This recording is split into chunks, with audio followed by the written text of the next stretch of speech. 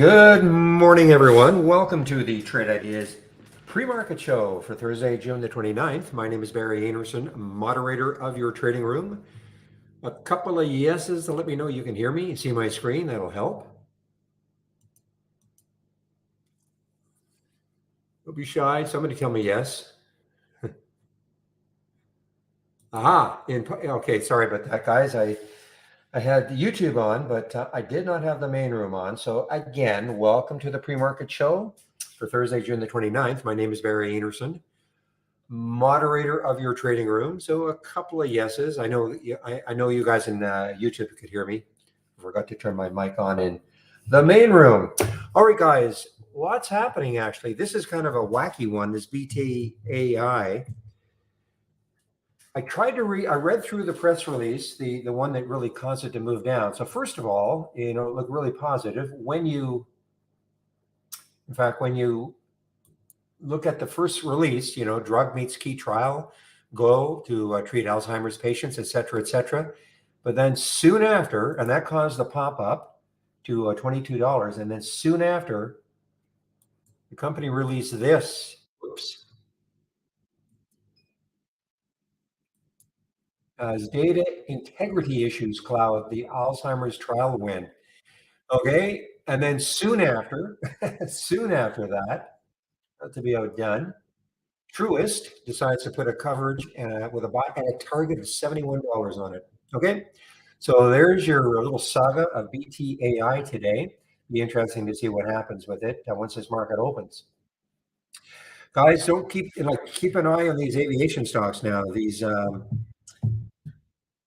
vertical takeoff and landing stocks. So Joby is still alive. This got up to 11 this morning, 11:05.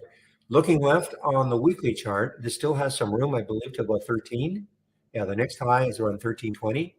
It's also dragging up Archer.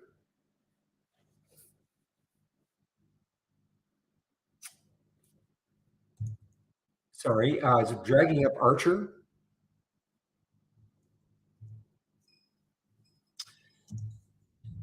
Oh, had the symbol right. ACHR, it's dragging this one up also, kind of like what it did yesterday. Archer has no specific news for itself, but again, it's dragging up. Joby is dragging up Archer, and to some extent, Lilium, LILM, another one is out of Germany. Okay, it's nothing unbelievable yet, but I mean, these little EVTOL plays are starting to gain some traction. These are the three that I can find that are in that sector. There might be others, but these are the three that I know of. Carvana, there's no accounting for this, but anyway, Carvana was on a roll this morning. Had a great day. Actually, it's had a great 2 days. I mean, this was a $20 stock, almost got up to 30. Almost got up to 30 this morning. So this was a $20 stock back on the 26th. That's where it closed. And then it had a great day. Yesterday, I'm sorry, this was what are we now? Thursday? So Tuesday, Wednesday, and now here. So it's had a great week, really. Almost a 50% pop. William, good morning. Good morning. I missed you. Wonder if you could do a little quick analysis on BTAI.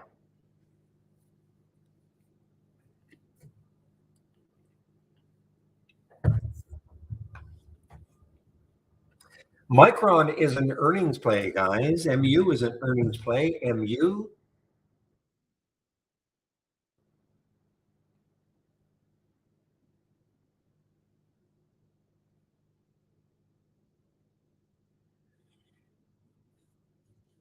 Sorry, so this gapped up a little bit on earnings. I'm looking here. Morgan Stanley is not too impressed. They have a $46 price target on it.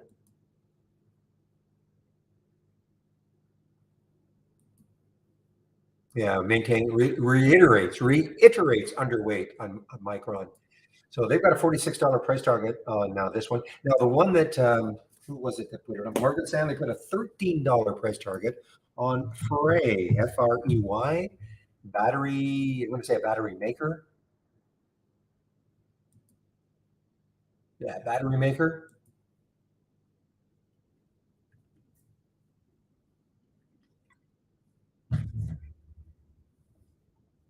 Has a lot to get through, though. I mean, to me, it's got a lot at 9 to get through. But that obviously the only reason this is up is because of that Morgan Stanley upgrade to 13. I don't see any other. See if anybody else is in this one.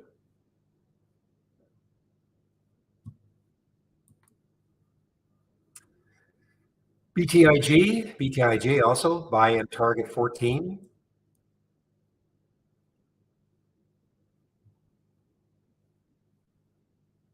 Just looking to see if are there any other analysts. Wave, WAVE. This is up on some kind of a deal they've done to get into Taiwan. Now it's pulled back. It's still at 50%, but boy, it was up to 450 before. And it's a very low, it's a low float Israeli stock, 5 million in the float. Still up 50%, but it was up a lot more earlier this morning.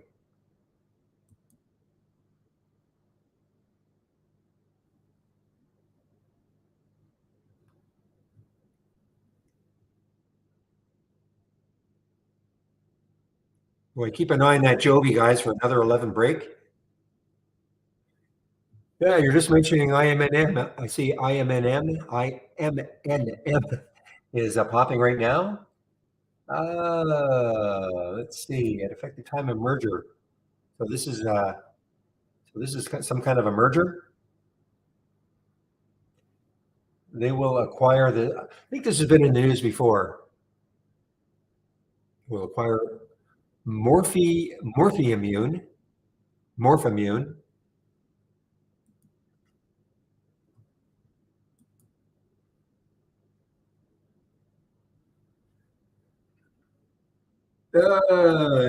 Okay, if you're having troubles with the sound, typically all you have to do is a refresh. Unless I get a bunch of people saying there's a sound issue, usually it's just on your end, Trader Mo. So maybe just do a refresh.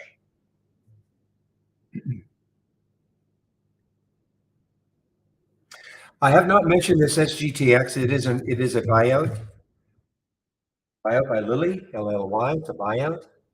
Popped up to $43, right back down to 28. And no, okay. I don't get this. Okay, I don't get this at all now. I didn't read this. $14.92 in cash. This today? Well, I don't understand what's going on.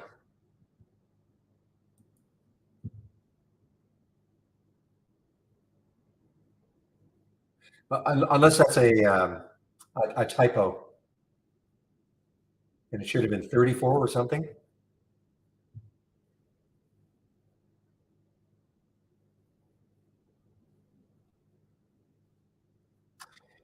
GBX is an earnings play. Let's see if you take a look at GBX. There's very much action, but it is an earning play. Not too many companies, of course, releasing earnings yet.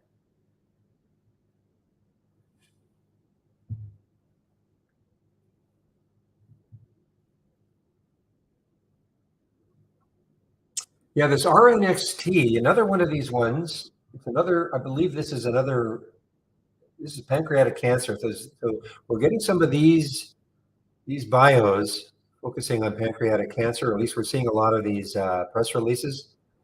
So this one got up to 361. It has pulled back, low float, 8 million in the float.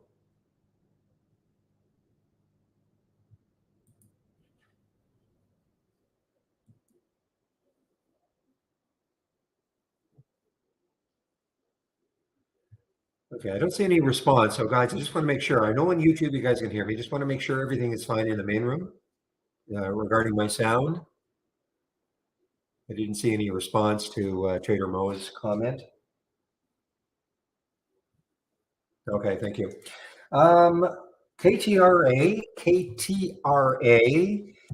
The only reason I'm mentioning this one, this is a low float. It's still up 17%. It received a $2 million grant, I believe. Yeah, $2 million grant. That happened after hours yesterday. It popped up to 468. It has pulled back quite a bit, but it's still up 17% and a lot of volume. But the reason, maybe to focus on it is because of that float, 1.66 million in the float. So, as always, we never know what's going to happen. Now, the thing is that after hours, it did pop up to 468. So when you look at the daily chart, it broke above. Well, actually, what did it get to? It got almost right to the penny. There's the high right there with 458 of that high over there. And that was back on May the 5th.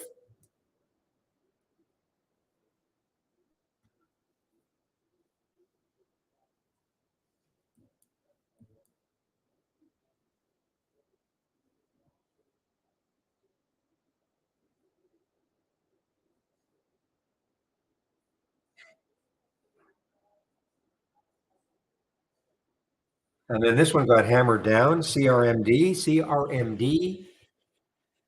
We're doing a financing. The financing is at $4. CRMD.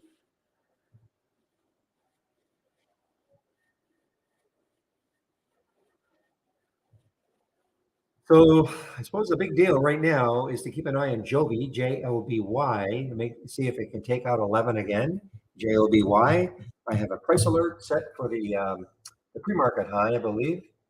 The market high was 1107. Because when you look left on that weekly chart, it still has room to the 13s. And it did have news yesterday. Oh, more news, of course, today. That's right. There was more news on this one today. And why I can't see that headline, I think, was it South Korea put in $100 million?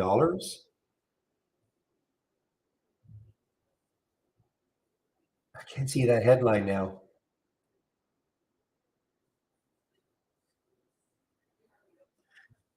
But I'm pretty sure I read that this morning that South Korea has put as an investment of $100 million now into Joby, JOBY.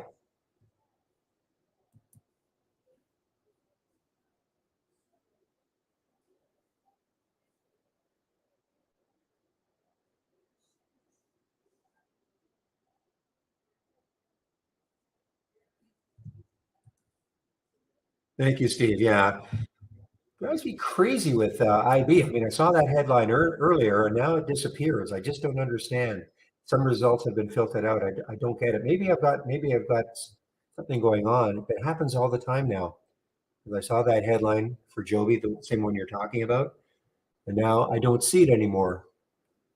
Doesn't mean it wasn't there, of course. It just means that for whatever reason they've decided to replace it.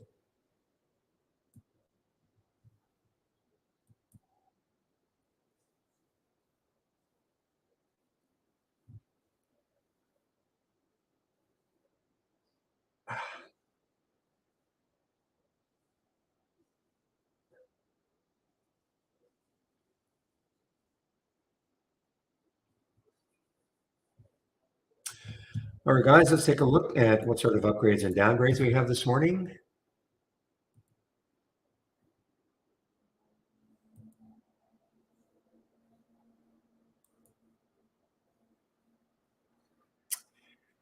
And unfortunately, my email has not arrived yet from briefing.com. There it is. All right, we've got a slightly bigger downgrade list. Let me get the upgrades in first.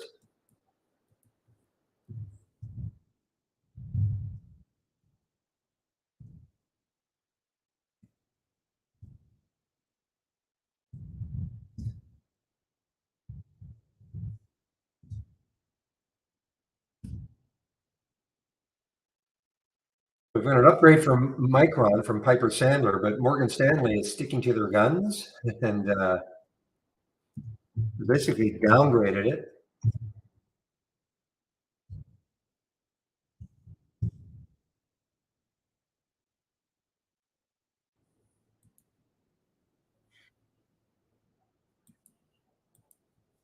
I sure wish there was more room for FREY.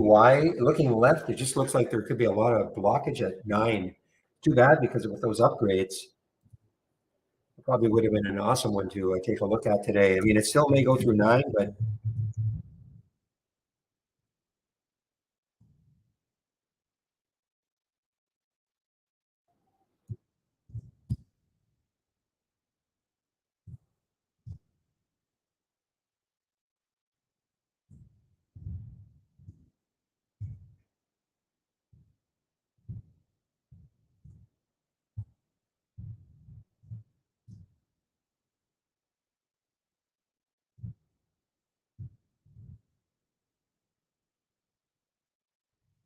All right, guys, there are the upgrades and downgrades from briefing.com this morning.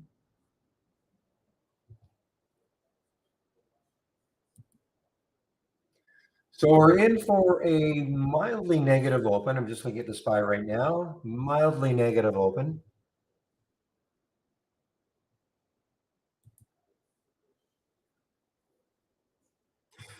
So I suppose if you really want to believe in Morgan Stanley, they have really downgraded this Micron to $46.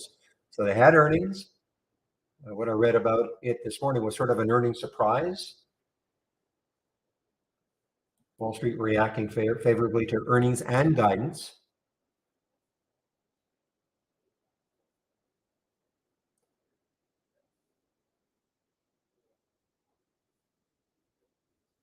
So Morgan Stanley is kind of on their own here because JP Morgan is reiterating a price target of 75. Piper Sandler, I don't see a price target. Well, they're only going neutral from underweight. Okay, so where is no mention of the Morgan Stanley here?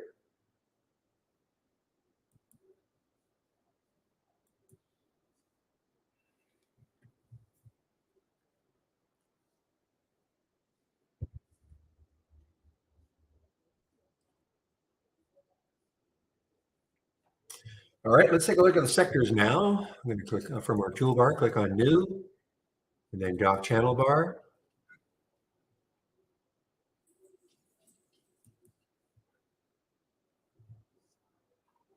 And then sector status.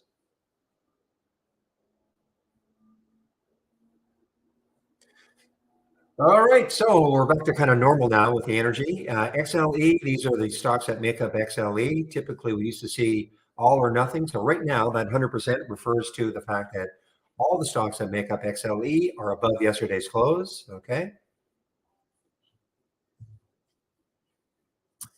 But as always, we're interested to see where is XLE in relation to the 200-day moving average. And we cannot see it. It's above somewhere. What? Yeah, my 200-day moving average has disappeared on this chart. So let me get back again.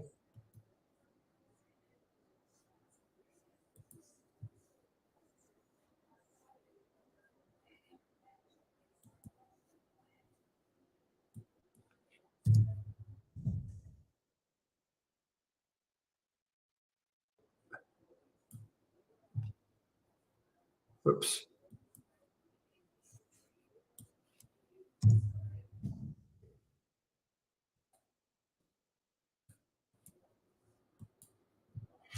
There it is. There's that 200-day moving average up here. Take a look at XRT, retail. I know retail was around the 200-day. Yeah, so it's closed just a little bit above the 200-day yesterday. Consumer staples, XLP.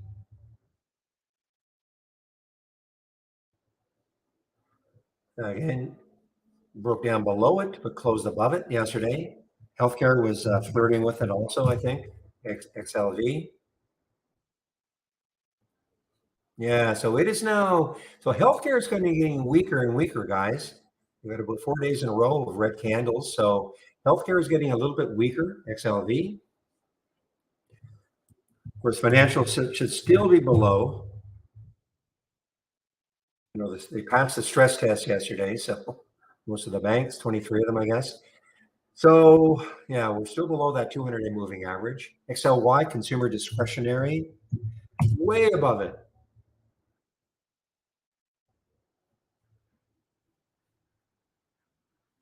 I must have checked it in wrong.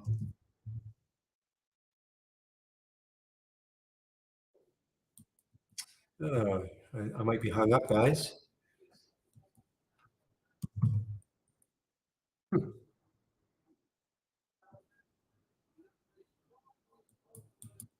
I think I'm hung up for some reason. I'm frozen here.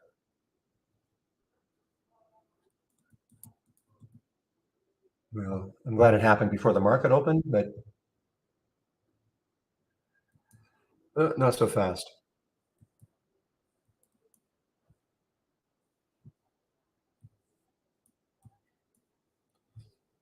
Okay, guys, I may have to reboot my trade ideas. I can't get this running.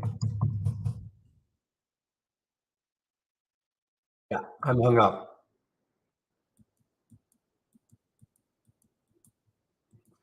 All right, not a big deal. Let me just go to my task manager and get out of it.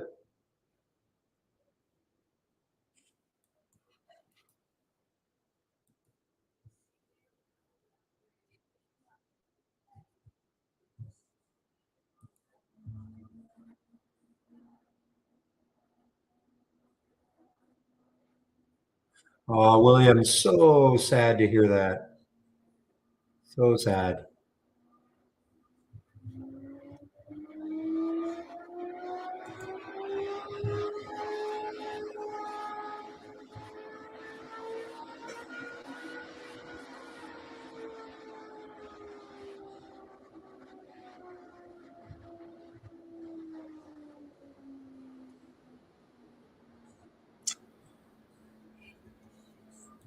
Hmm.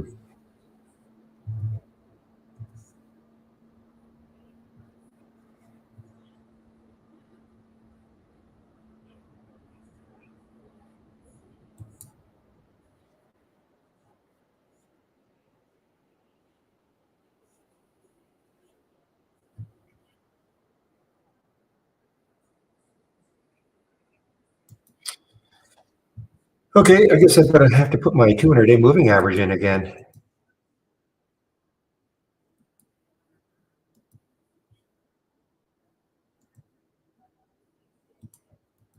Just give me a moment, guys.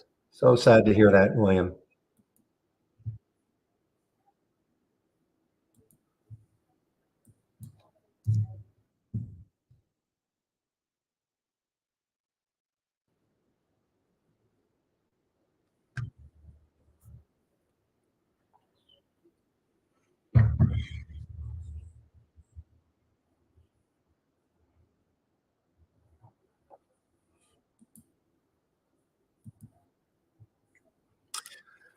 IB is not connecting through TI. Well, it's. Have you had a problem before, Topher? It's a pretty simple connection. I've been using, IB for. You haven't? So when you say it's not connecting, you're talking about using the external. No, what time is it? 9:23. You're talking about using the external linking. Going to external linking.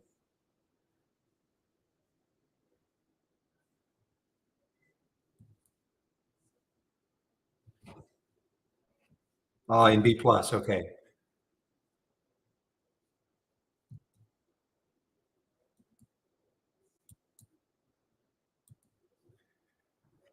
Well, I don't know. I don't know how to help you exactly. Are you talking? So you've clicked on live.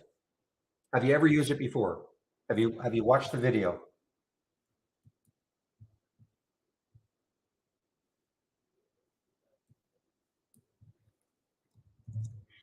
So you've used it before and it has worked before?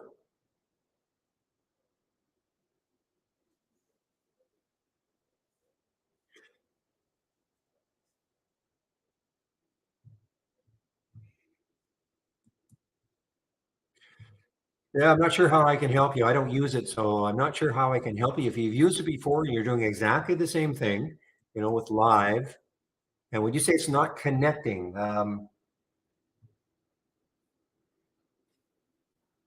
not because I don't use it. I'm not sure how I can help you. You might have to send. I know Chris is a user of it, so he sort of specializes in dealing with brokerage plus issues. So I'm not sure how I can help you.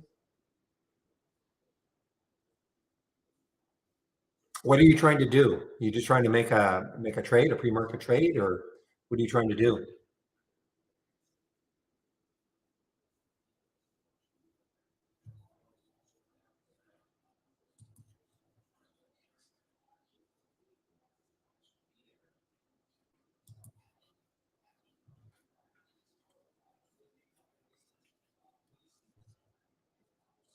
But again, it's worked before, and you feel you're doing exactly the same thing.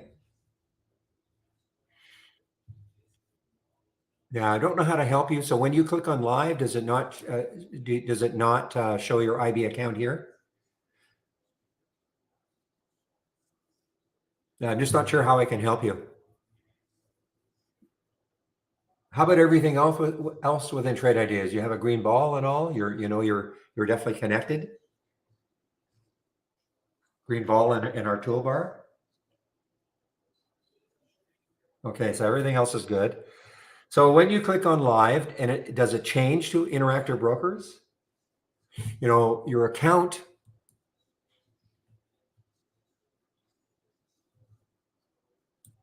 I know like each individual strategy, of course, still has to, always will have to say with the accounts, it'll have to say Interactive Brokers. If you're trying to trade a strategy, or not sure how I can help you. Sorry. You might have to ask the question, support@trade-ideas.com.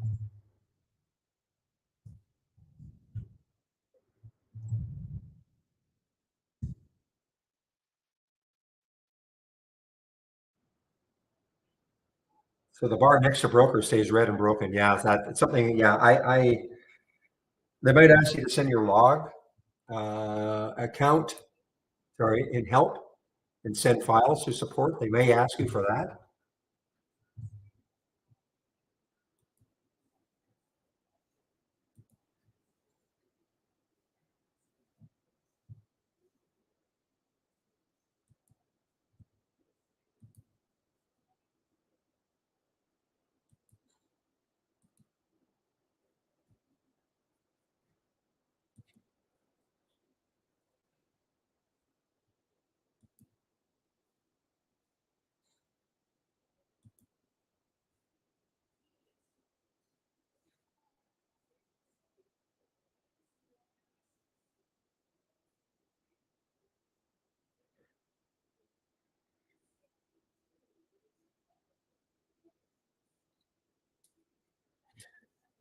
Okay, guys, so that BTAI is having a bit of a bounce here. Not a bit of a bounce. I mean, it has bounced from $5 up to 8.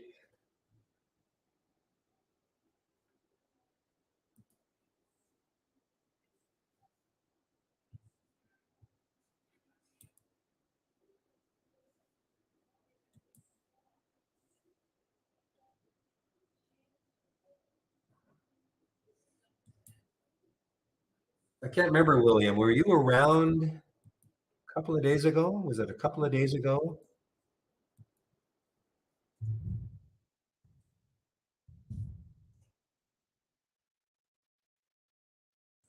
Yes, I did. I saw it on BTAI. Yeah, it's all to do with that letter, or what, something about emails. It doesn't appear that it's the data so much. It's just that I don't understand. I don't quite understand. Okay, Tuesday. So what day was this? That was Tuesday, Wednesday. No, that was Monday. So that was Monday. So you might have been around for that. This group called Fuzzy Panda. So you talk about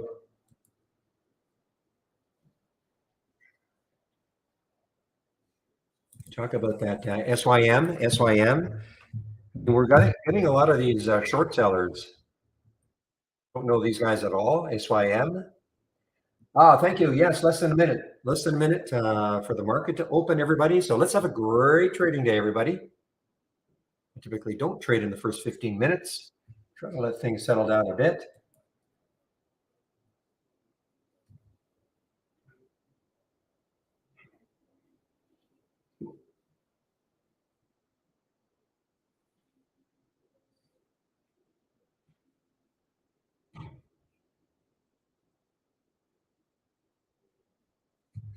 All right, guys, we're open. So let's see what sort of option plays we get today.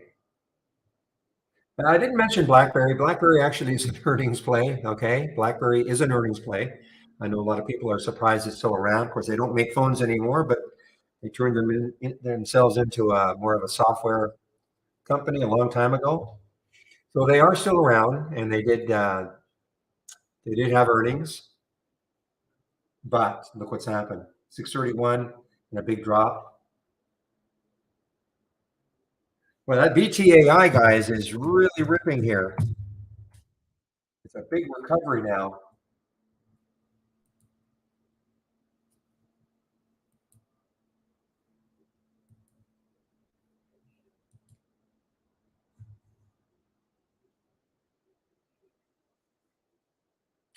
Yeah, I'm with you on the fray, Shady. I'd like to see that 9 get broken.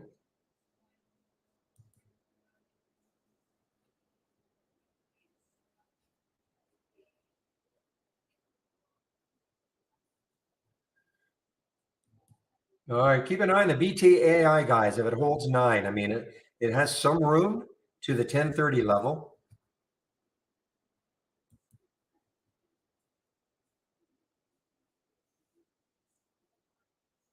Okay, guys, fray takes out 9. It could get really rocking. Again, big price target put on it by Morgan Stanley with a $13 price target. There's the Joby, guys, over 11 now. Joby over 11.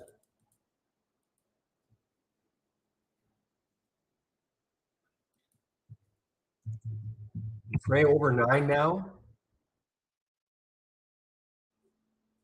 Briefly, typically don't like to trade in the first 15, but they've got it. You got some stuff to get through on the, and 926 or so. It's just a matter of that JP Morgan upgrade or Morgan Stanley and a couple of others.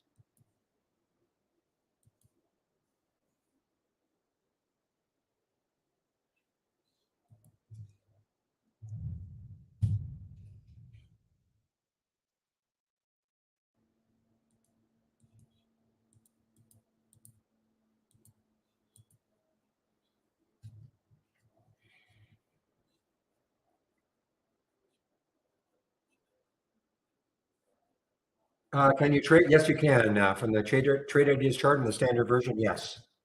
Yes, you can.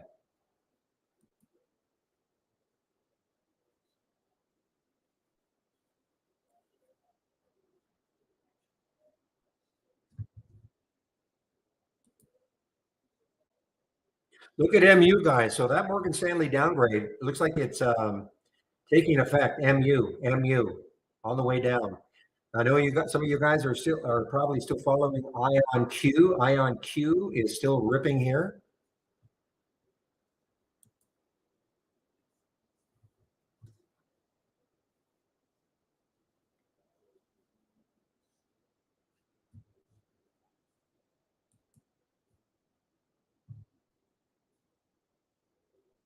And look at option plays. There's Fray.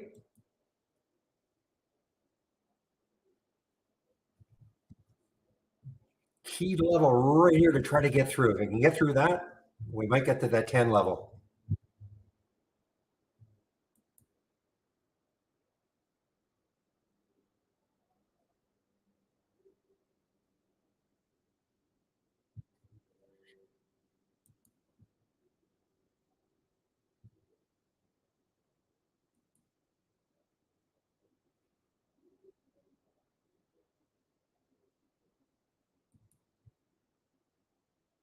Well, this is, you know what? I love the fact that this is showing up on my 10-day daily breakdown, the BTAI. I don't love the fact that it had the pop.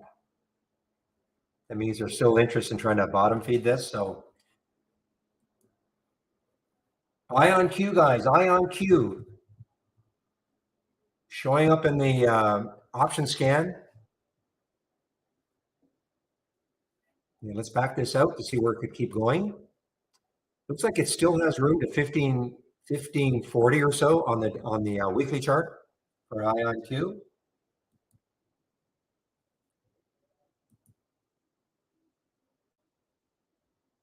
Look at Micron, guys. MU just getting beaten up here. MU getting beaten up.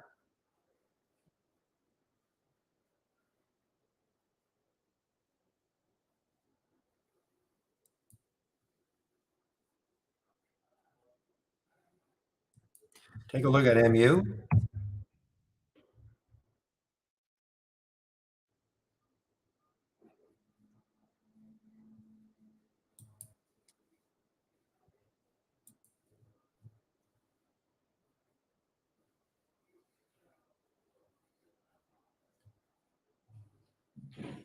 Ion Q, guys. Ion Q.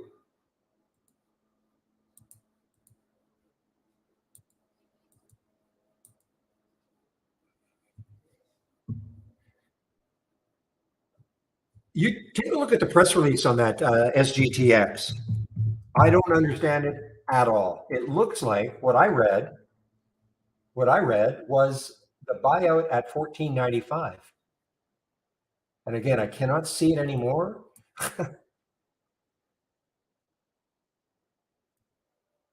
So I didn't, that didn't make that was a cash, looked like a cash buyout at 14.95. So I don't know what's going on.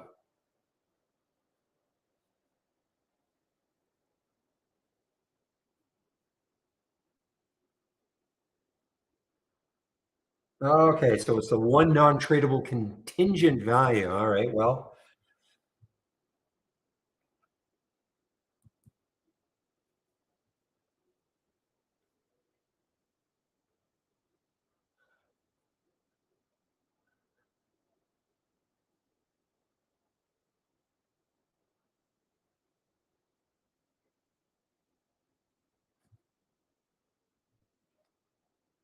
all right, guys, keep an eye on the Ion Q for another 14 break.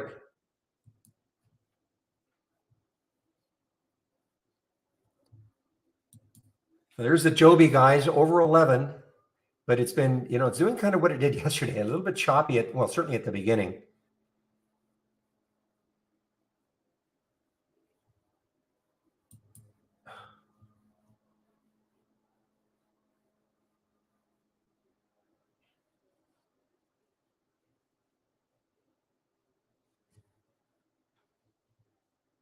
Another AI play, SOUN, guys, SOUN. This is alive here. Boy, big level for it to take out. 497 is the next high looking left on the weekly. If it takes that out, I think the next high is about 507. So if it gets through 5 with any authority today, the next high on the weekly is 812 for SOUN.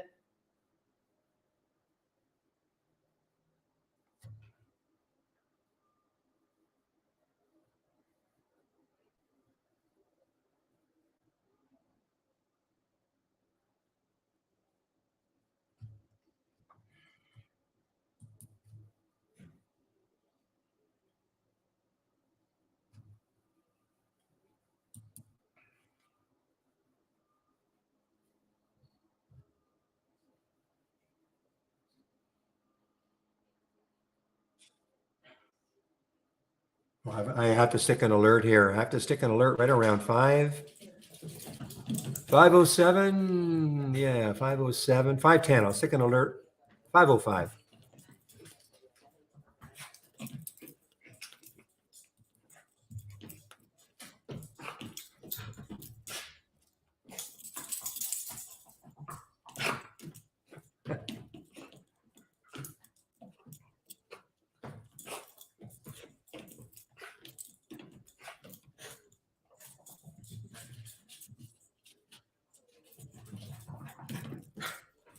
Okay, so Carvana now is taking a dive after big pre-market move.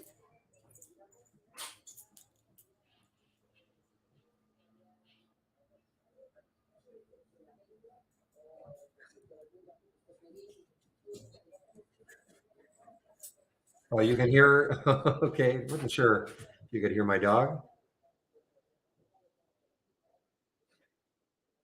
Very happy dog. Yes.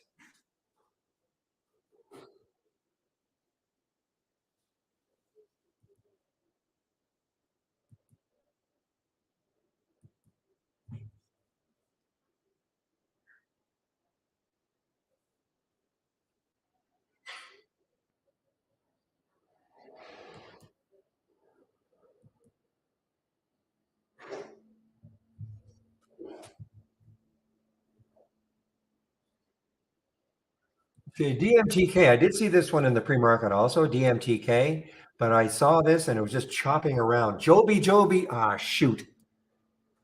I missed my entry on Joby. I missed my entry.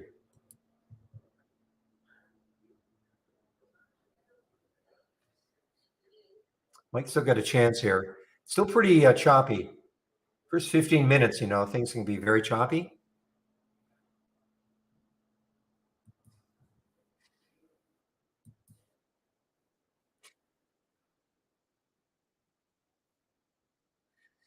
Topher, when you get an answer for that, I wouldn't mind hearing what they said regarding the fact that you can't seem to connect with IB.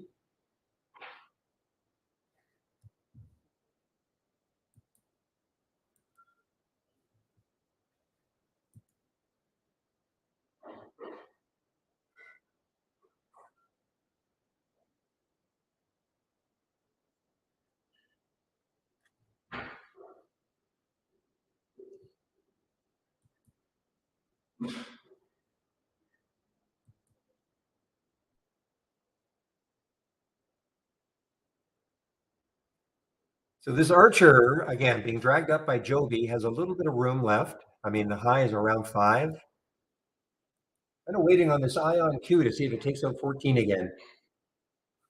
I think I believe it has room if it does.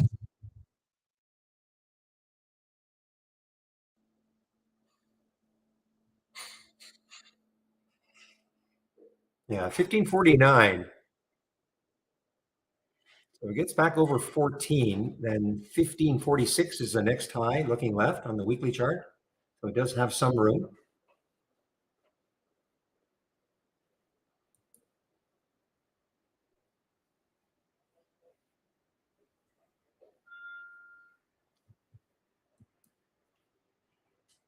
Okay, Frey right back up now, guys. Big area for to try to take out again.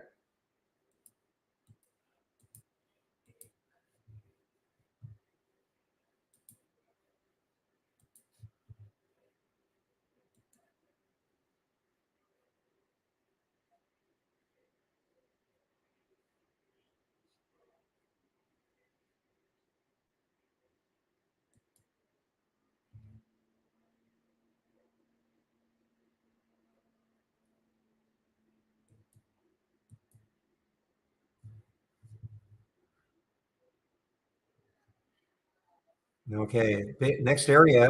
Listen, $10, 1052. 983, sorry. 983 is the next high looking left on the weekly chart. And if we can get through that, then 1049 on the weekly chart. And it's really all about that upgrade.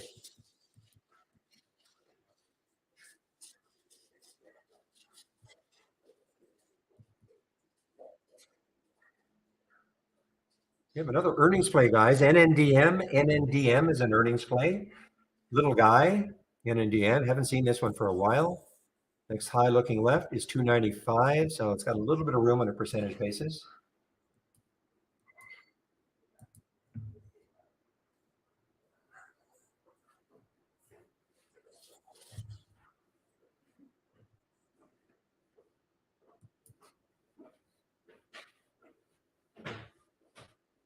Yeah, Joby was pretty wild. I mean, it got up to 1142 and right back down to 1089. So maybe giving me an opportunity to get in it. I missed it the first time.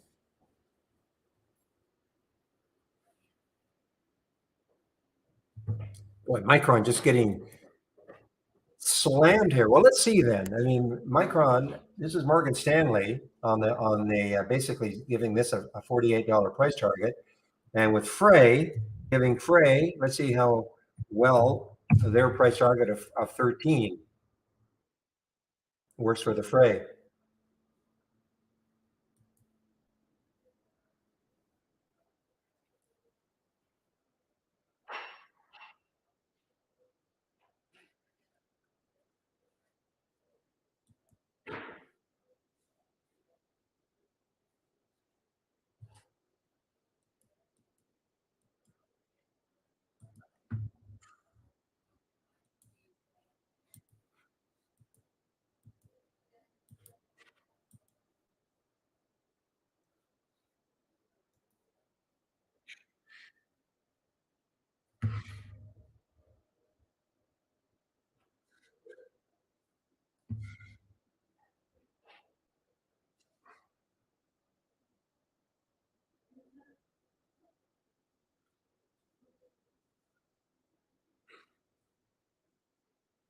Come on, Frey.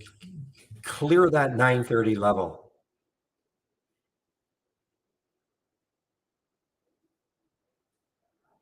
Here's the other EV play, guys. Okay, there's Frey now. Okay, just got to keep above that level, and I'm telling you, I mean, 10 is in its sights, perhaps. I mean, the next high is, well, 969 is the next high.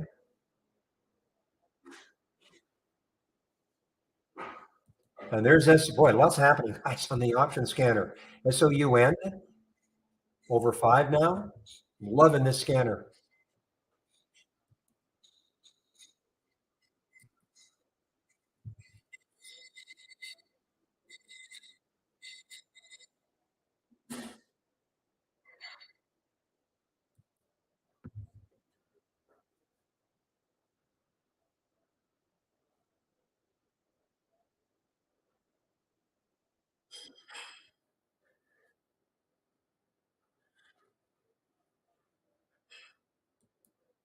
Every time we see this here making a new high. So this is the, man, I didn't even, so we've got some, I don't call it confirmation or whatever, but we've got two now. So Frey and Joby are, no, Frey and Joby, the 10-day daily breakout, also in here in the option play scanner. I haven't really had a chance to look at this.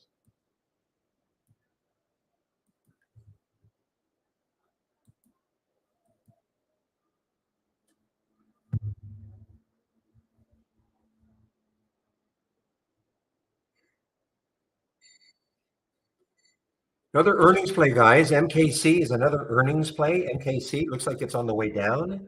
MKC, boy, didn't take that short. Oh man, I don't know if there's shorts available now. When I last looked, there were about 5,000 shorts available for BTAI, but there are none now at Interactive Brokers. So they've all been snapped up.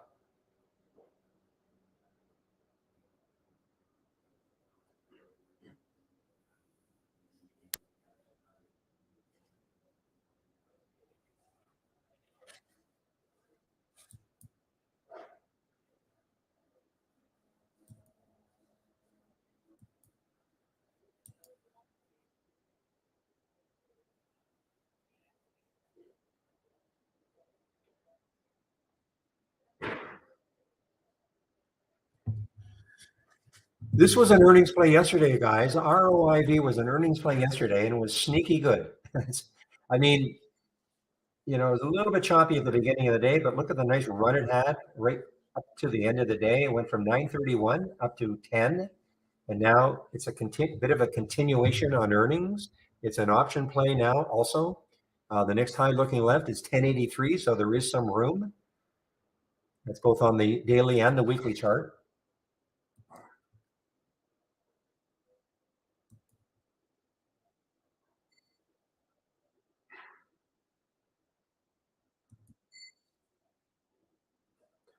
Okay, had an upgrade to price target of 18. Big level now. Frey 950, 950 takes out that 50-cent level. I don't think the 50-cent levels are as big a deal for stocks over $5, but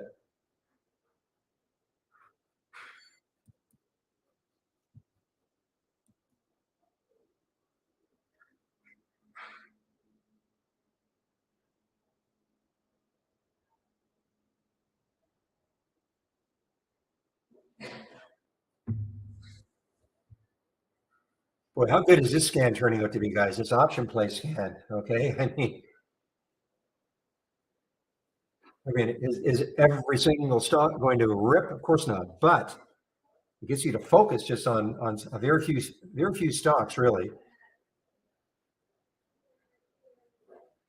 This is the don't repeat version. Okay, so what this is telling you is this is the first time we had the alert.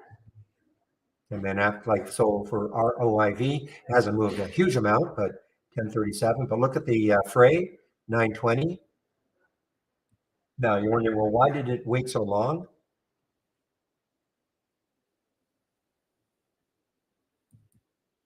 And it's not that it waited that long. but whatever filter did not allow it earlier. But Frey, many, many scanners. So again, we saw this one in the pre-market. We see this in the momentum. We see this in the option plays. We see this in the breakout, the 10-day daily breakout. Lots of good confirmation that this is one to absolutely watch. The option scanner is on my webpage, yes. It's called Option Plays.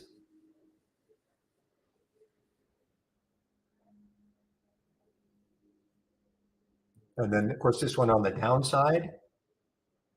I did not take it, and the reason I didn't take it, I got a little, not freaked out, but I mean, on that pop up. So I thought there might be too many people looking at this and maybe trying to really bottom fish it aggressively, like they did at the beginning right here.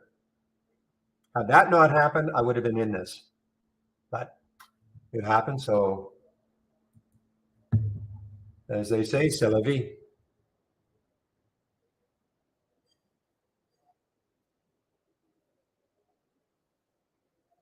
Oh, look at this, just cratering down. All right, Frey, come on. 10. I mean, we can, the next high, guys, the next high, 969 to take out if it can do it.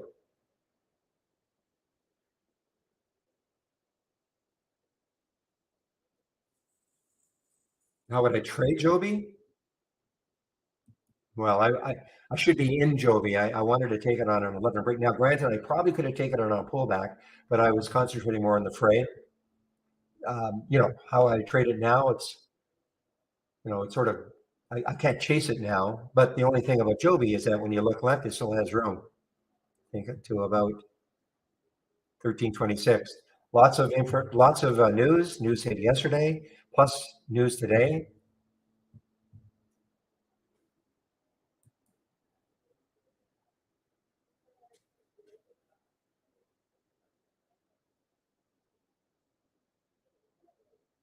Now here's another one showing up on the option scanner. EOSE. You know what this one? Wow! Look at the daily chart on this one. EOSE.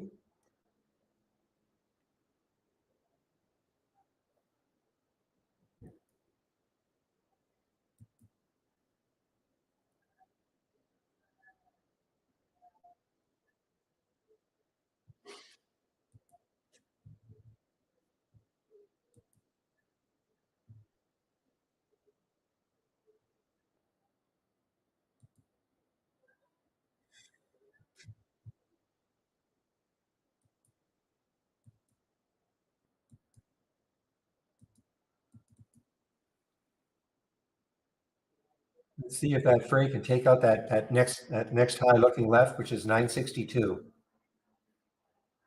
Okay, IonQ is trying to come back a bit here, guys. I'd like to see it get over 14 again.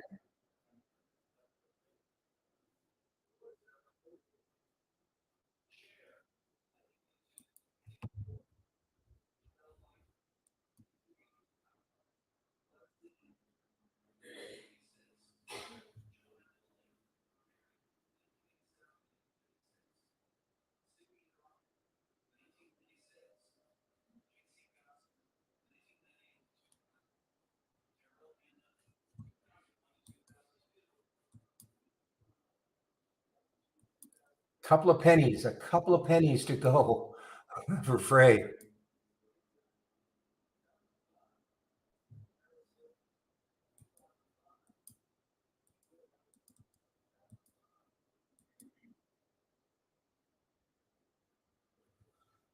All right, guys. Next step, I mean, it has a shot to get to 10 for Frey.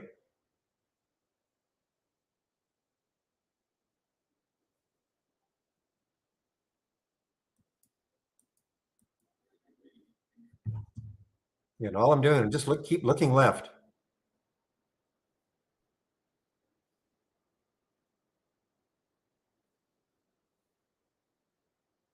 $10.49. Wow, 10.49 is, I think so. 10.49. Sorry, 9.83 is the next high looking left.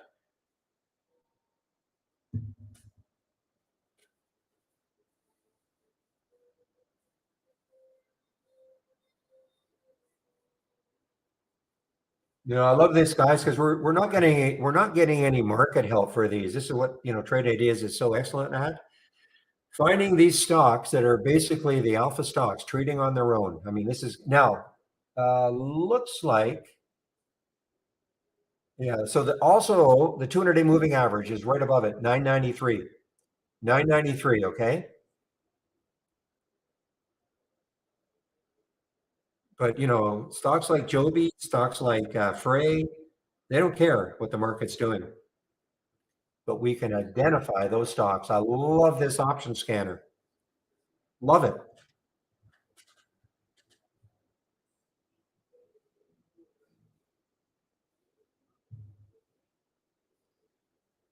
I feel I feel guilty about not having used it for several years after using it almost exclusively for several years. I feel like I have to apologize to it.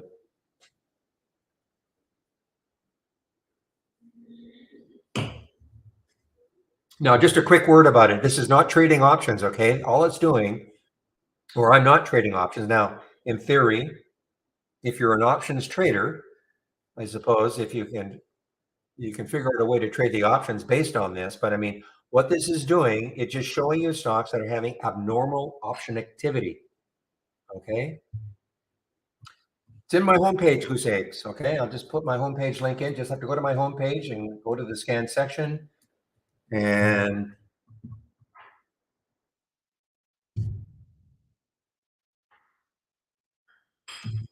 so people looking for my option scanner, just click on my homepage link.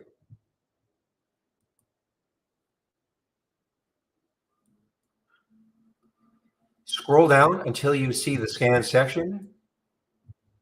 And here it is. Where is it? Option plays. Okay. Option plays. And this is what it'll look like. Now, if you load it right now, you'll only see the last one. So you're not going to see anything that happened earlier. Okay. Okay, guys, I have taken some off of the fray. That 200-day moving average could stop at 993. Okay. 10, 993. So I've taken some off.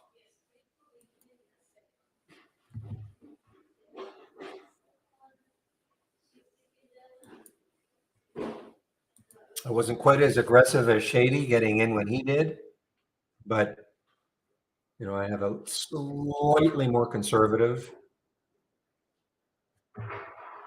I had to wait for the whole number to break 9, number one. But again, just like yesterday, the what I'm really going to concentrate on are stocks showing up on the 10-day daily breakout and in the option plays. So there's both Frey and Joby. Both Frey and Joby are right here. I think, and even IonQ. That's why I am interested in IonQ. Maybe later though, if it gets over 14 again.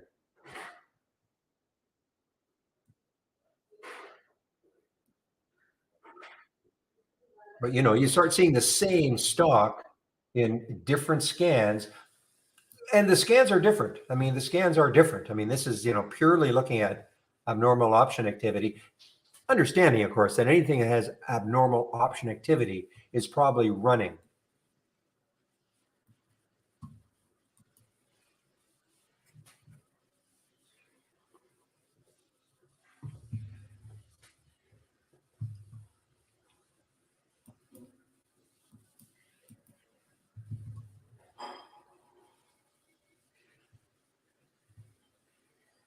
Boy, even this EOSE,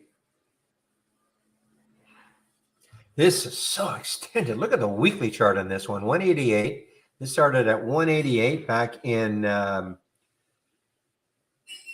little over a month. Well, really, a month ago. May the 26th. Today is June the 29th. What a run it's been on. Almost nonstop.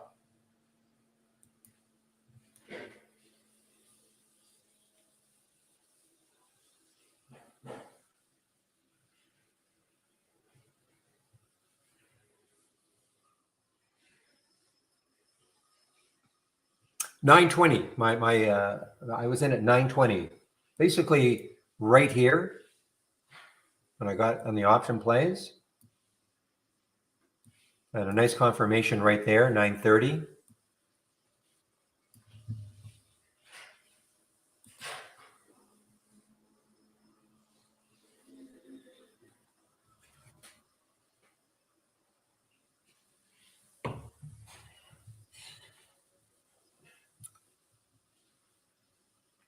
Okay, I hope people took some profit on that one. I mean, the 200-day moving average, very obviously a critical indicator for the FREY, FREY.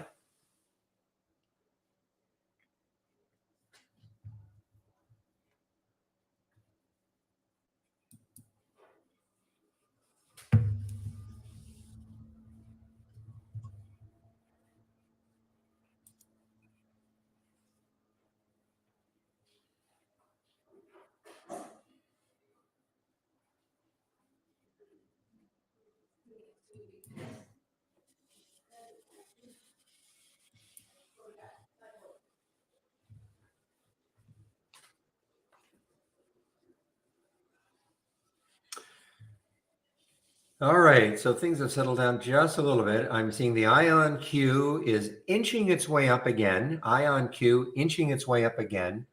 So the original alert on the 10-day daily breakout was at 1360. And in the option scanner, oh, I guess it didn't make it into the option scanner.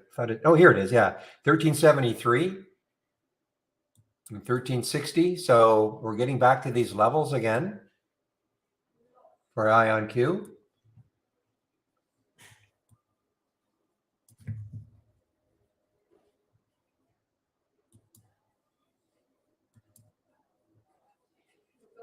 Average price over the last 200 days. I mean, that's basically it, Session. Okay. I mean, it's just one of the probably somebody might correct me, but probably the indicator that is most used, even by people like myself who don't use a lot of indicators, most followed. Okay. The 200-day moving average.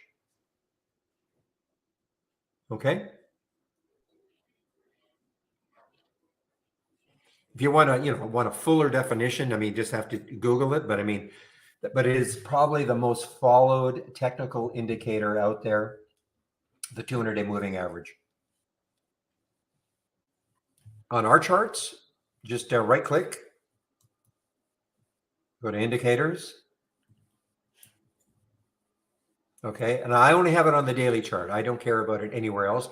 Others might, and that's fine. I think even Real, by the way, I think Real might have it on a 30-minute or a 60-minute, and that's fine. I just have it on my daily chart.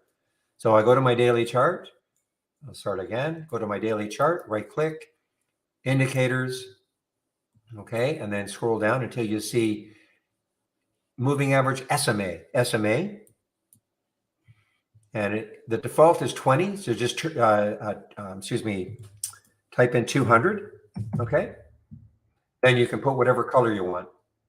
I happen to have in blue, and just add it, and then it'll be added. That's where it is right here. And here it is for FREY. You see what it did? See, I mean, it's almost voodoo. I mean, look what it did, 991, and the 200-day is 993. I mean, it's almost voodoo how that works. Okay.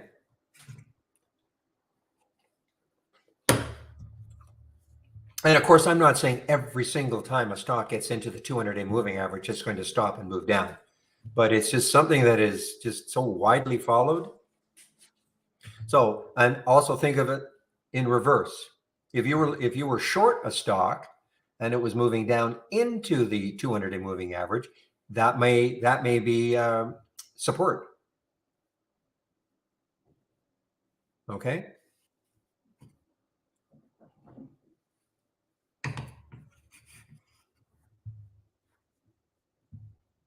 And I also have it in my single stock window. Okay. So I always have, so this is why I find my single stock window is invaluable, because, every time I click on an alert, the first thing I do is I check my single stock window, do a quick check to see what the float is. Is this a low float stock? Where the VWAP is. I don't put the VWAP on our charts because I like to have pre-market. Let me just I want to put the VWAP on my 15-minute chart and see what happens.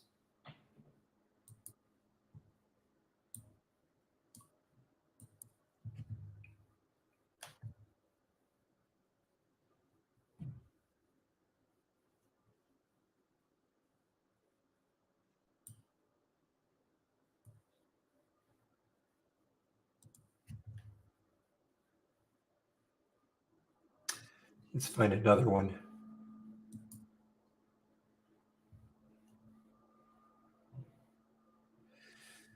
Yeah, see, the thing is, I mean, it's close. I mean, right there is a VWAP line 270. The VWAP's at 260. So I guess that's close enough. I'm going to monitor it a little bit more.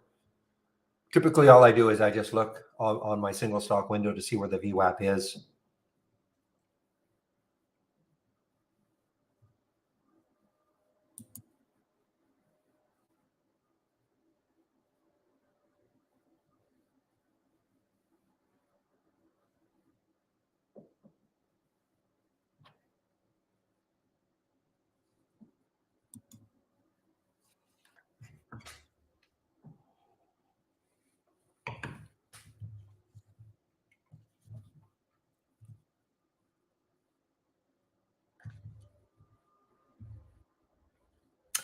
Well, what I'm going to do with this one, I'm just going to, indicators, I'm going to go back to the VWAP.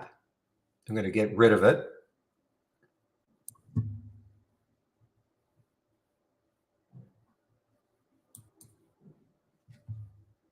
Okay, well, I wanted to change the color, so just give me a moment.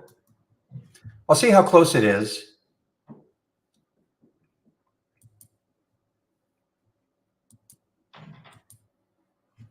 Okay, so I'm going to put it in dark blue. So I'm going to add it again.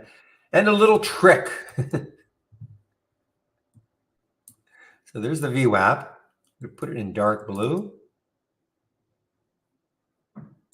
Oops.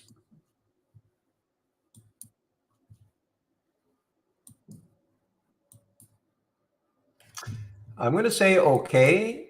And I'm going to add it. I'm going to add it. I'm going to add it. The reason I do that is now that dark blue line should be a lot darker.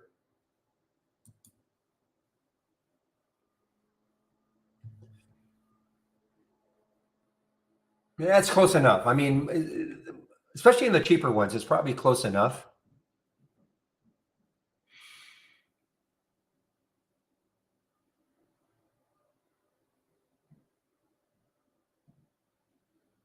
Okay, guys. Well, we had a wild ride for the fray.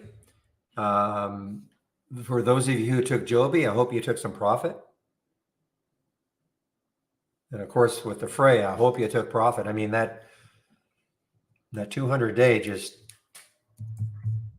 completely and utterly stopped it.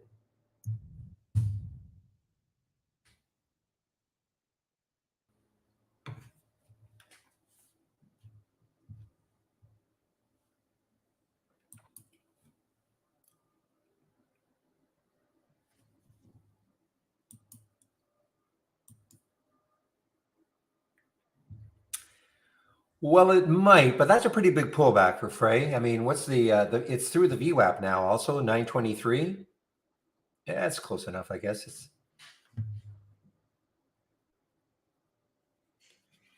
I'd be more interested to see if the VWAP held it. 923 is the VWAP for Frey.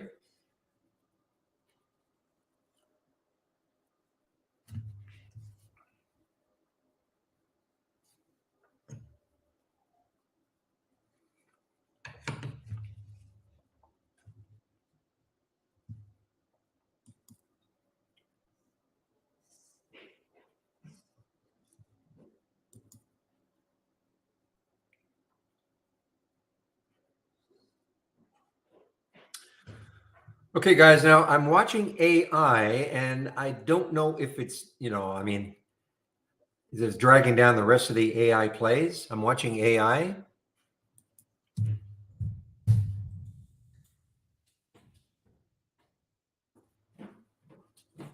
But there's AI doing its thing.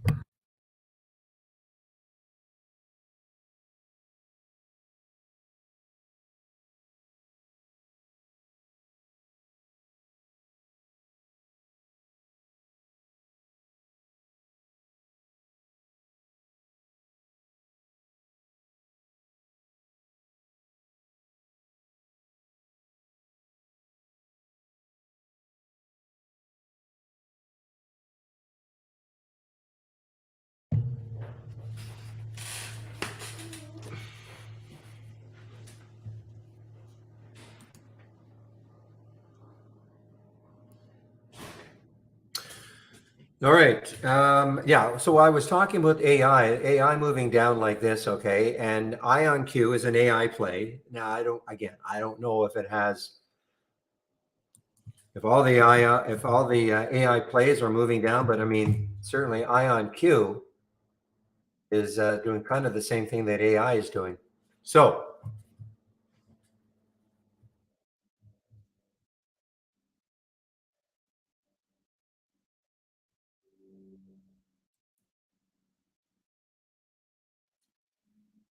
son of a whatever. GBX, guys, is an earnings play. Just too much going on at the beginning. I mean, I was concentrating on the fray, obviously. GBXO is an earnings play, and it is, it's gotten away from me. You mentioned this in the pre-market, but this doesn't trade very much. 446,000 shares have traded, which is 25 times normal. So it doesn't trade very much.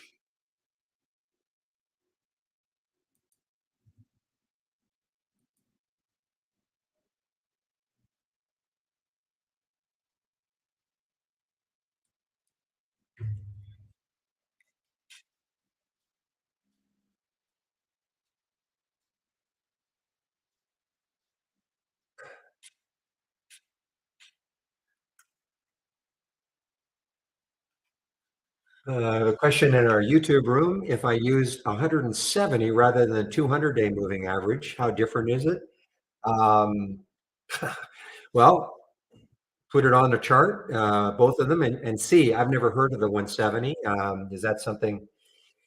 I've never heard of the 170. I mean, you can have any period or any number you want, but what is being followed the most? Where you get is 170 something that you've seen somewhere? I've never ever has anybody asked me that.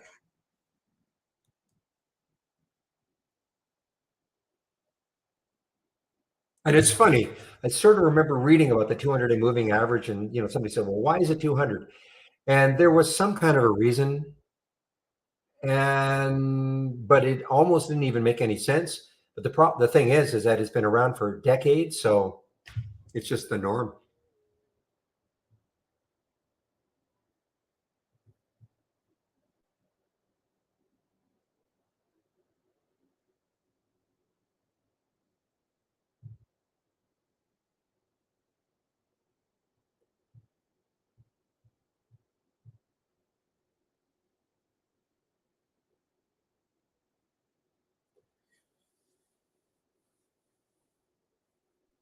So I don't know if that answers your question exactly, Neil, but I would just put them both on the chart. But I guess the bigger question is, why would you want to use the 170 as opposed to the 200 that is just so widely followed? I mean, there may be a reason. Obviously, you have a reason for asking that question. CNXC, guys, is another earnings play. It is trying to bounce here.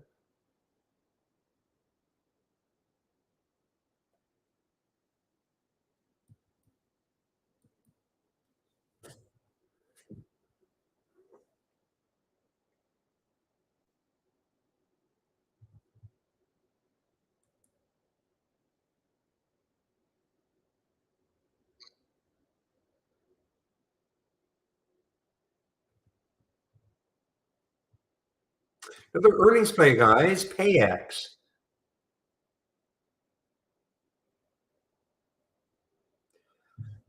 Now there is a ugly daily chart for PayX. Look at this, chopping up and down, up and down, up and down, topping tails, bottoming tails. Well, let's take a look at Joby. Joby trying to bounce. Let's take a look at maybe the VWAP. See where that VWAP is. Is that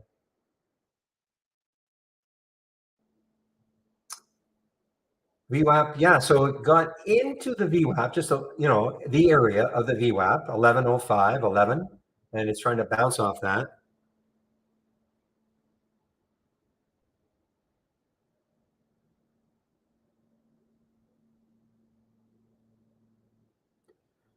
Yeah, I may be induced to take Frey again, but I think what would have to happen for me is it would have to take out the VWAP. which is 923.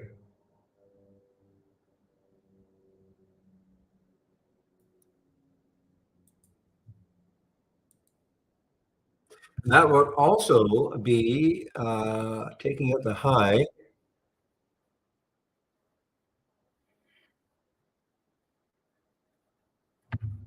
Yeah, some of these highs are around that level also.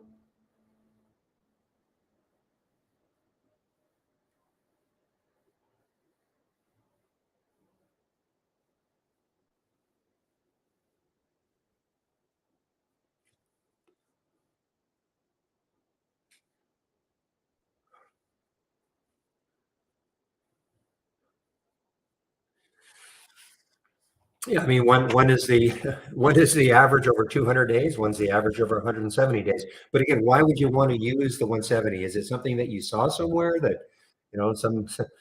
somewhere someone was saying the 170 is a great indicator? I mean, why would you just sort of pull that out? I mean, 6 months is 180 days approximately, but that's not the trading days.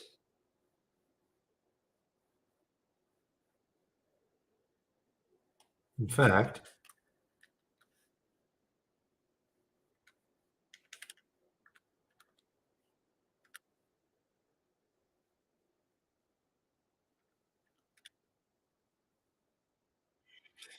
yeah, the 200 day is approximately 9 months of data.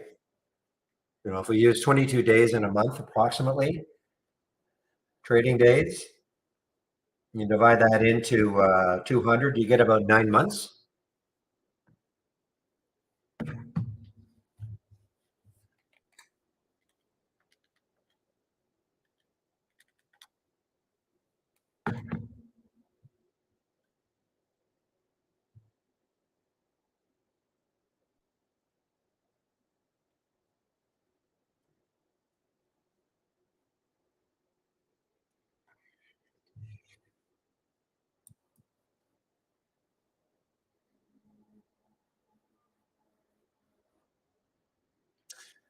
All right. Well, things have settled down in a big way now.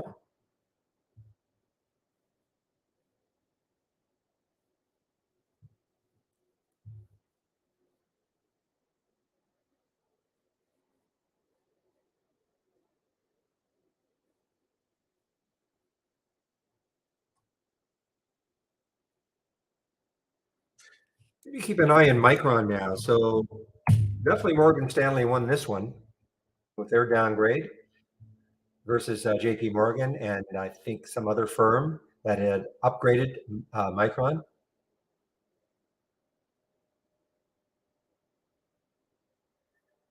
So the battle of the Morgans and Morgan Stanley won it so far. Now there's the VWAP 6490. The VWAP is just above it, 6490.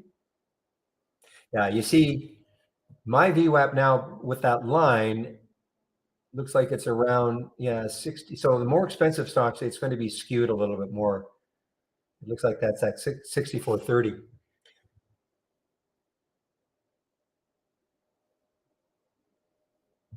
Oh man, look at this BTAI. Whoa.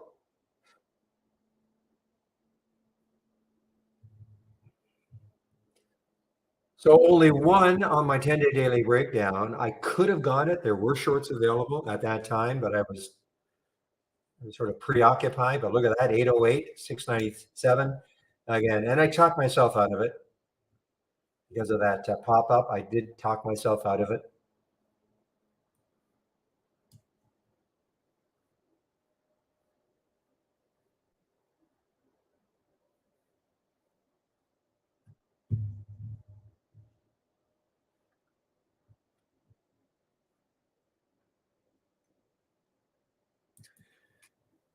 As this keeps heading down.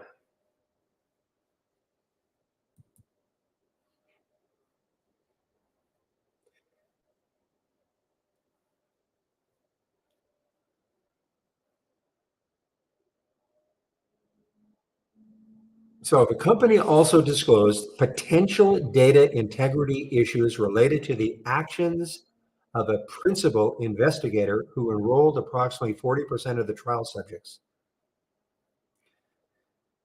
The same principal investigator may have fabricated email correspondence related to the timely reporting of a serious adverse event of a trial subject. Okay.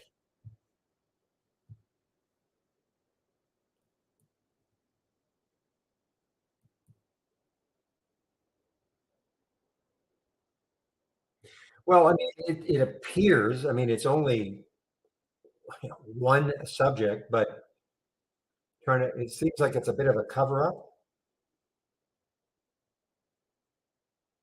because when the news first hit, you can see the reaction. I mean, this stock closed at around 1738 yesterday, and you can see the reaction when the news first hit, regarding positive top line data, $22 it popped up to, and then that other information came out. Now, there's a company called Truist who is still, after all that information came out, they still put a 70 something dollar price target on it. Here we go. And again, that is after the information came out about the potential, about the irregularities, and with the buy target of 71. So, and I thought maybe that was the reason. Okay, people saying, okay, is it only truly one test subject with the serious adverse effects that they're trying to cover up? I don't know. I mean, I don't know enough about it. I mean, covering up anything obviously is bad enough, but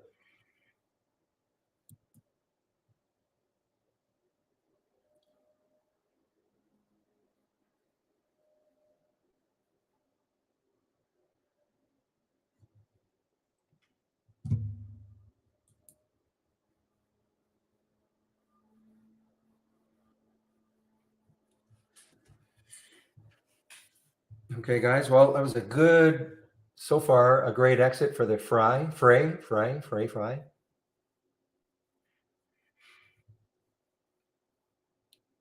But if I can get back over that VWAP later on, I might be interested. I have a price alert put on it.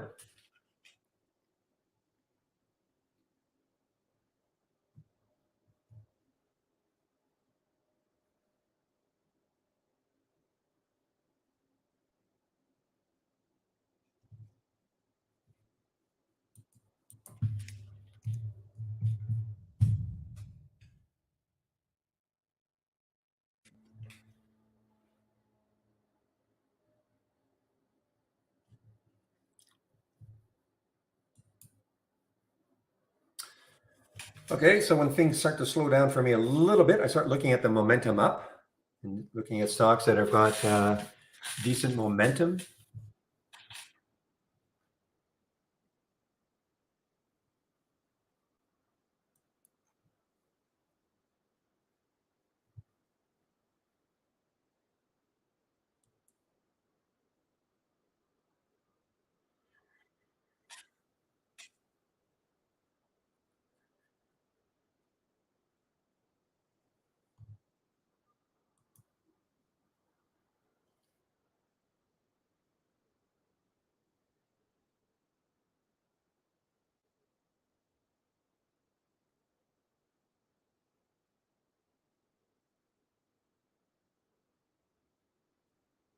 Yeah, I didn't really get an answer, Shady, from just somebody in our YouTube room asking about what's the difference between the 170 and 200. I mean, what's the difference? 30 days, but what?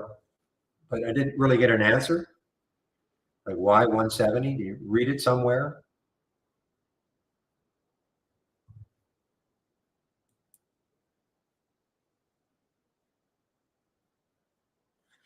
Okay, guys, we're starting to get some pretty decent pullbacks now of the high flyers, the FREY, the Joby, and killing me, killing me. Look at this BTAI, 660 now from 808. Oh,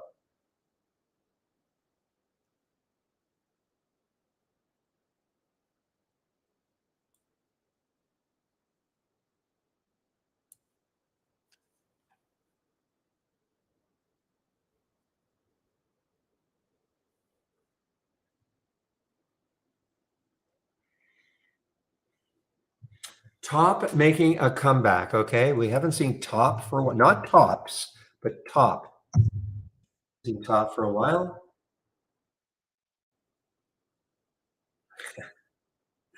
Yeah, it's making a comeback. You're right. Didn't see this in the pre-market. Didn't do anything in the pre-market. So for whatever reason, it is. It's just one of these trading. Call it a trading vehicle, if you will. I mean, this, what did it get up to again? 255. It's not that long ago. April 28th, so a couple of months ago.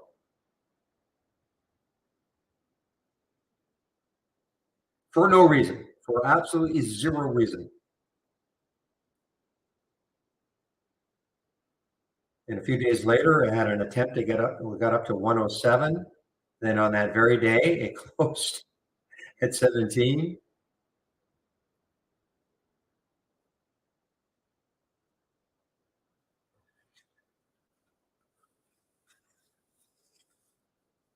Actually, I'm surprised. 35,000 shares are available to short at Interactive Brokers. I didn't think there'd be any shorts available.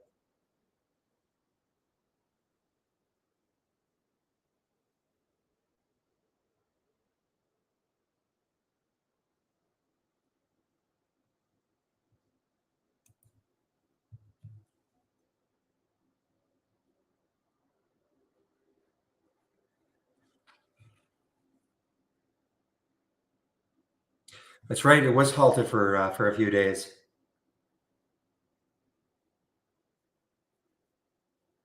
Yeah, it looks like IonQ and AI or IonQ is definitely kind of following AI. AI is putting in a green bar now on the 15-minute, as is IonQ.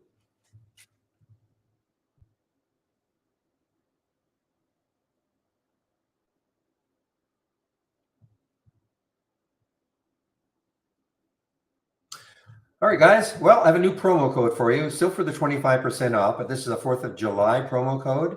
The reason I give this one is because the other one expires tomorrow night, whereas the July 4th one expires, I believe, on next Wednesday. Or, well, I think it probably the email says Tuesday, 11:59. Well, let's see what it says.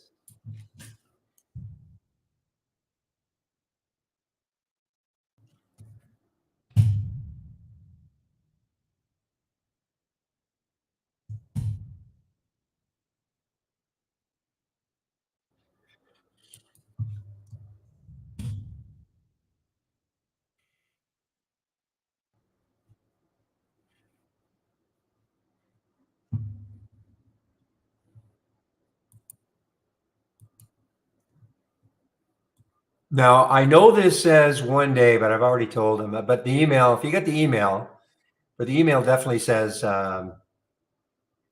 probably July 5th. Okay. But anyway, there it is, guys. There's a promo code you can use, Freedom 25, 25% off. Oh, I know why this is. It says 25% off during our test drive sale. Okay, and that other promo code I was using expires, yeah, tomorrow night. That's why that says that. But the Freedom 25 will be valid through the 4th of July for sure. Okay. So you want to take it. So there's a direct link. But I think what I want to do also is always take a look at my homepage. And then you can have some wonderful scans.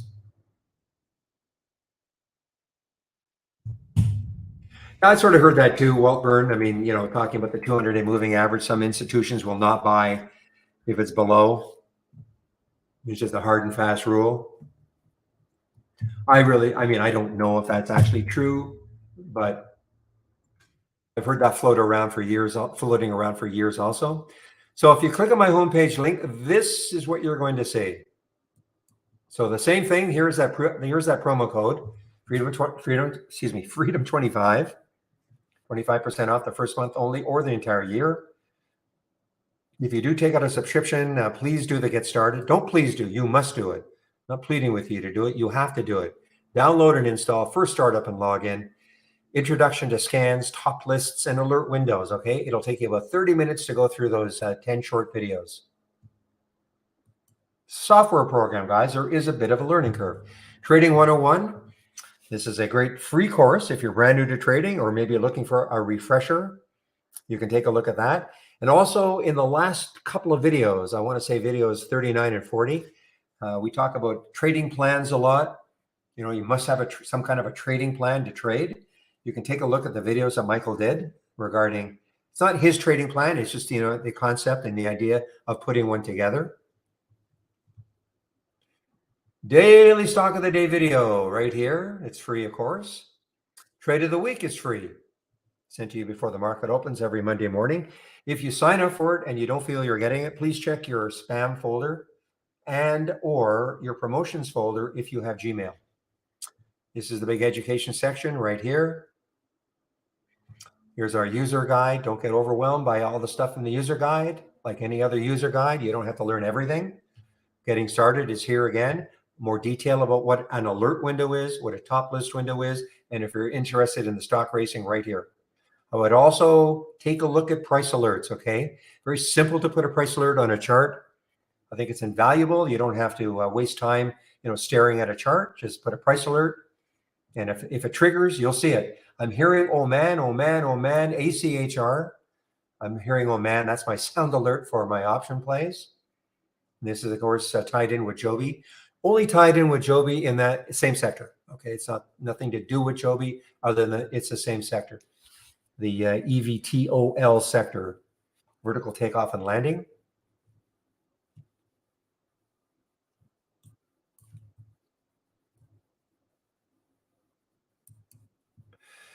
Here's that getting started section again. Daily support. So I take a break between 12 and 1. One of the other traders takes over in the YouTube room. And today's Thursday. It should be Steve Gomez. I'll confirm that before I do take my break. And I'll put the YouTube link in the room so you can head over and listen to Steve. It's always, we have 5 traders, five days of the week, 5 different traders. Always, I think it's interesting to go over there while I'm on my break. The other 5 traders have different trading styles from me. So it's always interesting to see other trading styles. They also have other types of scans. So I think that's important, or certainly interesting, in my opinion, to go over to YouTube between 12 and 1 and have a listen.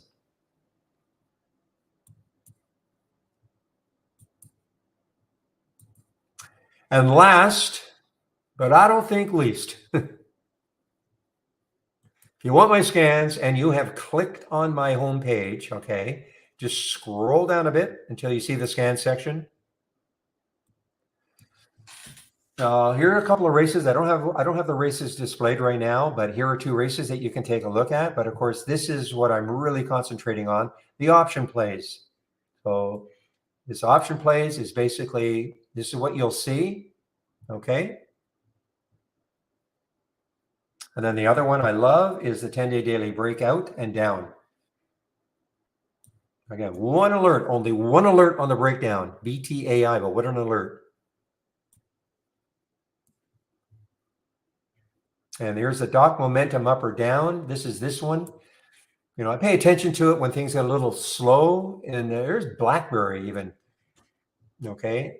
Now, if you just want a pure momentum scan, it'll be similar to the momentum up. The data will be displayed a little bit differently, though.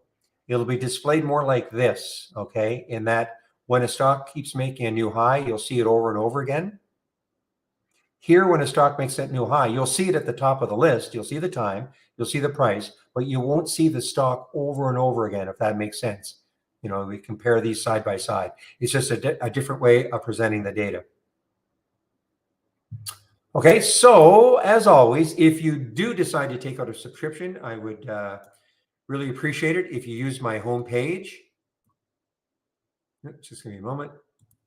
Use my homepage link, or you can use that direct link. Just give me a moment. Why is this happening? Here we go.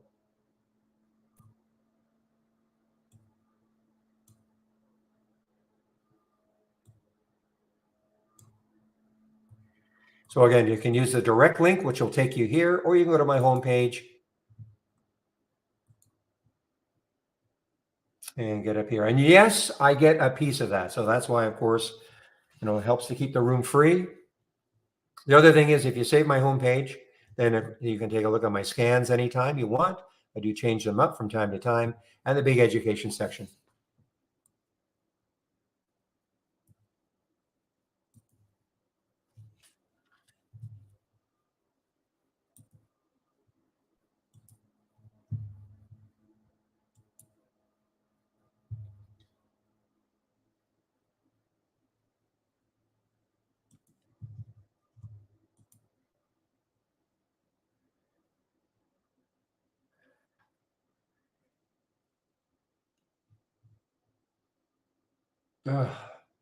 So the question is, how would I, like, I have this floating. I don't, docked windows are, they're okay. I mean, I have this docked. But so if you want to put a docked window, if you want to put a free floating window like this into a docked window. Okay, so first of all, Miles, do you have a docked window at all? Okay, so all you have to do is this. If you right click,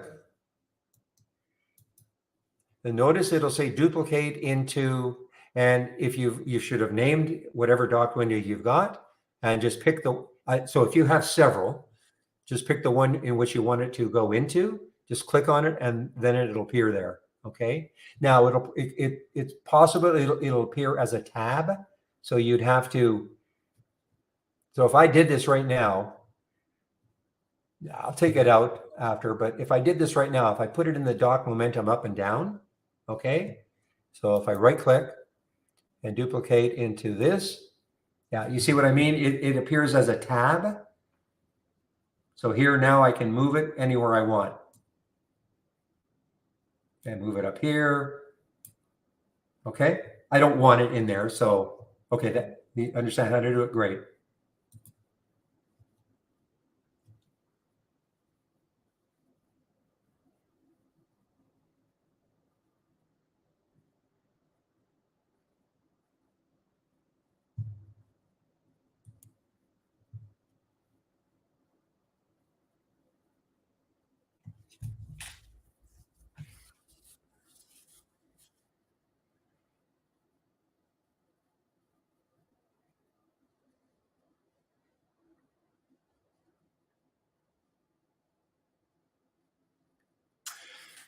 The normal, okay, how much is the premium service? Okay, so Dave, the only reason to take the premium service really is to have access to, well, I shouldn't say, there are a couple of reasons, I suppose, is to have access to the AI.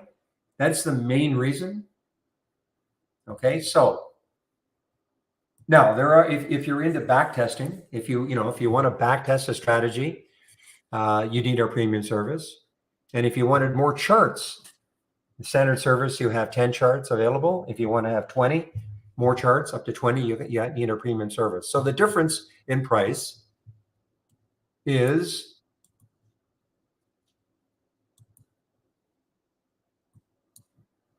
so on a monthly basis. I don't know if you're month to month. The standard is 118 and the premium is 220, 228.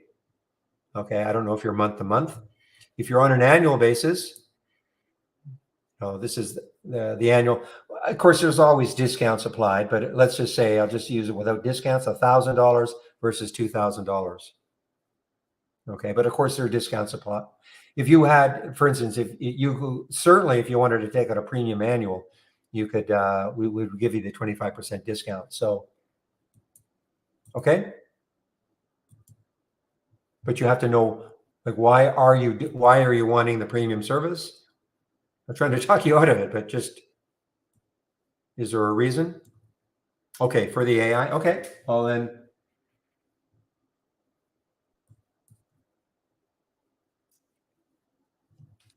Now, you're not looking to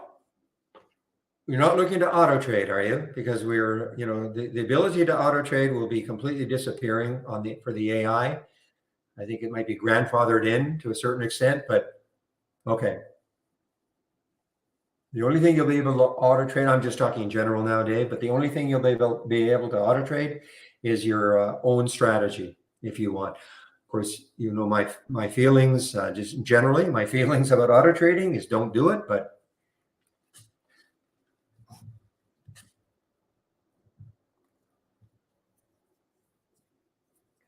So, okay, if you want access to the AI, then yes, you need our premium service.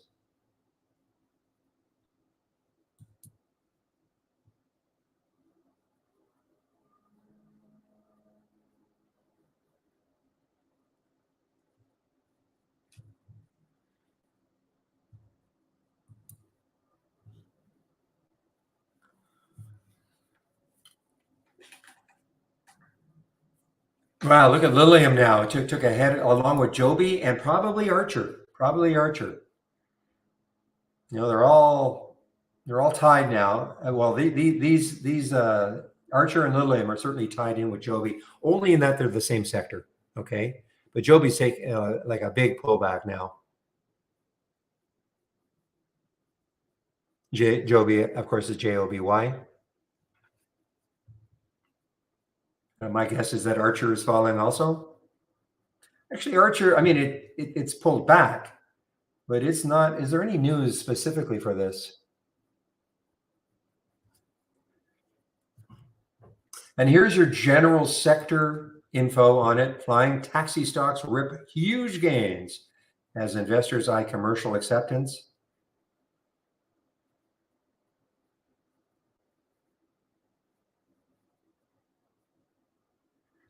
So again, this was yesterday's news for Joby receiving regulatory approval in the US to expand the testing of its air taxi, and also landed 100 million. This is $100 million investment from SK Telecom, I guess that's South Korea Telecom, on Thursday.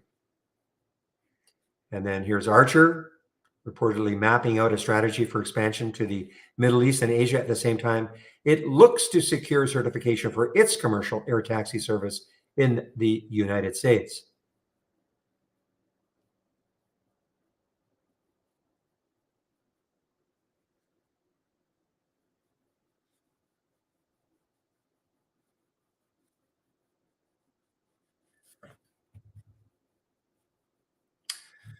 Guys, we're getting closer and closer to the Jetsons,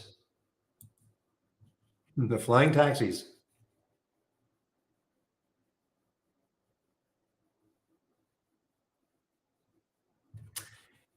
Real's talking about EXTR.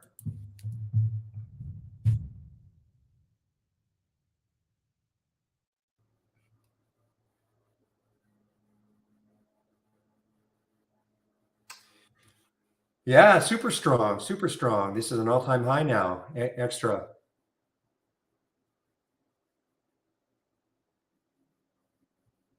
Now, Space, aren't they having their launch today? Isn't it supposed to be today, SPCE? Aren't they having their launch? Yeah, pretty choppy, but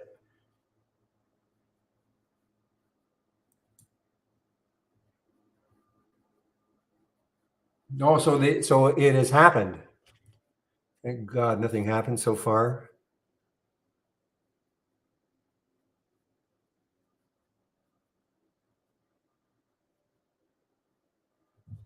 Okay, so far so good.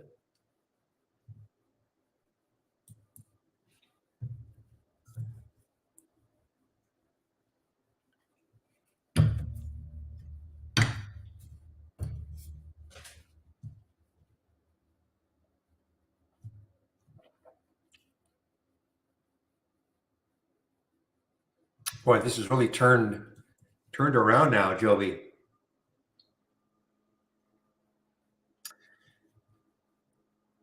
I guess this is just a huge amount of profit taking on the heels of two great days. Well, this was a great day when it was up at 12, not so great now at 10:23.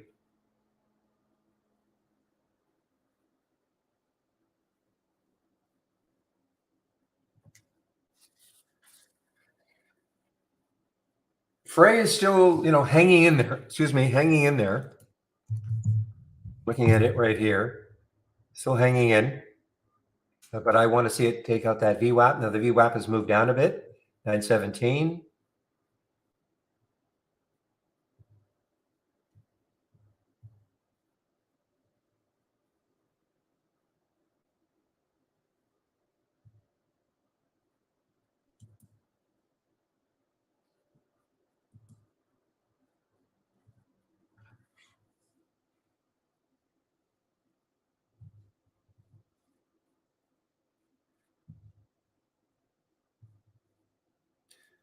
Now here's another one, Liquidia,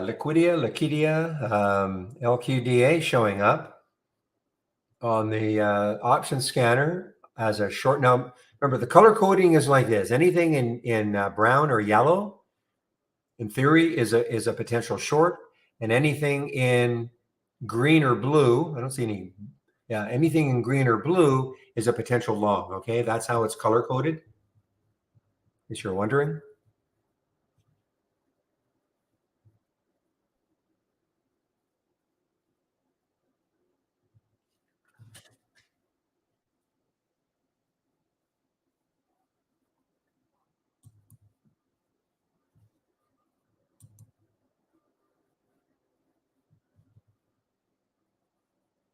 So there was some news on this one. This Liquidia evaluates the claim of patent application from United Therapeutics. So is there some kind of a dispute going on?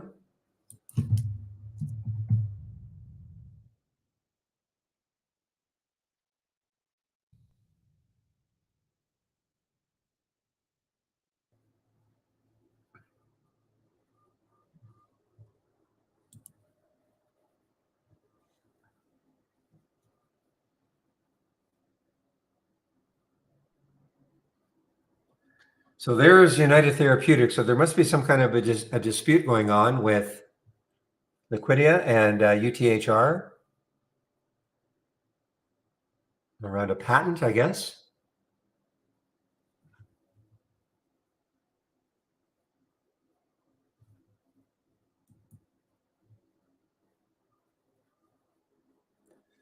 Whatever happened to QuantumScape or Scope? I don't know. QS?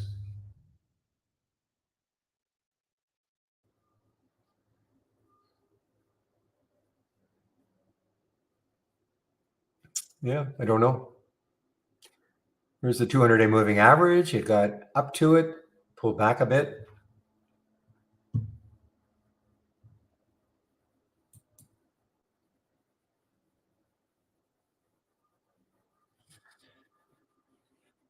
So again, guys, I'm finding it with these on the option scanner, the ones that are, sub $5, not as interesting to me. There's a part of me that says, get like put a minimum price range of $5.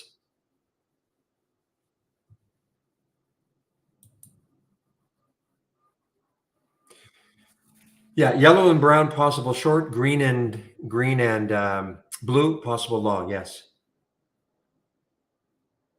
Just to further explain this, for those who don't know, this is a multi-strategy window, which means there are several alert scans in here. Okay, here they are. I hover over it, strategies.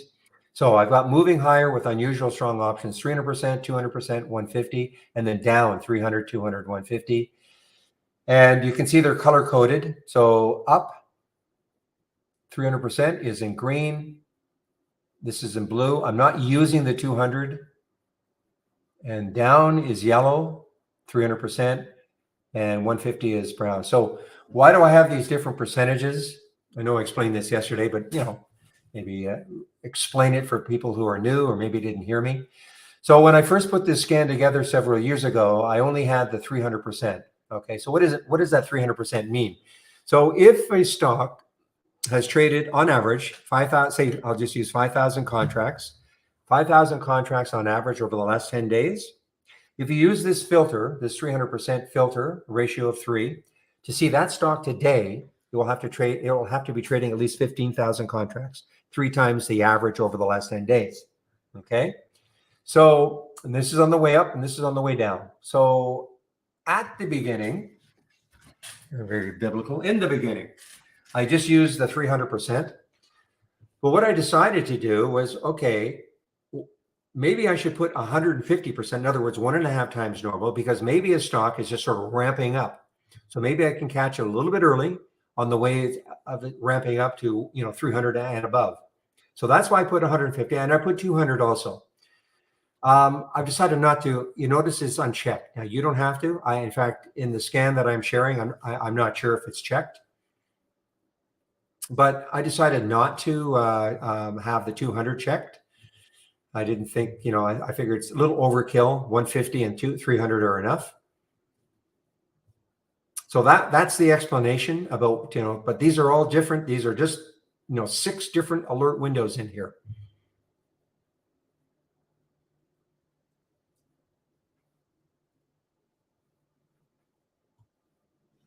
Okay. And again, what are these option filters all about? Oops. If I right click, configure, and click on search and type in options, what they're all about. So we have some obvious ones: the put call ratio, the option volume today, the put and call volume today. Those are some pretty obvious filters. This one, the option volume right here, contracts, that's the average number of contracts, total of puts and calls, okay, over the last 10 days. And then this is the key one, the option volume today percent. And that is the one that if I put 300%, I'll only see stocks that are trading 3 times what they have averaged over the last 10 days. So that helps to zero in on stocks having an abnormal option activity for the day. Now, some say it can help trade options because at least it zeroes in on those stocks that are having abnormal option activity. Now, if you now at least it sort of gives you some focus.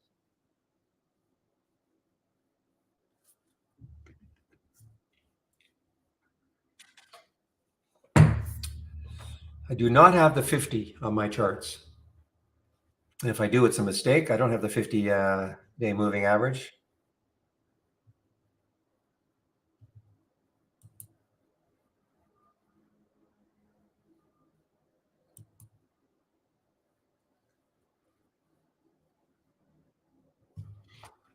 I don't see any news on top. And it's just for whatever reason today. I think some trader somewhere or some room somewhere decided, or some newsletter pumped it out. I don't see any news on it.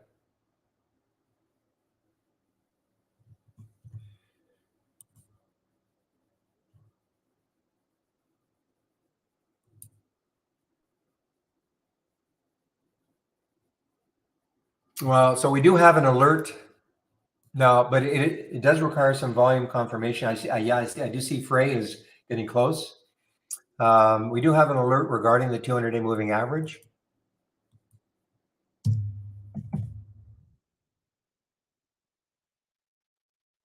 So, crossed above and below the 200-day moving average. Okay, so we do have an actual alert, but it does require some volume confirmation. So sometimes when you get the alert, you might say, "Well, wait a minute, it's a little past or a little bit below," and that's because it does require some confirmation, volume confirmation. So you can try this. And if you just want to see stocks either above or below, BDTX, give me a moment. Then again, if you just type in, then the change from the 200-day, you can use this filter. You can add the filter. If you just want to see stocks above, you just put some number in here like 0.001 or something like that. So that means the stock has to be above the 200-day moving average. And if you put minus the same kind of number in here in the max, that'll show you stocks that are below the 200-day moving average. Okay. So you could create 2 top lists, one to show you stocks above, one to show you stocks below.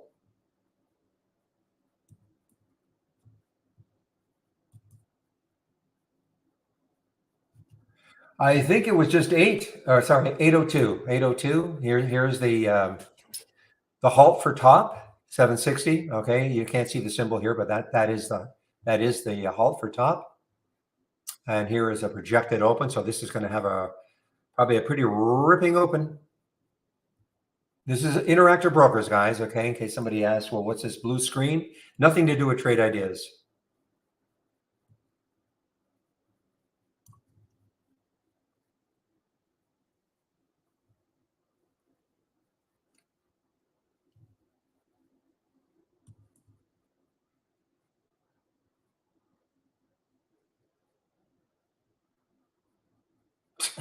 What do Canadians do on the 4th of July? Well, this Canadian gets a holiday because the markets aren't open.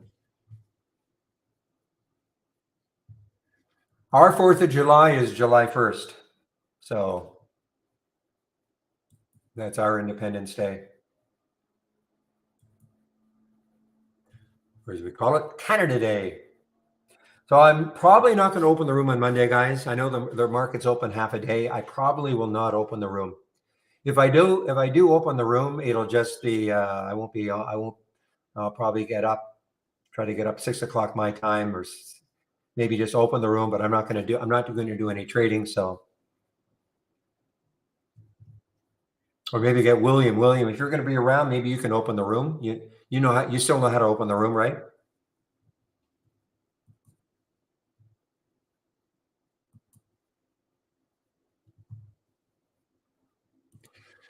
Yes, I am Canadian. Okay, great. You can open it, then fine. Then I don't have to do anything. Wow, look at the liquidity. I did not take that short, and I guess I should have.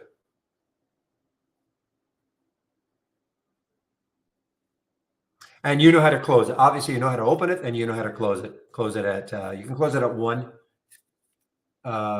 Eastern time, of course, 10 o'clock my time. That'd be great. Thank you so much. My wife will appreciate that, because it's a holiday for us on Monday, because of course Canada is on the the Saturday. So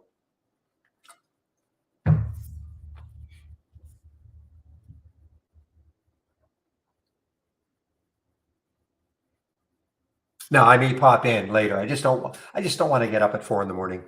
It's that simple.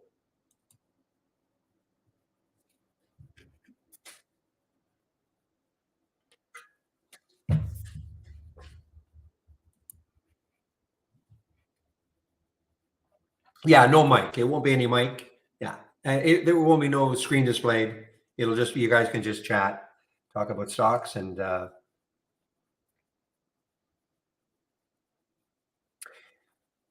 if I get up later, I mean, I will be getting up. So what I might do is, whenever I get up, maybe I'll come in, get on the mic.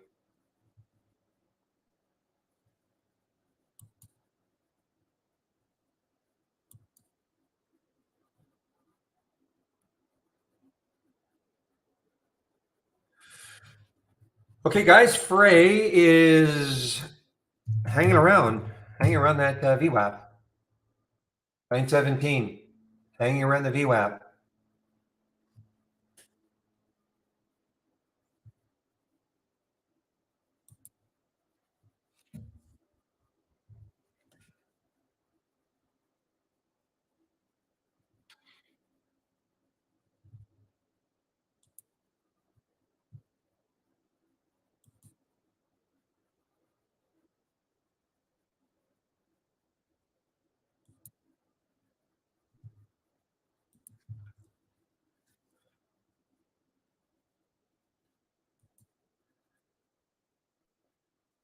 I'm in Vancouver.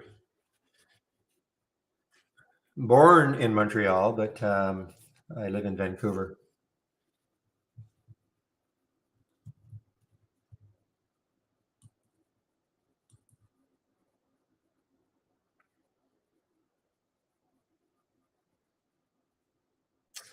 Okay, guys, I'm watching AI now, and AI is having a pop here. IonQ is really not following, so let's, maybe it's lagging.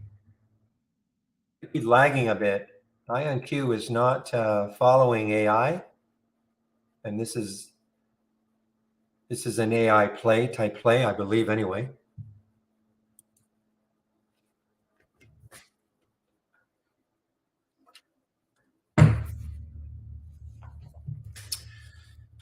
The secret is a 5-hour energy drink extra.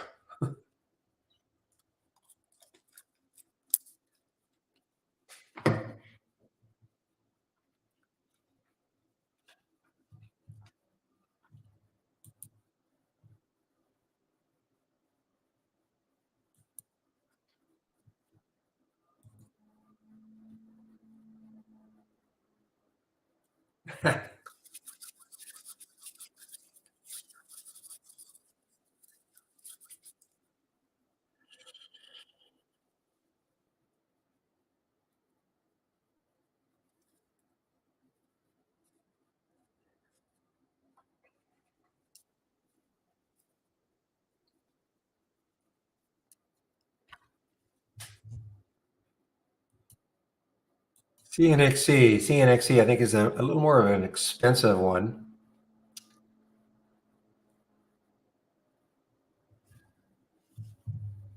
Wow, this one would have been awesome. I mean, again, there's the option play, short 859, time 1046, 824 was the low. I did not take it.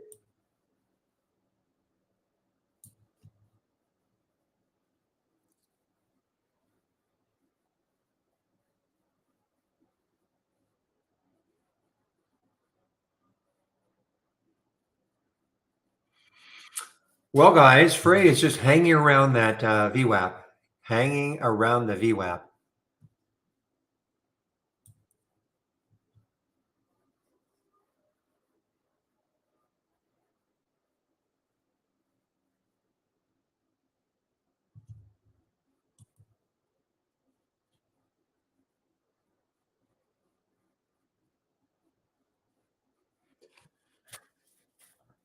Yeah, AI is getting back into that into its pattern again of very erratic intraday trading, in my opinion, anyway. All right, guys. Well, I'm just sitting on my hands now, not going to rush in to do anything. One of the only advice about trading I can give you is, you don't have to be in a trade all the time. Don't trade out of boredom. If you don't get your setup, don't try to manufacture it. Kind of fudge it. Say, well, this is close to what I like, so why don't I take it?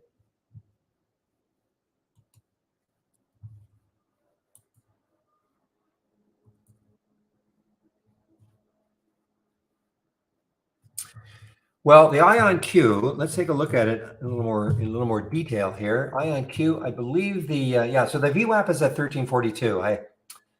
So I mean, there is that. So it's 20 cents away.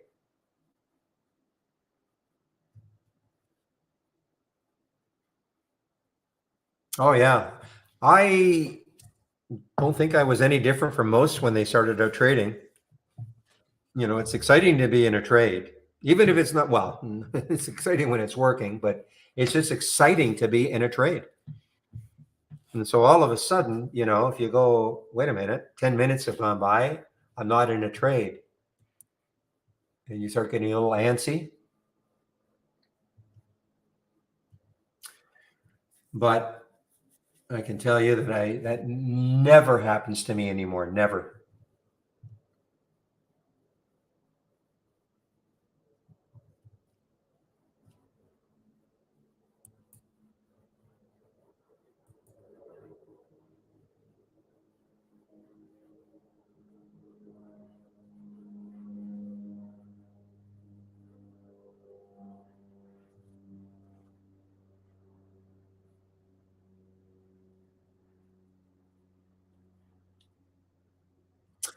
All right, guys. Well, I see Rite Aid was an earnings play also. Rite Aid, RAD. Let's see what they did. Lifetime low, guys. Lifetime low.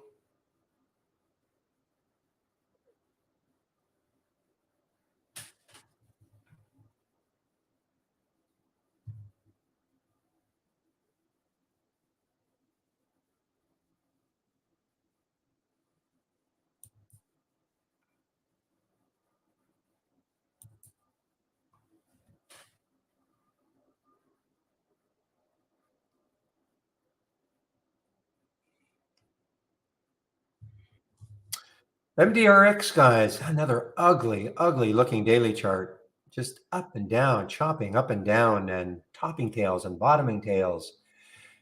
Yeah, the reason I got this, why I'm seeing this, is just a little bit above the VWAP. Yeah, but looking left, the next high is not that far away, so not interested.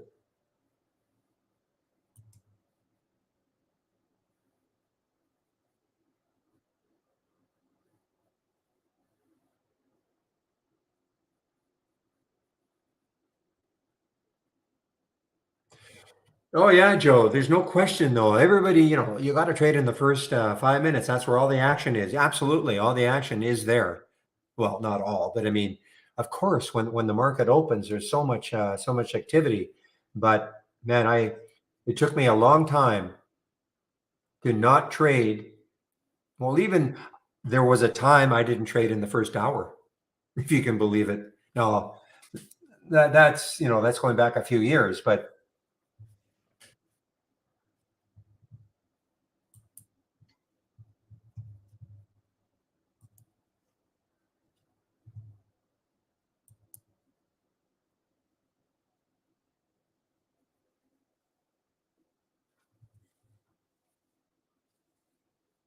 yeah, I was able to.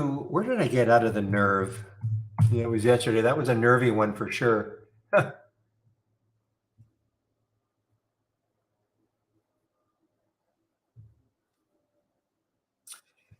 Yeah, I did not get out at the top for sure. I can't even remember. Waiting on that 10 break. Probably got just. I'd have to check my. But I just underneath 11.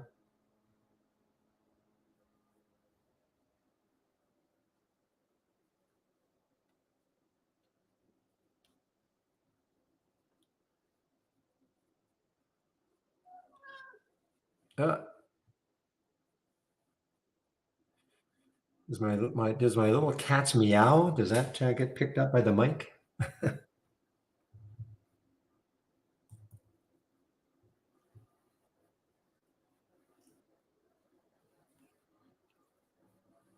Fortunately, yes. Okay. Well, she's needing a little bit of food, so just give me a moment.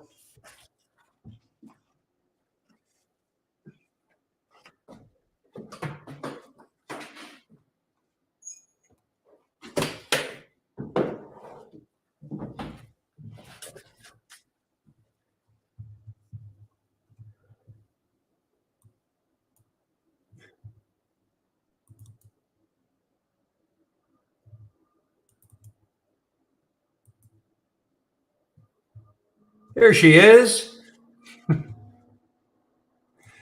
Just getting set for her exercises. So we got, so here we go. So we're sitting and now we stand up and then we sit and then we stand up and we sit and we stand up. Sorry, guys. This is my exercise. That's my machine right behind me.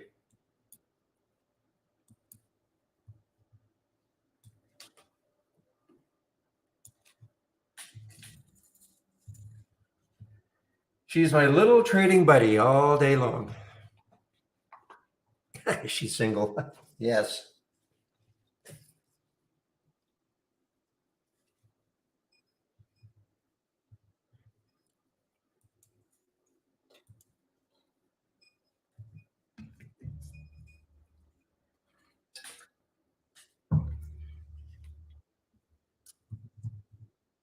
So these have just taken a turn for the worst. Lillian Archer and Joby. Yeah, look at them all.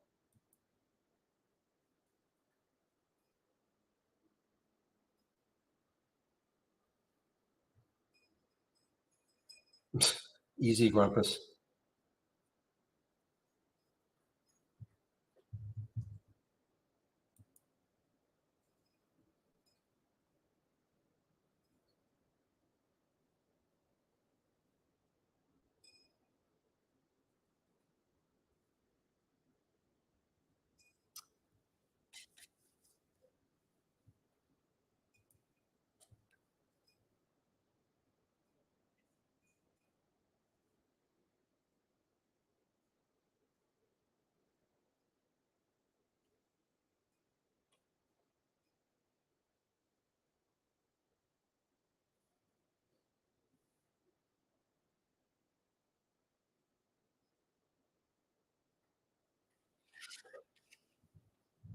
Okay, El Pollo Loco, guys. Haven't seen this one for a long time. Wow, this has got some room. This has got some room. The next high is 930. Is showing up on the option scanner right now. Take a look at See, now it doesn't trade very many options. You can see only right now only 680, but that is 1.4 times 14 times normal. So this does not usually trade options.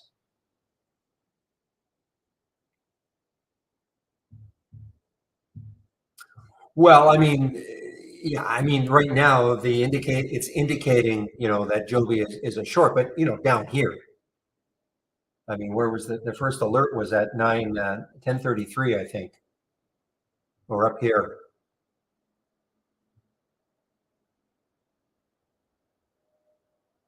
Just scroll back a bit.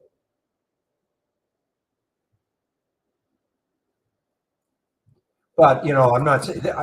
Remember now, these are just ideas. Okay, it doesn't mean just because it's indicating a potential short for Joby.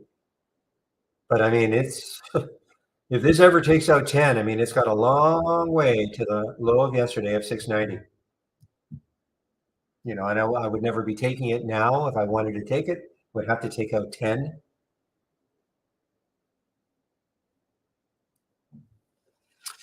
Interesting. General ban on payments for order flow. So we don't in Canada. It's illegal. I think that's one of the reasons why IB is not.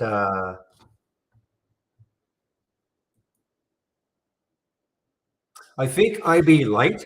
I believe that is basically a payment for order flow in your country. It's not available in Canada. IB, of course, call it normal IB, but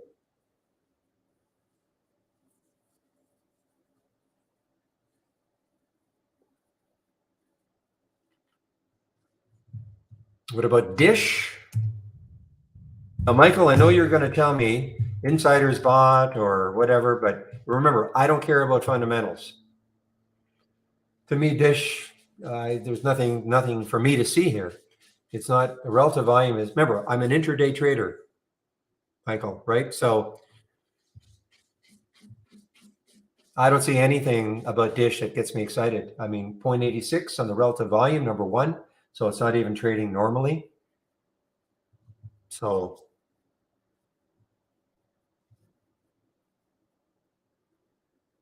the yellow and brown is just yellow is. I just show them again.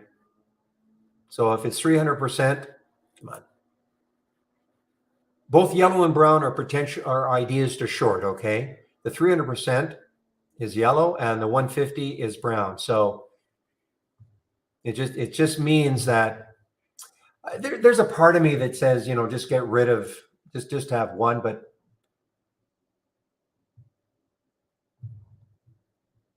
so if it's brown, it means it's at least 1.5 times normal in terms of option, and then if it hits that 300%, 3 times normal, you'll see it in yellow also.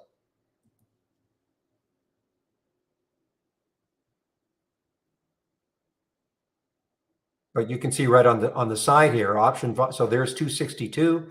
So Liquidia you'll not see a yellow until it hits 300, assuming it does, as long as the option volume continues to keep moving higher. But remember, Liquidia does not. Yeah, so you can see what happened actually. I think the last time we looked, the option volume was about 690. Now it's at 1,000. So it is growing.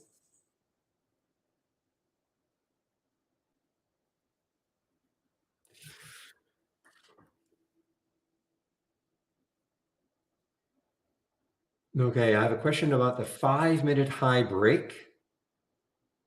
I set up an alert window for stocks breaking a new 5-minute high. I mapped it out, but the alert requires a new high. Is that how it's supposed to work? No, it should be just like a normal new high, like I got here. This is a new high alert. No, it should work, and if it's a new 5-minute high, it should trigger because these are real time alerts. It should trigger if it's a new 5-minute high.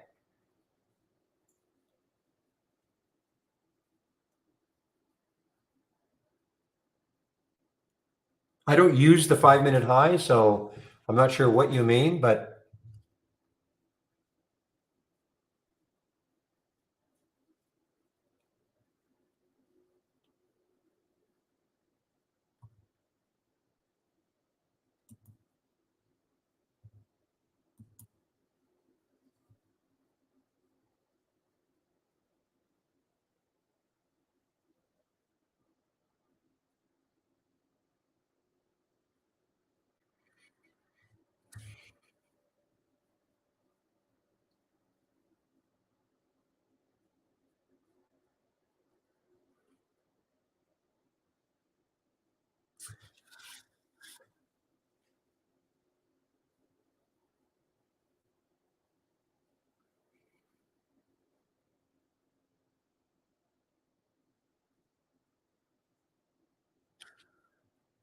okay. Stock has been trending down, but then starts to reverse and set up a 5-minute high candle.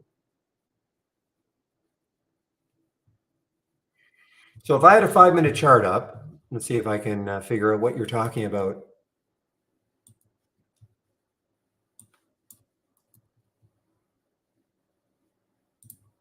Okay.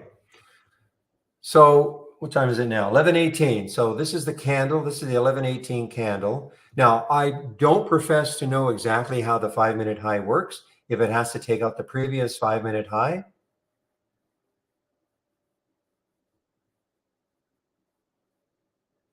or if it took out that high right there, would that be the 5-minute high? I actually don't know. Okay.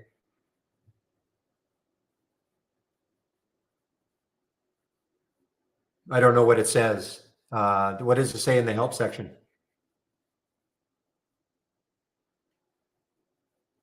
Just say that, okay, so it has to take out the previous 5-minute high. Okay.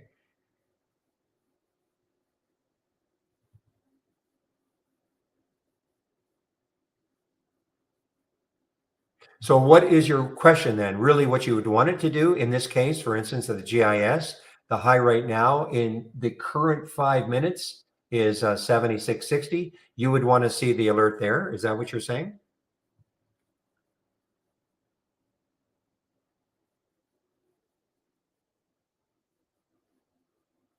I'm talking to somebody in our YouTube room.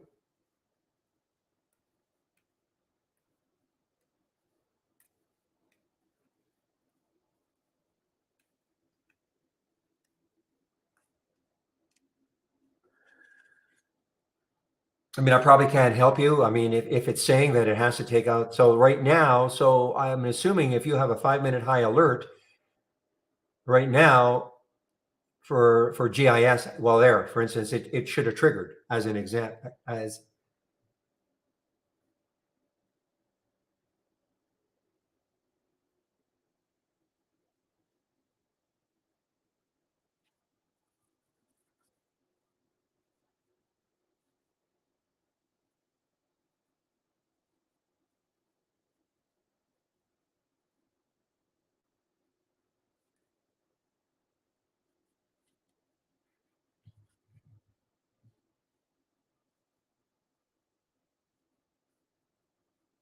so I still don't understand, Kishore. I mean, the scan, if you're talking about an alert window, you need a trigger, obviously, okay?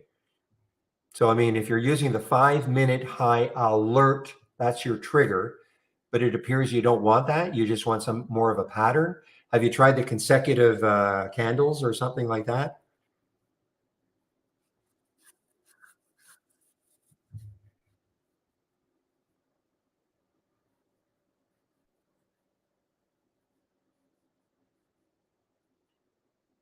May not, I'm just not quite understanding what you're looking for. So we have the 5-minute high alert, which in this case would have, if you'd had that for GIS as an example, there was the previous 5-minute candle. The high was 76.59. So you would have had an alert, for instance, for GIS as an example. But if you're talking about you want the next candle to be about, I mean, yeah, you can try consecutive 5-minute candles or something. We do have that.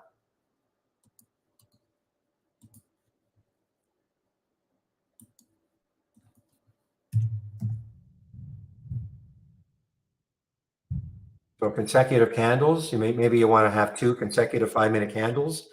See what that gives you. But these are filters, okay? You still need so if you just want to have a top list that's showing you stocks that have had, 2 5-minute candles in a row minimum, then you just create a top list. You don't need a trigger. But an alert window always needs a trigger of some sort, a real-time trigger.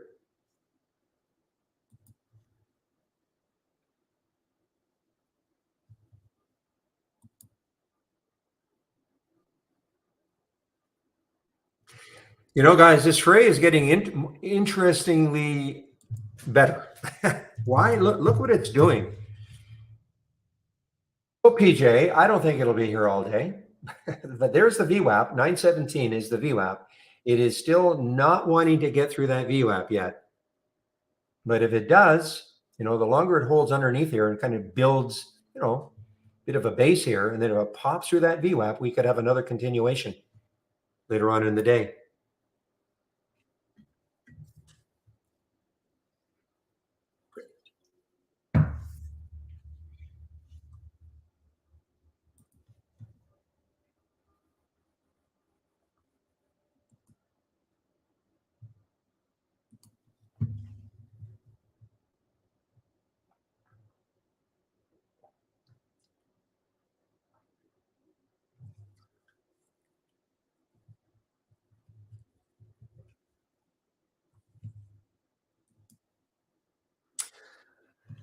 Okay, Loco, what did Loco do? So as always, I would never take this unless it broke through 9 somehow. So I'll stick an alert around 9:03, number 1.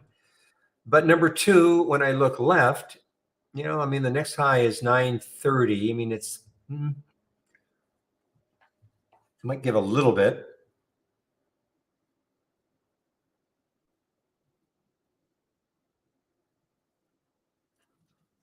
And I see, I hope the Ion Q, I think somebody, I think JK, not JK. Where are you? They took it. Joe Dagger took it, I think. And look what it did. I think it got right into the VWAP.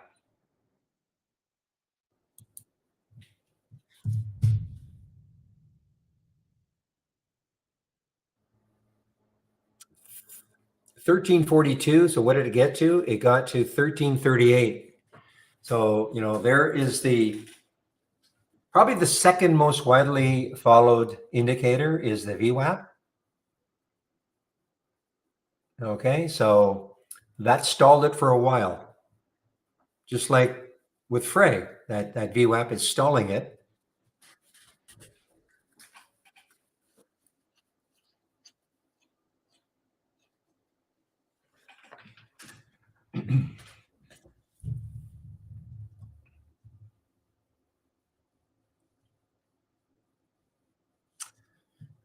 Okay, guys, well, definitely sitting on my hands right now, not really seeing anything, for me anyway, too interesting. Let's see, AQMS has had a nice run. Next high looking left is 144, and after that, 159. Excuse me. Pretty big float, 70 million in the float. Aqua Metals jumps after completing an LI Aqua refining pilot, lithium play.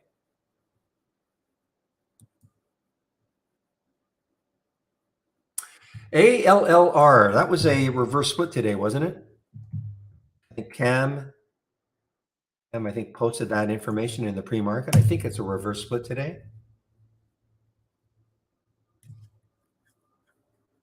Maybe not. Maybe it was another one.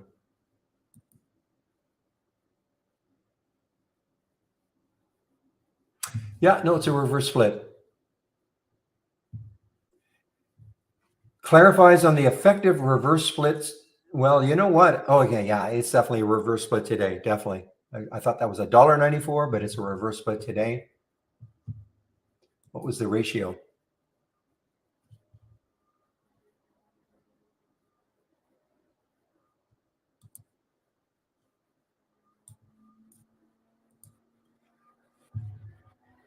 One for 50. Okay, well, which was it?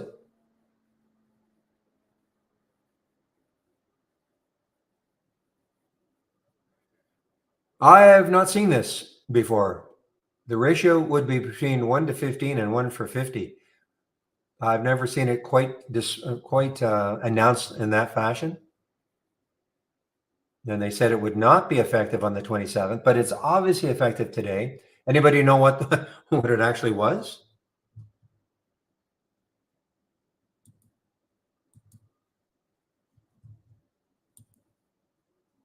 1 for 40. Okay, well so that float then, because this has not been adjusted for that for the reverse split. So the float is about 400,000. MU, guys, MU is now through the VWAP. 6470, so it's through the VWAP, on its way back. Earnings play, beaten up by Morgan Stanley, but defended by JP Morgan.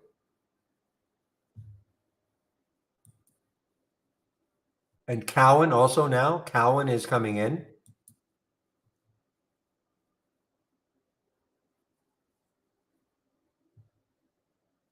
But Morgan Stanley said, yeah, we don't think much of this company. It's going down to 48.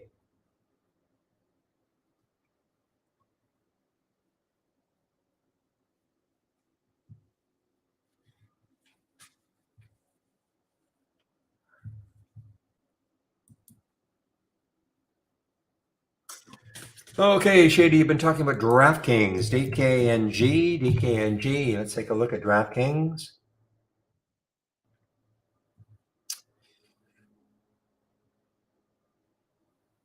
Well, I mean, the trend on the weekly has been, I guess, up. The intraday a little bit choppy for my liking, but we have a different style, of course. Trading 1.3 times normal. Any news on this one?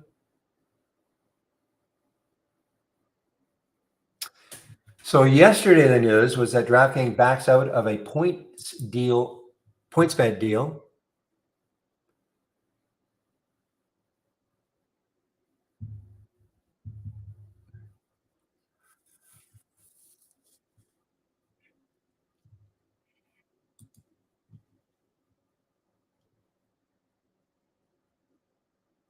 Well, Tony, the VWAP is the VWAP, okay?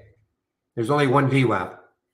So it doesn't matter whether it's the 1, 2, 5, 15. The VWAP is the VWAP. So whether you have a 1 minute chart or a 5 minute or 15, that is a fixed number, like the 200-day moving average is a fixed number.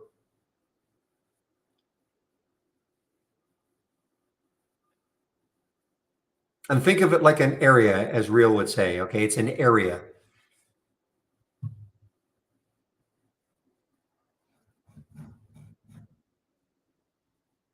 So in other words, just there's not a VWAP for the 1 minute versus 2 versus 5 or 15. That number is, that is the VWAP right there, say for DraftKings. Well, I like to look at Frey. So there it is, 916. So whether I'm looking at a 15-minute chart or a 5-minute chart or a 1 minute chart, it really doesn't matter. I mean, that, on what time period, if in fact breaks it.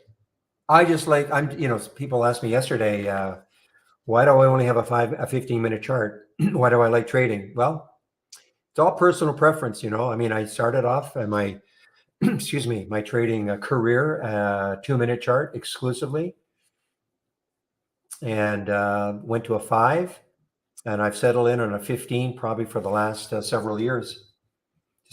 Just less chop.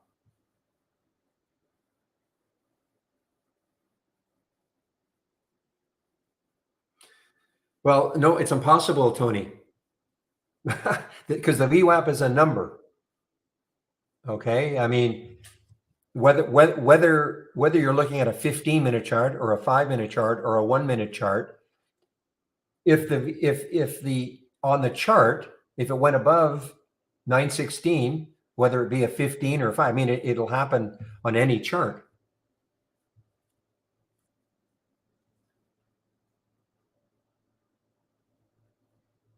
Now, I don't know about the warrants. You're talking the warrants, but it still shouldn't matter.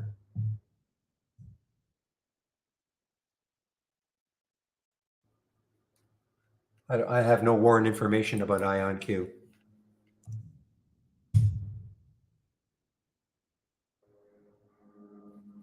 But you see what I'm saying? If there's the VWAP 1342, I mean, I don't care if I'm looking at a at a 5-minute chart, a 15, or a 1. I mean, that's a defined number. So it broke above barely on the 15. It would have done the same thing on a 1.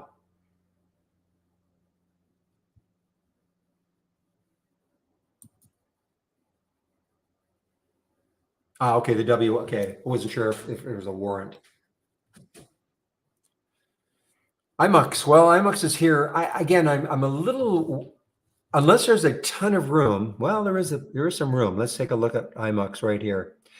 I mean, okay, the next high is 243. Now, if you told me if I took it at 224 and it would get up to 243, that'd be awesome. I just don't have that, but if the next high had been like 320, I would have probably taken some of this IMUX.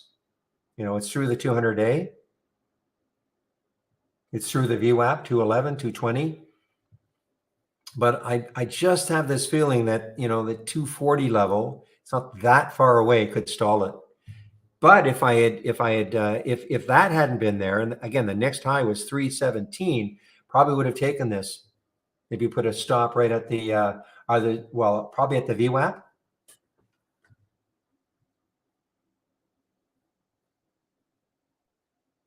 Not as in love with the ones that are under $5 in this scanner.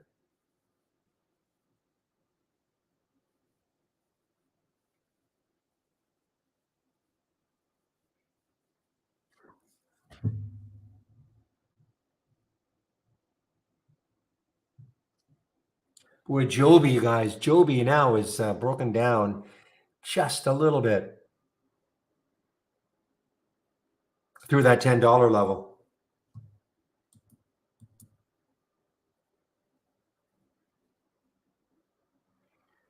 Oh, I thought, are there 2, Denver? 2 launches today for SPCE? I thought one had already launched. Is there another one?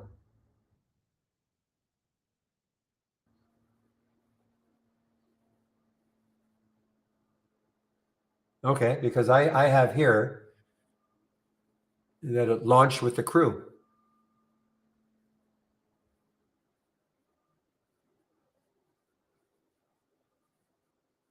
But then it says has set a launch date. Well, I don't know. Launches with a crew?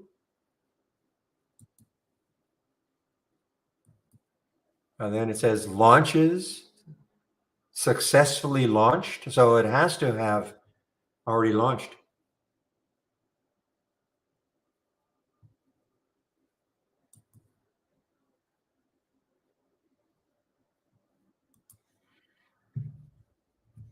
Yeah, I mean, I know we have fake news all over the place, but I mean, this would be pretty fake. It is not launched yet. So why does it say successfully launched?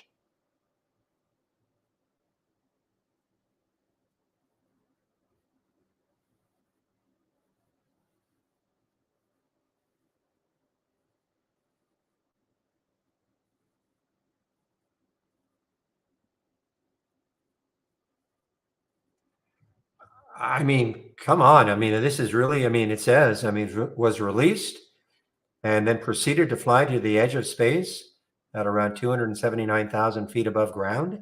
And you're telling me that this didn't happen?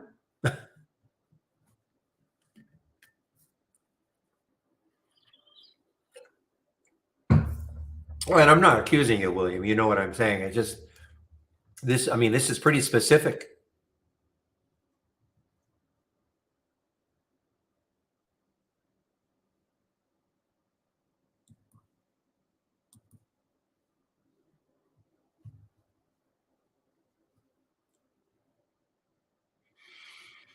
Yeah, okay, thanks. So it has launched. Okay, thank you, Peter and Pepe and Casa and Denver.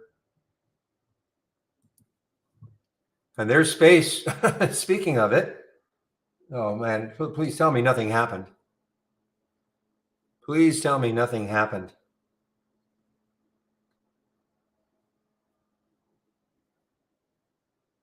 I hope that's all.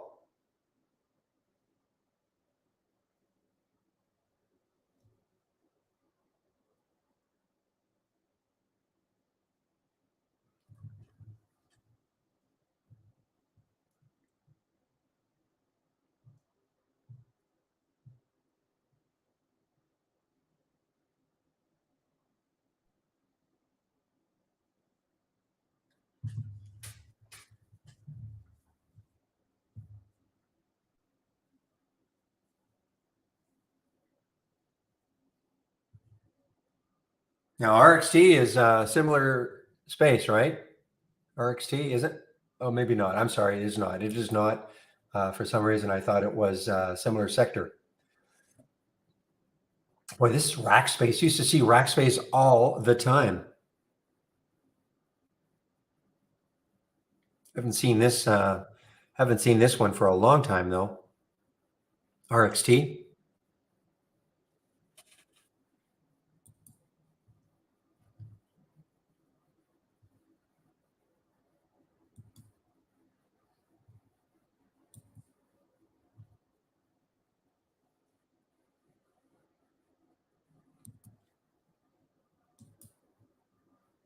RKT. Thank you. Thank you. You're right. Hit the post.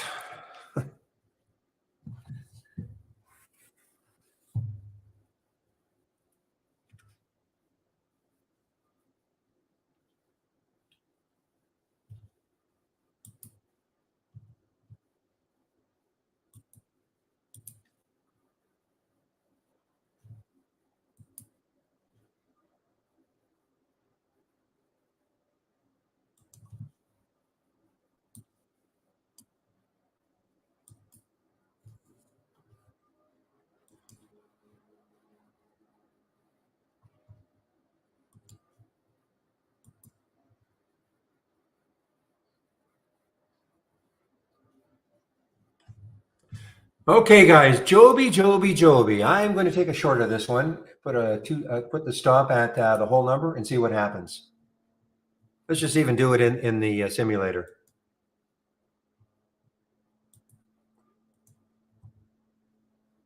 Show you how this works. Okay.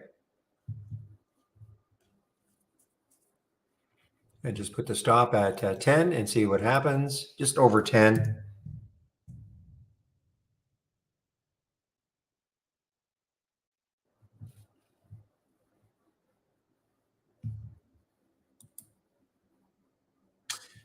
Have I ever used Sierra chart? Never. No, I've heard of it, but I've never used it.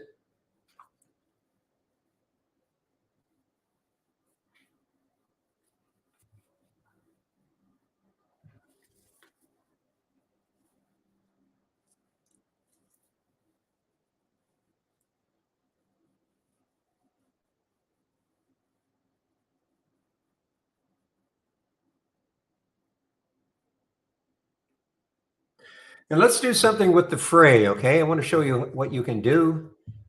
Put a conditional buy order. Where is fray?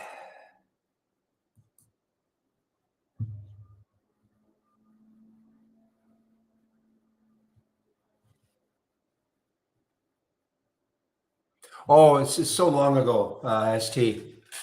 I really, I haven't heard that name for a long time.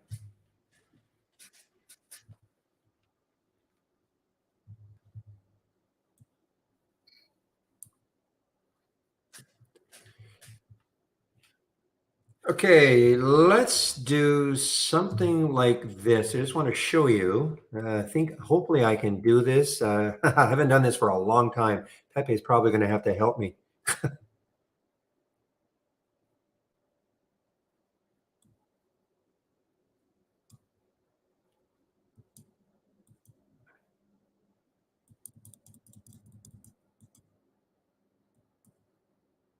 Nah, I think this is terrible. The way we've got this. I mean, to me, it makes no sense. You know what I'm trying to do, Pepe? I'm trying to put a conditional buy order at, I got to do stop limit or something. See if that works. No.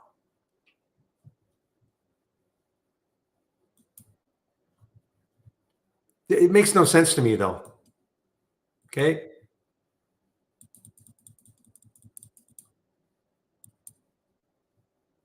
It still didn't work. It's going back to the current price.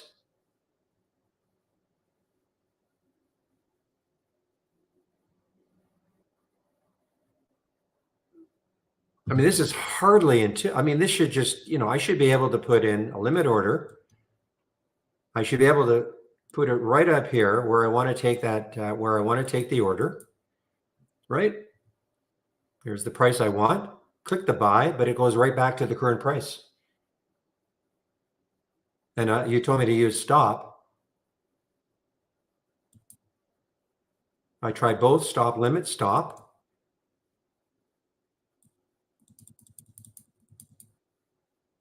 And if I click buy now, though, it goes back to the 908.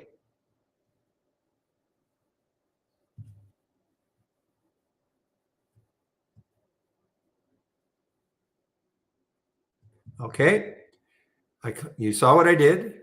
I selected stop. I'm going to select the price right here, right? I mean, it's crazy that Pepe is helping me, but as always, there it is, 923. That's where I want to buy it on a conditional buy order. Now what? If I click the buy, it goes back down to the current price.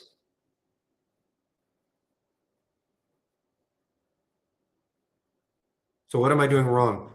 Okay.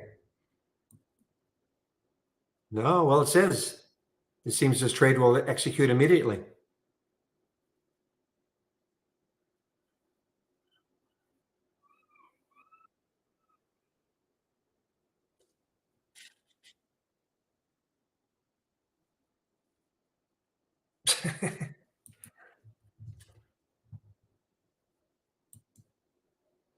Stop.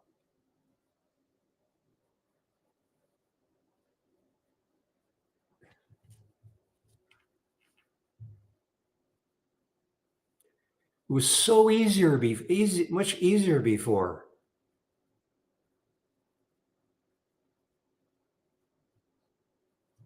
Select stop, then set the price. Okay, there it is.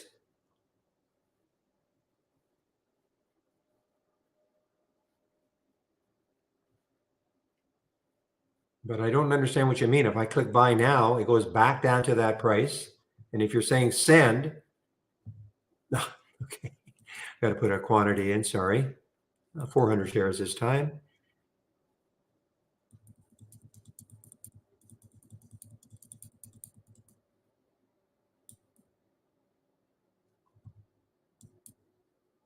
No, well, that didn't work, obviously.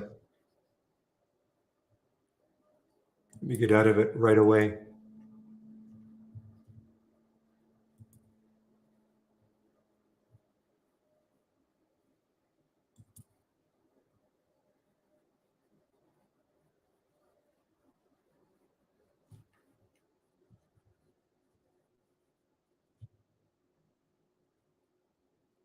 Now I could do it if I click on the buy button, but that's going to assign, that strap. Look at Liquidia. My goodness, what a great short.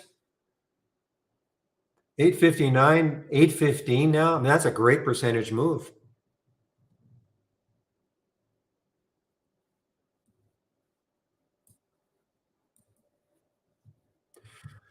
All right, guys, in about 14 minutes, it should be Steve Gomez taking over for me in our YouTube room. I'll put the YouTube link in. As I hear differently from him, it'll be Steve.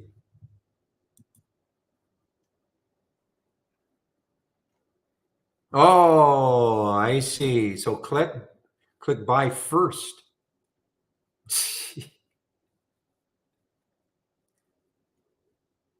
Okay, buy first, stop.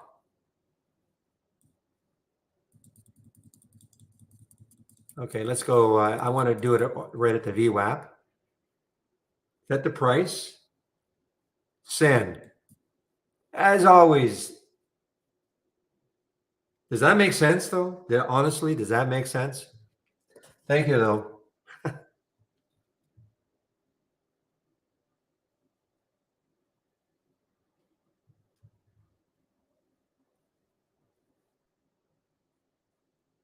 To me, it's just not intuitive at all.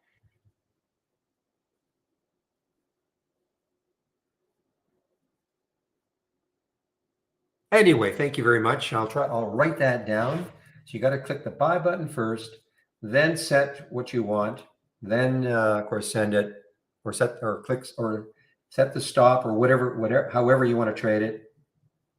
I promise to write this down. And of course, set the price and then send it.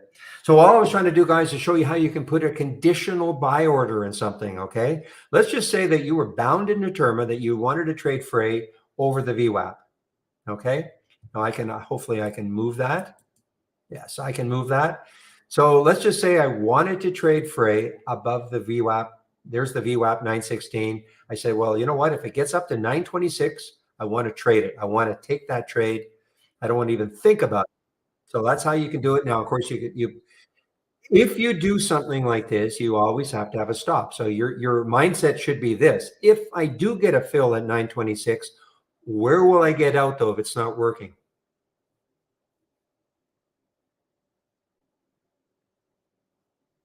Yeah, think about it left or right. You're right, left. Okay.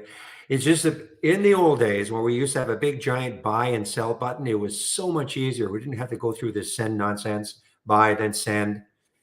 Anyway, I've complained about that or I've questioned that for a long time, but it's not a priority to change it back.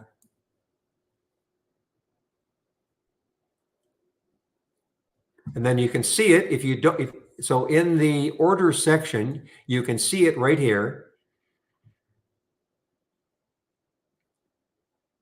And you can see there it was filled earlier because of what, I made the mistake. But at this point right now, there is the order to buy it at 926. Okay.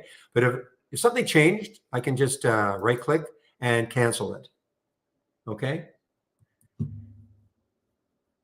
So, I mean, this is good if you have the conviction that if a stock got to a certain price, you want to take the trade. Okay.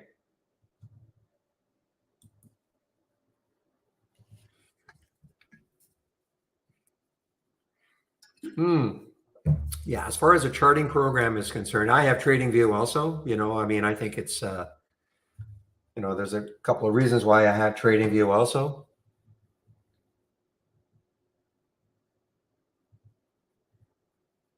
Okay, gonna probably get stopped. I want to see. I'm out of this trade, by the way. Okay, in my real account, guys, the way it was trading, I had a little profit on it, but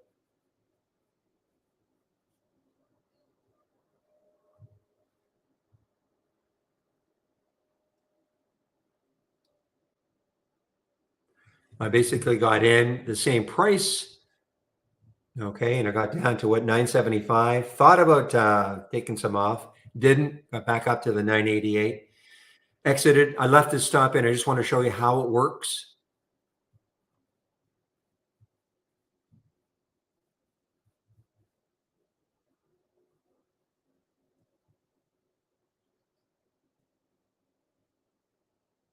Okay, it got out. I mean, it took a while for it to register in the system, but it got out at 10:03 on that stop price.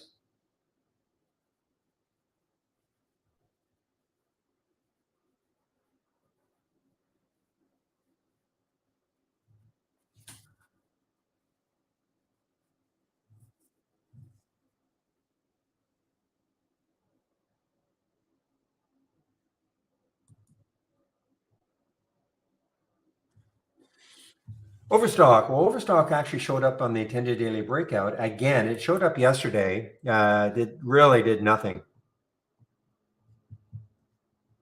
Yeah, chopped around, chopped around, chopped around, kind of doing the same thing today. The day that was awesome was the day they said we're buying the intellectual property of Bed Bath and Beyond, and that just absolutely. I think it was this day here. I think it was on the 22nd of June, and this was basically a steady up all day as opposed to chopping around.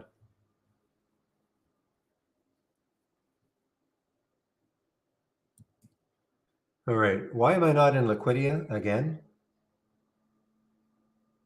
This is probably one of the better ones, guys, on a percentage basis.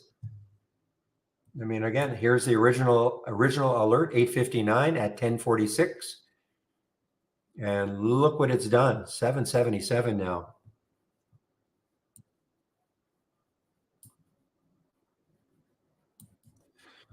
So just because I don't take a trade, guys, doesn't mean if it meets your trading style and plan and you've got more focus than I have, because I don't have exactly the same focus, obviously, as what you guys should have anyway.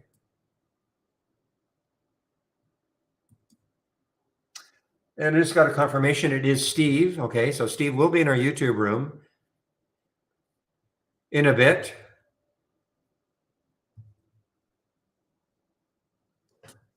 So what I'll do, sometimes he shows up a little early because he has to leave early. So I'll just put the announcement in.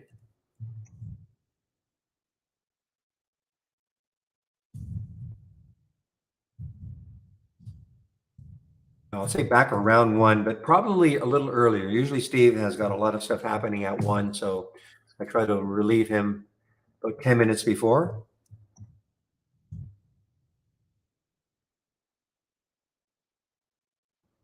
And I'll put the YouTube link in to the room so you can head over and listen to Chris, listen to Steve.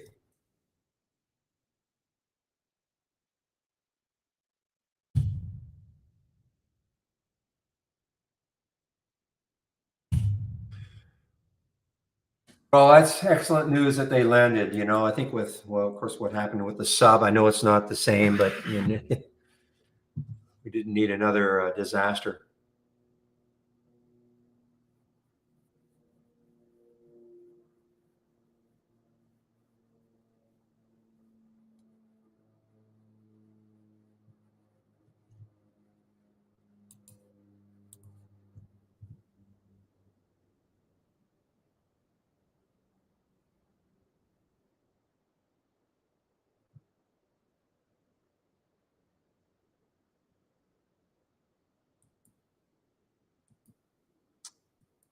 Okay, guys. So I'm just waiting for Steve to show up now.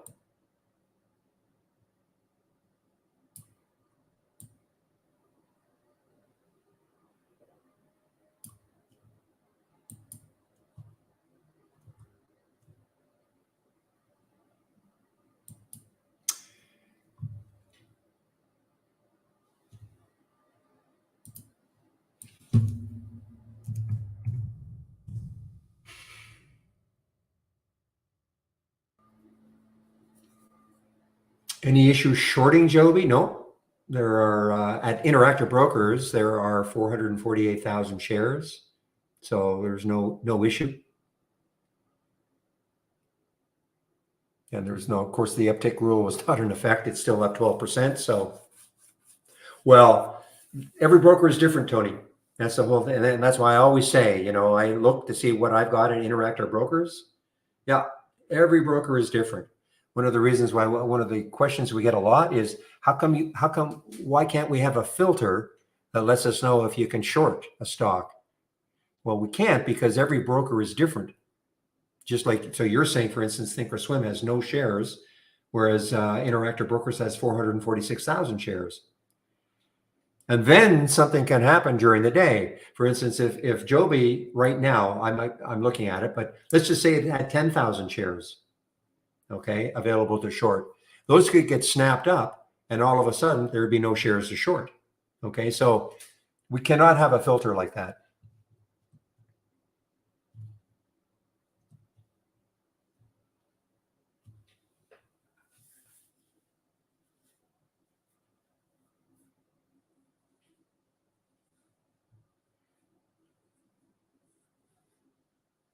No problem, Tony. Okay, guys, I am putting myself on mute now, not in the YouTube room. I'll put myself on mute in the main room. Just wait for Steve to show up.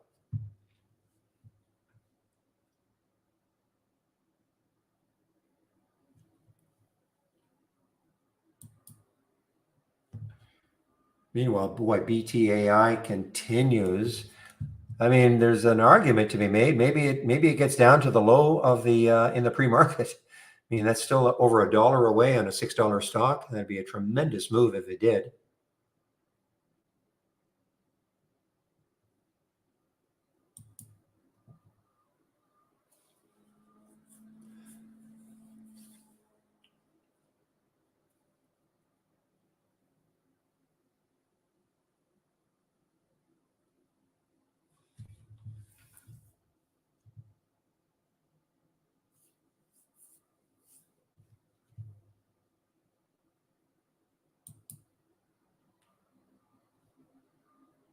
Yeah, look at these. Look at these two bottoming tails for space now, almost equal, right down to 420.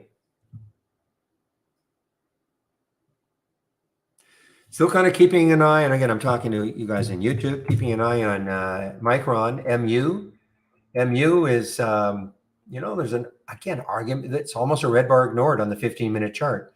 It certainly cleared the VWAP now. 64.72 is the VWAP, so it's cleared the VWAP. And there's sort of a red bar ignored on the 15-minute. 65.04 would be a trigger, a potential long. It did get up. It did get above that briefly, 65.08. Very. And again, this is an earnings play. Did I hear Steve? Yes, I snuck in on you. Oh, hi. You did snake up. Didn't you hear were the little speaking. ping. That's I why, didn't because hear you were the ping. speaking. Oh, okay. Yeah. Sorry to interrupt you. No, that's okay. That's okay. I'm just talking about Micron right now, MU.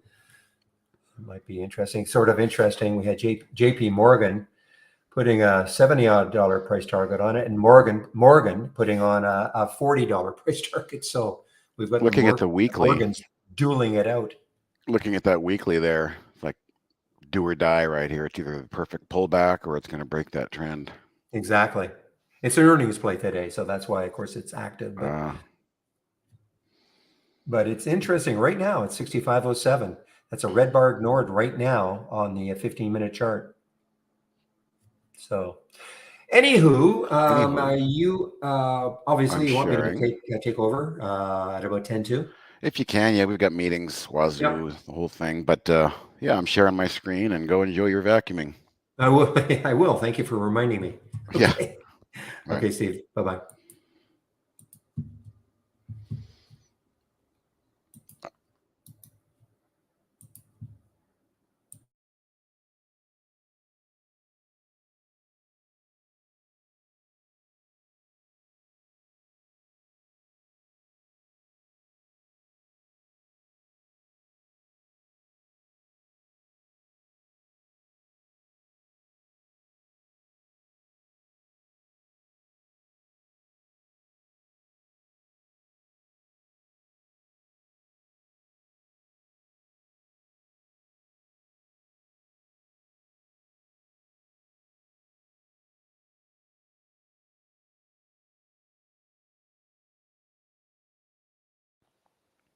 Was I on mute that whole time? I believe I was.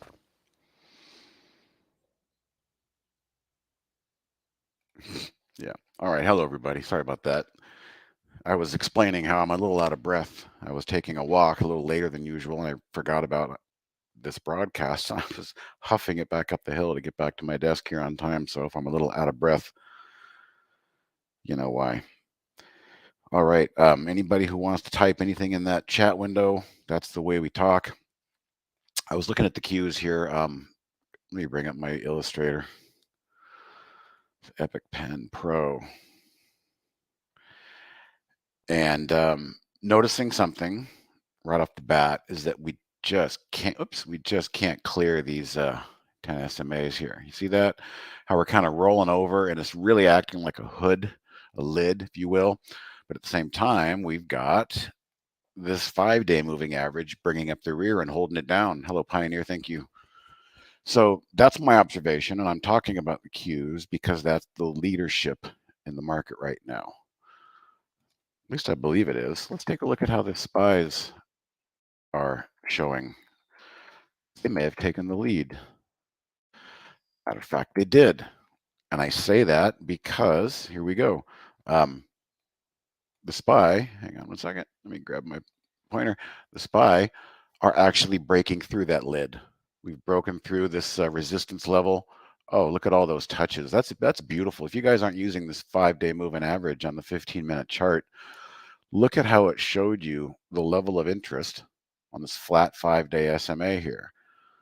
Basically giving you confidence, every time it bounces off here that the buyers are still in control, and then it bounces up, and then it catches what? It catches my 10 SMA to start to say, hey, we're in momentum mode. So I stand corrected. I think we may have just, yes, you're right, Iris, thanks to the banks, the solid banks, and the tech is not doing that great, Micron. I think we may have just seen the baton switched here. S&P wants to take the lead, perhaps, based solely on what I'm seeing here. Let's see how the day finishes up. What's the IWM looking like? The Russell, the small cappers. All right, they have respectively gotten through their 10-day moving average easily today, but they're bleeding a little bit here. Let's go through my positions. I have got some BBAI. I think the AI play is still on, so this is a good moment in time here. So I'm pretty heavy into this one, full position, a couple of different accounts.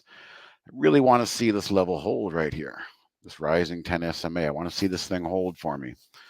We've got good volume today. We've got relative volume, just about 2 times normal volume, and it's an AI. And I just feel like this could be the next talked about sector.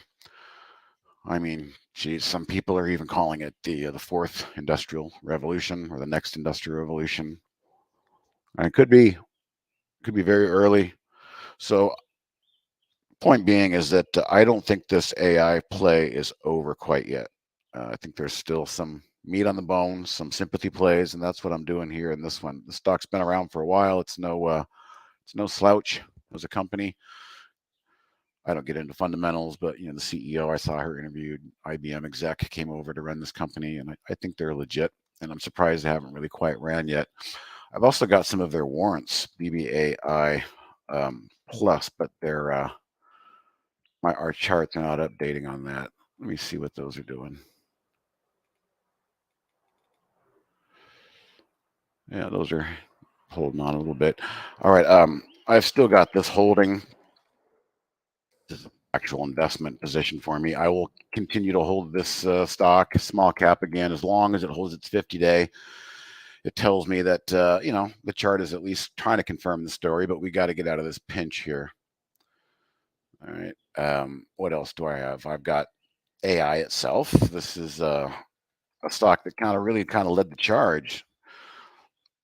First round, I'll call it. Look at all these holds of the 10 SMA there. I'll move this over here because that bugs me. And right off the bat, AI, I picked it up down here. I got a good price, but right off the bat, I'm seeing the headwind is right there. However, look at this. How about that? The 5-day SMA holding strong on the bid yesterday and not even touching it today. So, I think it's going to try and challenge. If it can work its way through those moving averages, then we might be on the way to the next leg up. Again, this is a position trade. I'm not really trying to swing or scalp this. Let's talk about this one. It's really pissing me off. These damn Bitcoin stocks. Look at all these wicks. Wick. And he got me into Cypher twice now because I loved the way this chart looked a couple days ago. Wick, fail. So I basically sold right here at the break of the 5-day moving average after buying it again on the open, being in the money, and then paper cut, loss, get me out of this thing. These Bitcoin stocks are just all over the place. Not cool. And then the last thing I have, again, is an AI play, and this one is the lottery ticket. I say that because we got to look here. There's only 1.7 million in the float, and 70 some odd % are short, apparently. If this thing decides to start playing ball with the other AI stocks, it could be an absolute nutcase. And I'm not endorsing anybody by it, never saying to do that. What I'm watching is the battle here at the 5-day SMA. 5-day SMA is showing me that it's in play. I don't want that size. And it got through, but it's coming back and testing it. Now, if we zoom in a little bit, what we can see is there's really a pinch going on here. So there's a pinch between the 5-day simple, which is expressed as 130 periods, right? If anybody's lost indicators, it's an SMA with 130 periods. That gives you a perfect 5-day smoothed out rolling average across a 15-minute landscape. That's why it's such a slow moving average. It's easier to see on this 15-minute time frame than it is for me over here with my 10, 20, and 50, which it starts to get a little jumbled on the daily. But as we can see, this low float stock, the sellers are in control. Every time it tries to go, it gets wicked, pulled back, tried to go, closed on highs, and then got pulled back. So came down, probably ran the stops, broke all the moving averages, but now it's fighting here on the daily a little bit to get above its 50. But I think, as I said earlier, the real story is what's going to happen here on this pinch play between the 10 SMA and the 5-day SMA. So maybe we'll get some resolution here soon on that one. All right, so Para, let's take a look. Again, so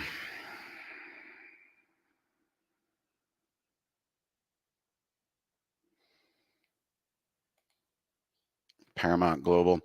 So is the chart confirming the story? No. If the story is, hey, they're growing, they're people using their platform, they're kicking butt, that would be the story, the hope, I should say, for the bulls.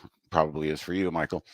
But when we look at the chart here, it's really under pressure. So I can't stand the way it spiked up in the morning and then sells off. And at the end of the day, if you've got this wick through those key moving averages right there as a rejection, again, we're not at the end of the day, but when we get there, if that is in fact a rejection on the closing candle, that's not good. We want to see it move through there quickly. We tested it yesterday and the day before. Let's get through this thing. Let's not let it overpower us. So that's what I see.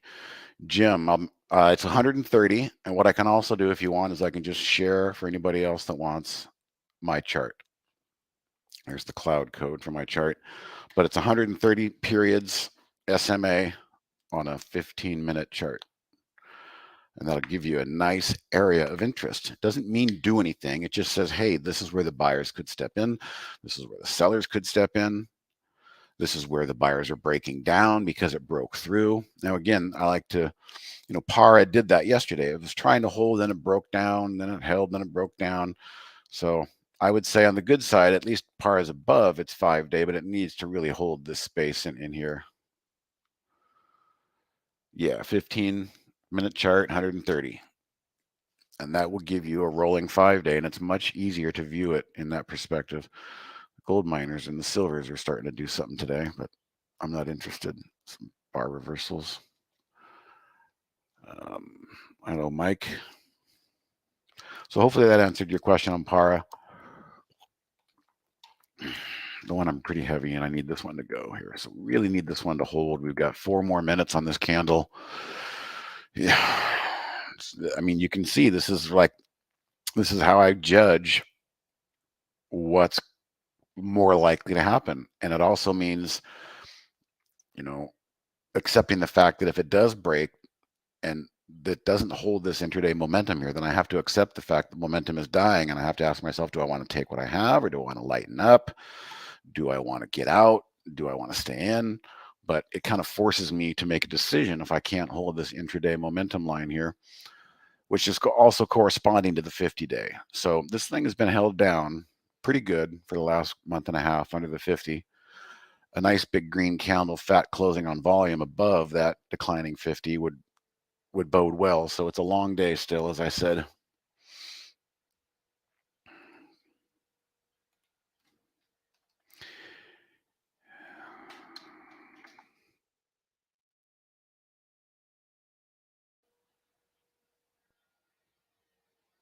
Yeah, that's pretty strong, Mike.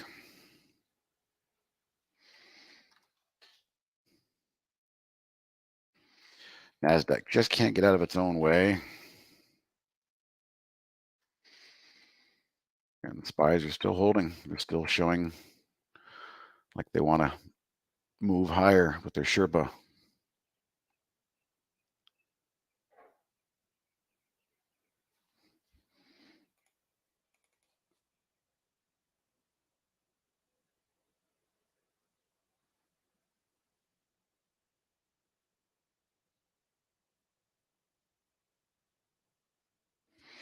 All right, got some questions all caught up. Michael, are you worried about the insider selling on BBAI? No, I'm going to let the chart tell me the story. I don't know what the insider selling is. We can take a look here. Is there any? Do we even have? I don't think do we even have a data point on that. Inside held by insiders. Show column.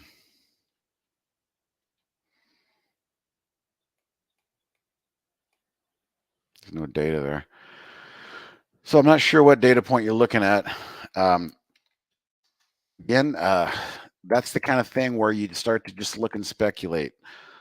On the downside, it's been going lower. On the good side, it held its 200-day moving average. Zooming's a little wonky here. Hold on. There we go. Right there. It held its 200-day moving average. So bigger picture, it's trying to build a base. It's a pretty solid rounded 200. So yeah, there's risk down here to 210 probably. But, you know, I'm going to let the chart tell me the story. That's really what I've been trying to remind people a lot over the last year. We all have ideas about the business model or the insiders or even a tip. Even worse, somebody gives you a tip because they know somebody.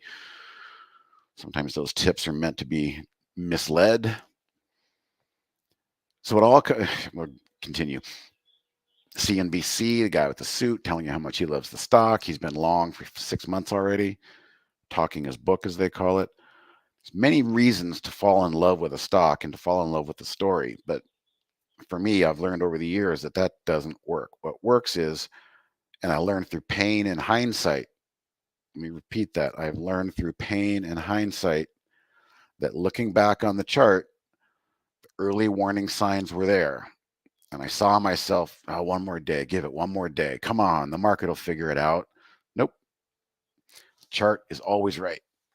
And so you've got to have the chart confirm the story.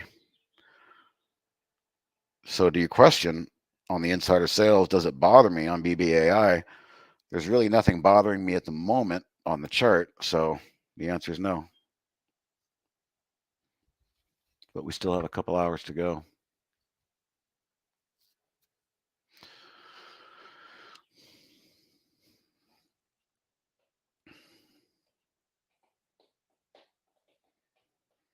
I'm actually buying, I'm on the bid here on the warrants at 26 cents, buying some more BBAI warrants. All right, so I got an official closing candle below the rising 10. I'm not happy about that, but let's just see what happens. I'm not getting out.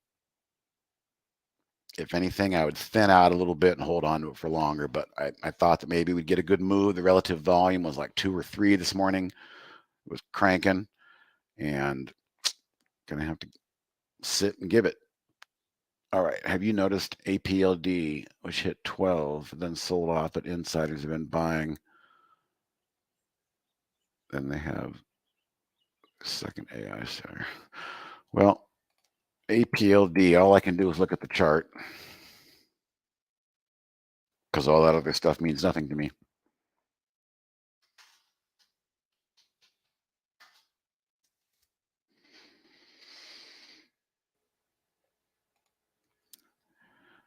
So intraday and yesterday, it's holding a nice range.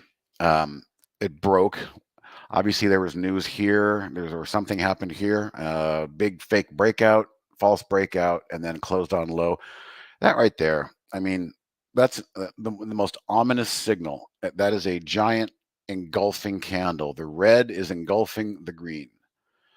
So when you see that, there's usually going to be a few days of pain following something like that. And there was. However, it found support just above the rising 50. We'll take a look here with the Anchored VWAP in a second. But you've got this headwind right there, which is right back where it kind of started from, the equilibrium of this entire price move the last 2 months. So let's look at the Anchored VWAP and see what the consensus feels like. These are all the people that are long this stock from the break. We use the gap. All right, so this tells us that there was a bit of a slip yesterday. Everybody that's been long this stock since that breakaway gap, APLD back here, yesterday they felt a little underwater, especially after that engulfing candle, but nice recovery today. So it's back in the game. And it really wasn't that much of a breach. It was a small close 2 days ago, and then a nice green candle back up to tucked up underneath it yesterday. Now confirmed it's moved through it. So this is a sentiment indicator that says basically the volume weighted average price of everybody that's been participating from the beginning of this gap, they feel more comfortable again. That's the easiest way I can put that.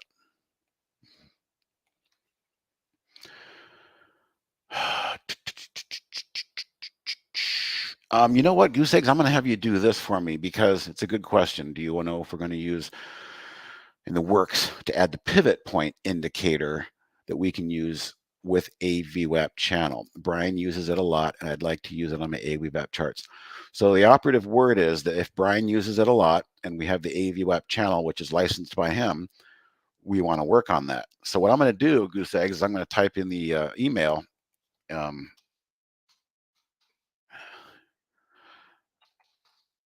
I'm also going to ping him too. info@trade-ideas.com. Attention, Michael. Okay. Send that concept and that detail to that web address, attention, Michael. And he's the one that works directly with Brian. And I'll actually ping him right now and see if he's even thought about it, just to get a good reply and see what's going on here. Let's see. We'll just copy and paste what you wrote there. Still, you want to follow up on that. So it's like sitting there.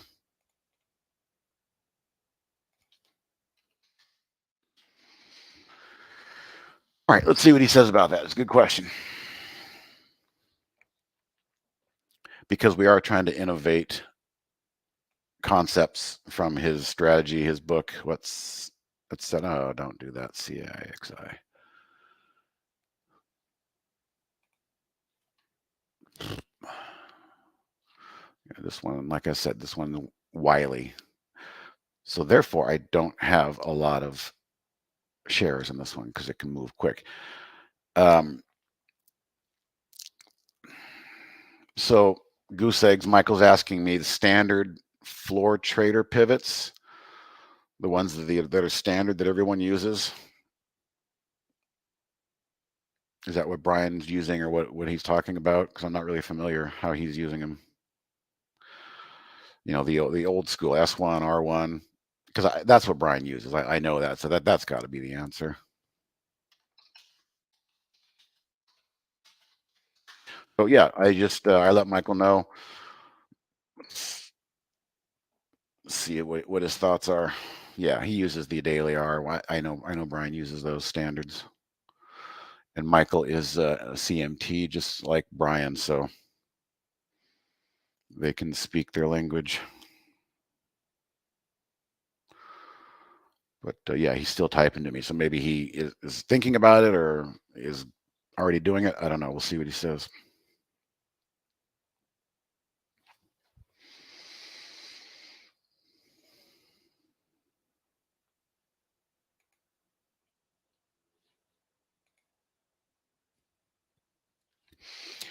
All right, Riot, this thing. So what I'm going to do here is I'm going to manage my trade. I'm going to alert myself if we take out that 5-day SMA. They'll likely, I'm going to take it right there to those wicks because they being the computers, the algos, likely might want to run the stops down there.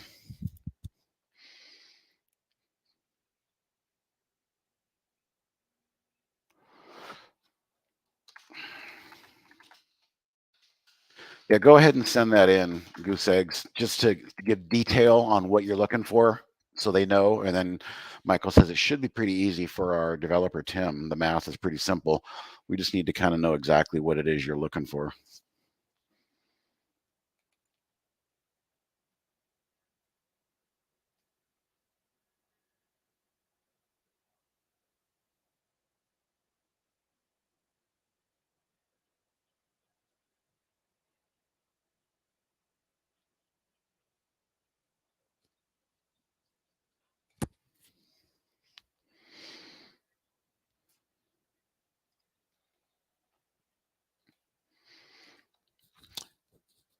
Hey, Patrick, what's up? Give me a second, Patrick. I'll be right back. I gotta ask somebody something.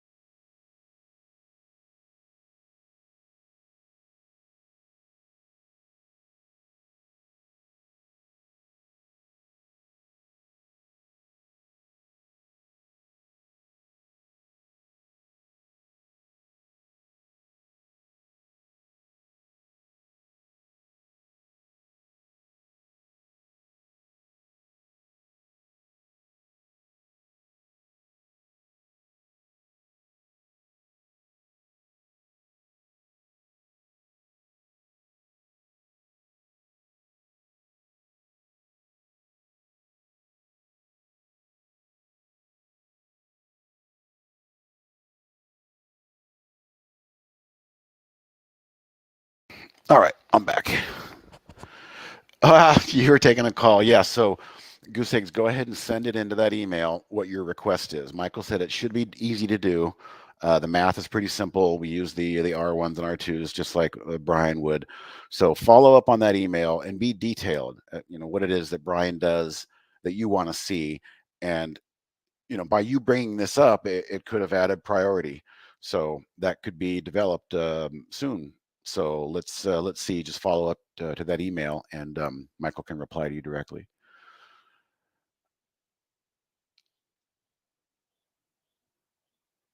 Okay, Patrick, what's up? Gold. Yeah, so I was thinking about gold and silver this morning. Couple things come to mind. The UUP stuck up here at the 200-day again. All right, the 200-day moving average, but I just don't like the way it's doing it. Boom, boom, boom. It's just like a little cup in hand. It's just looking for a reason to just screw everybody on the dollar. I don't trust it. I don't trust Powell. I don't trust the cabal. I don't trust anything right now. So I'm staying away from the whole gold and silver play. It's just too much overnight risk. Now, when we look at the ETFs, I'll just throw the ETF in there. Silver, it's trying to hold the 200-day. Really nice reversal candle today. This very well could be the candle you look back on and say, oh my God, that was the low. But you know what? There's all this overhead resistance, all the uncertainty. But, you know, there are certain times in certain sectors where I just throw them away. And Bitcoin is about to become one of them, Michael. I don't like any of them right now. They're all pissing me off. I mean, again, this is like what I was saying earlier. Does the chart confirm the story? And I can't really get, except for Mara. I think Mara has done pretty well. Somebody let me know if there's some other miners out there that have. Mara is even a miner. They've had a decent run. Yeah, mining. But that's why I'm playing Riot, because I've watched Mara break out, and all I do is I watch Riot just kind of spit in my face and deny the story. So it keeps telling me 1, 2, 3, 4, 5 rejection days here. This thing better bounce off this 5-day moving average, or I'm cutting it today, and I'm going to add the Bitcoin miners to my shit list, which currently gold and silver are on, as I was just explaining to Patrick. So it very well could be a bottom in gold. Like I said, Patrick, you could look back and go, whoa, that was it. I mean, there's all the signs are technically pointing to where this could be an area in the sand that they do defend. But I see all that overhead resistance, and I've been burned so many times over the last 2 years with central bank policy and just all the bull crap. I've decided to just not touch that sector right now. And the miner is driving me crazy. You know what drives you crazy is when you keep trying to, pick a spot in AG for a big bounce and then just kind of getting paper cut, and I'm done. Which means the fact that I'm done means it's probably exercised all the bad evil spirits and it is ready to bounce. But I'm not. I just can't do it. It's probably even diverging on the bottom, but I'm just not interested. All right. So to answer your question, Michael, the chart is telling me that Mara is the best looking miner going on at the moment. That would be my response there.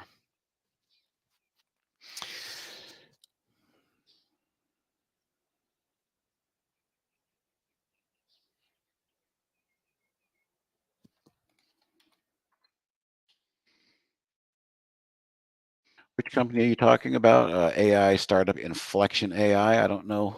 They're a startup, huh? So they've raised some capital. Yeah, I think the AI very well could just seriously be like as big as the internet was in the late 90s. Michael, bullish option flow in Dish. Let's see what the Dish chart looks like. Got a nice bounce off the bottom here at 6, but I see a rejection at the moment. Let's look at technically here, some things to appreciate. You can appreciate the 5-day moving average. You can appreciate the 10 SMA grinding this thing higher, spiking up into the 50-day SMA. So these are all key waypoints that are just kind of showing you that the story. Now, if we zoom in, we've broken the 10 SMA here. Maybe we'll hold. We need to regain it, but this little curling over, now it's under pressure after 2.5 days of good run. Looking left, as Barry says, it ran right smack into the declining 50. If it closes looking like this, it looks like a rejection. If it turns around and closes back on highs near $7 with good volume and a high closes on highs with a green candle, that's an extremely bullish shot across the bow to all the sellers out there. So you hit me with a lot of questions about, insider selling and fundies and options. And all I do is look at the chart and it just kind of tells me what the flavor is.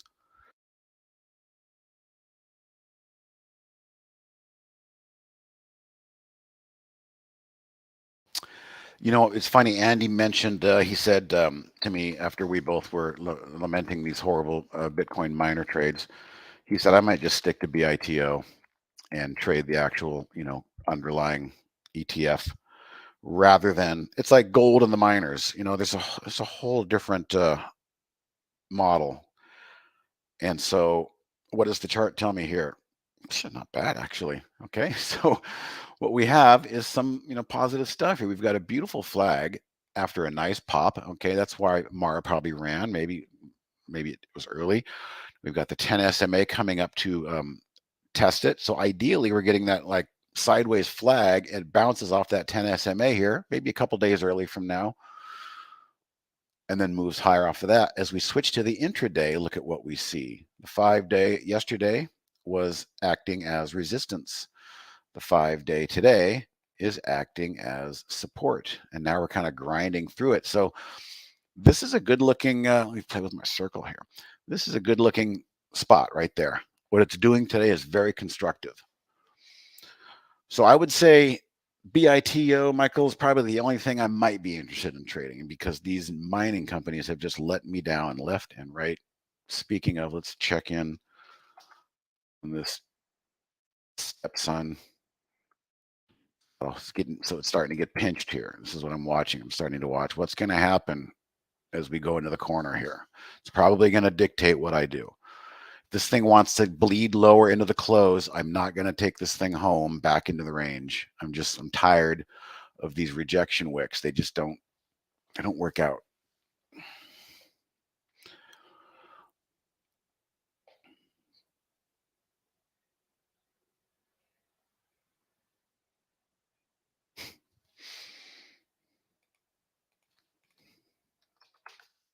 And it's a nice bounce off of a bottom. I bet you anything that's a nice diverging bottom. Let's look. Oh, it sure is, right? Making higher lows as the stock was just kind of shuffling down there sideways. That was showing kind of pent up reversal demand.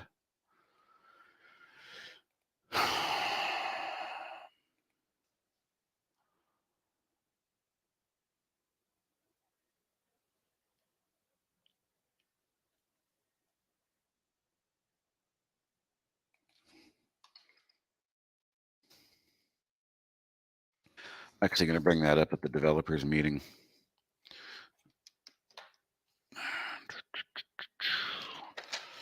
Time for a new notepad.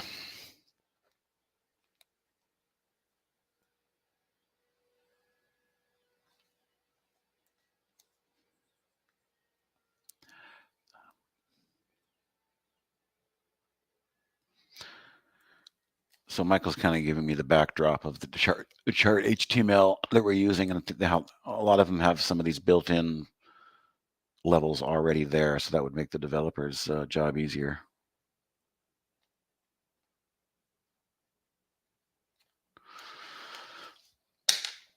All right.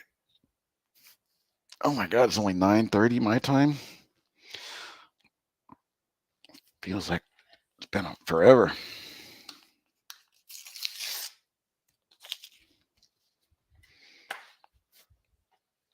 This morning has gone by slow.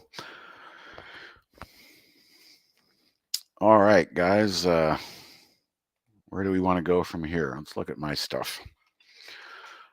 Heavy and BBAI need this thing to hold on and grind into the close. BEAT is just a long-term position trade. It's going to have to work itself out. Again, there's a pinch going on here, so I'm not going to talk myself into the story. If this thing wants to break down below that 50 and break down from that pinch, I will get out. I'm not going to sit here and talk myself into the fact that the market's missing something that maybe I'm not. Oh, I was talking about there's a new indicator that somebody was asking for, Michael, regarding using R1 and S1 with the Anchored VWAP. Technical stuff.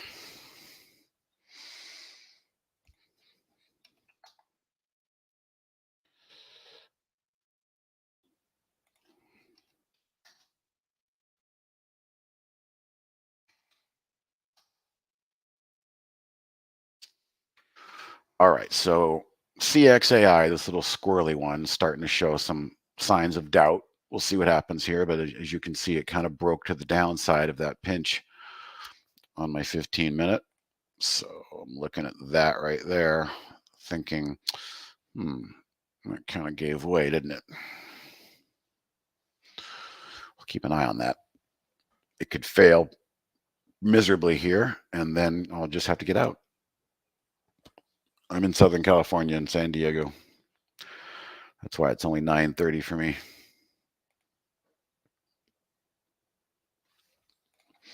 And he's lamenting BlackBerry. Analyst came out and said something.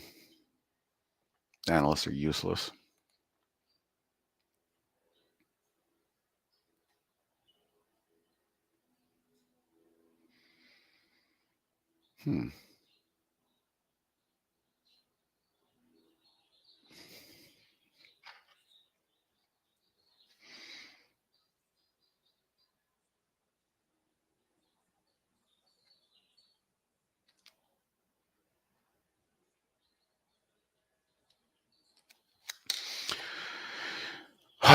Joby, I saw that name. Where did I see that name? I saw that somewhere. It's probably yesterday.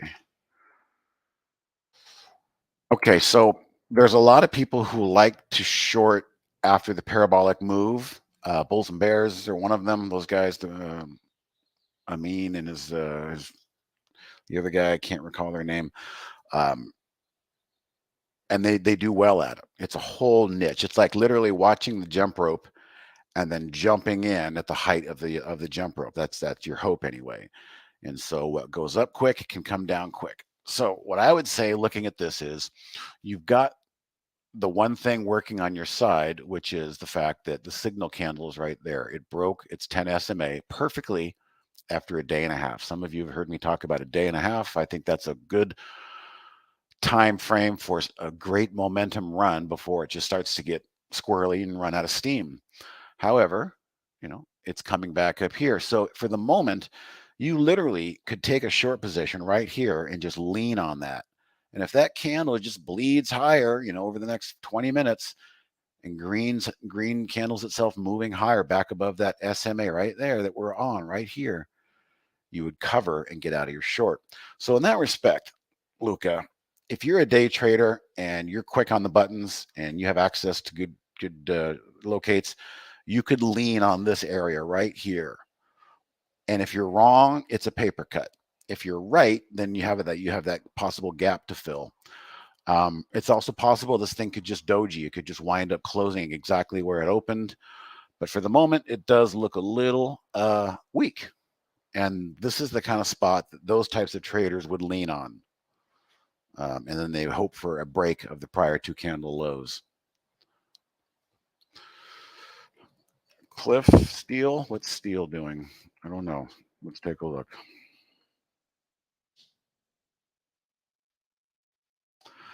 It's a fighter. It's looking good. Let's also look at X, the main component, US Steel. Okay, so Michael, we look at X. We've got 1, 2, 3 days above the 200-day. The chart is now confirming the story that steel might be back in play. We're back above all our moving averages. And the big one here was, of course, there's a bit of a fight, right? That's what you want to see. You want to see resistance at the 200, pull back, build a higher low, re-challenge it, take it, hold it. So the X is saying steel might be in play. Therefore, CLF is still a bit early. And I say that because there's the challenge back here of the 200-day, and then it pulled back, found its 20-day SMA, held its 10 SMA, and now it's fighting right here. So, and then we move to the intraday. It's actually moving through. I would say CLF, based on what ex-US Steel is doing, if it wants to follow suit, it looks like it could try and do something. Doesn't look bad.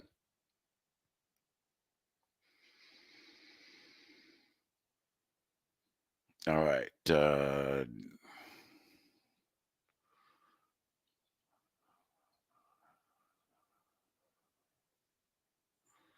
Mike's play on Dish. I hate when I do that.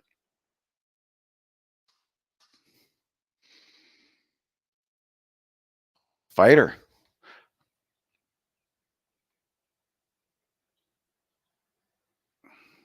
If it can't, get anything going, I would say 640 is an interesting level. But as I speak in the moment, look, it's regained. It's 10 intraday moving average. That can be done. Oh, TGB. No, I got out of that. I got really frustrated with that. And this is a perfect example, Patrick. Perfect example. I got caught up in the story, and I'm sure you've heard about it too. Oh, copper demand, copper. People see copper, and I said, "Oh, copper. Oh, well, TGB." So I looked at it back here, and it was all mired and jumbled up in its moving averages. And I thought, "Oh, maybe I'll be early," and then it broke, and then I'll just buy a little bit more and lean into it. And then yesterday, I said to myself, "Steve, is the chart confirming the story here? As this thing just breaks and gaps down?" No. So I took a loss. Not in it. Let it go. I've got it. I've got to practice what I preach, Sometimes if you hold yourself accountable, like when Andy and I used to trade, like in front of people, everything, and they were trying to kind of mirror our trades. This is 10, 12 years ago on a service we had. It was something to remind yourself that I really need to adhere to my rules because people are watching. And so it kind of holds yourself accountable.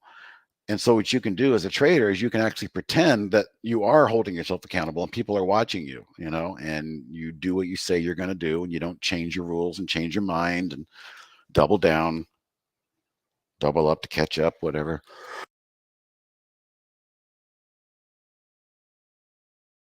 Yeah, I just don't like, Patrick, the fact that it just can't get back above its moving averages. And I kick myself for like getting into it because of what people thought, not because of why I liked it. I thought, oh yeah, I'll be early. I'll be right. Nope. See, at 25 years and I still do stupid things.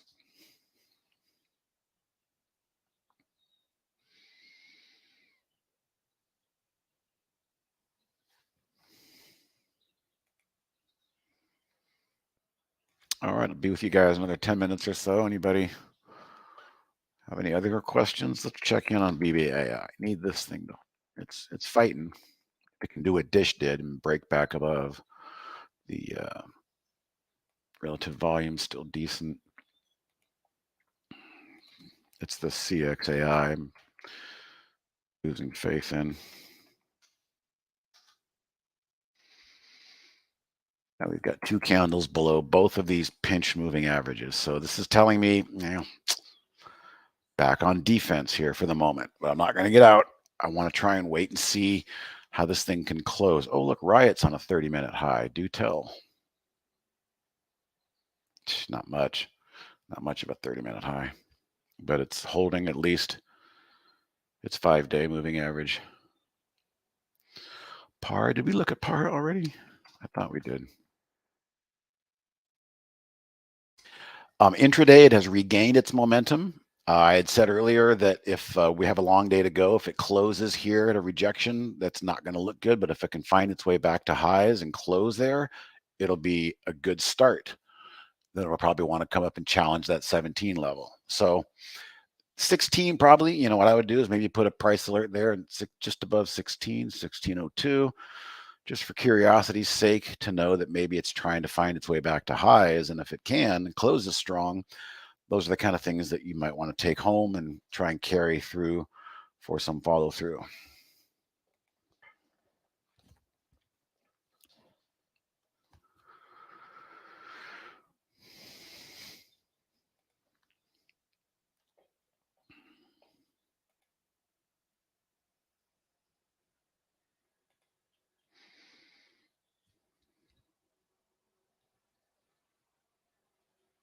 Carvana has been on fire lately.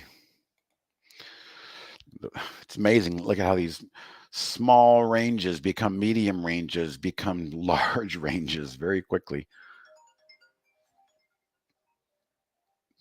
Hang on one second, guys.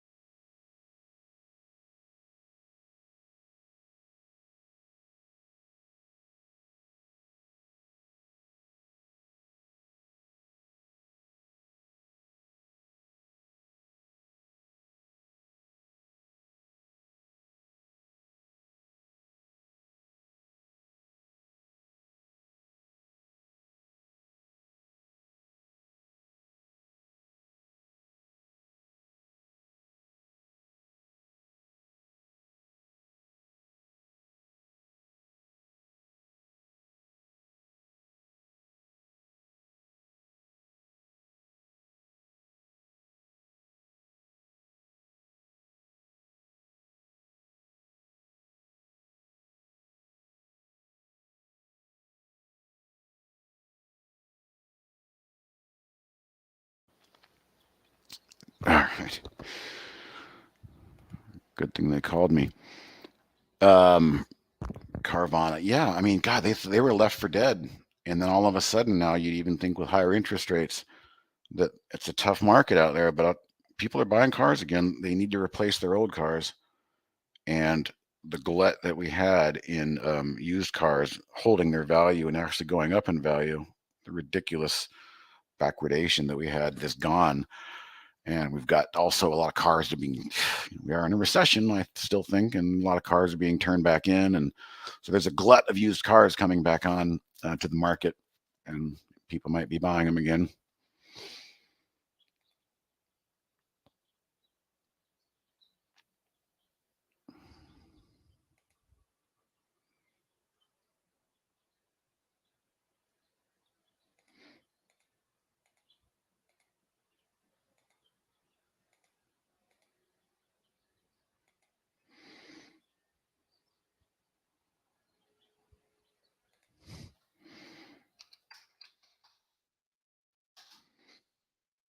All right, let's see. Got a few more minutes with you guys.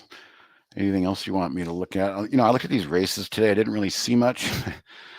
It's early morning explosion, just gave it away. Top can't hold that that level there. OSTK. Oh, that one was rather bright. It held the moving averages. That's probably the top ones. Oh, Andy's calling out Riven. He's been liking Riven lately, but it's just ranging back and forth. Ranging like the limited range. Oh, I'm going to type that in. Ranging like the limited range that dumb truck gives you. Ha ha.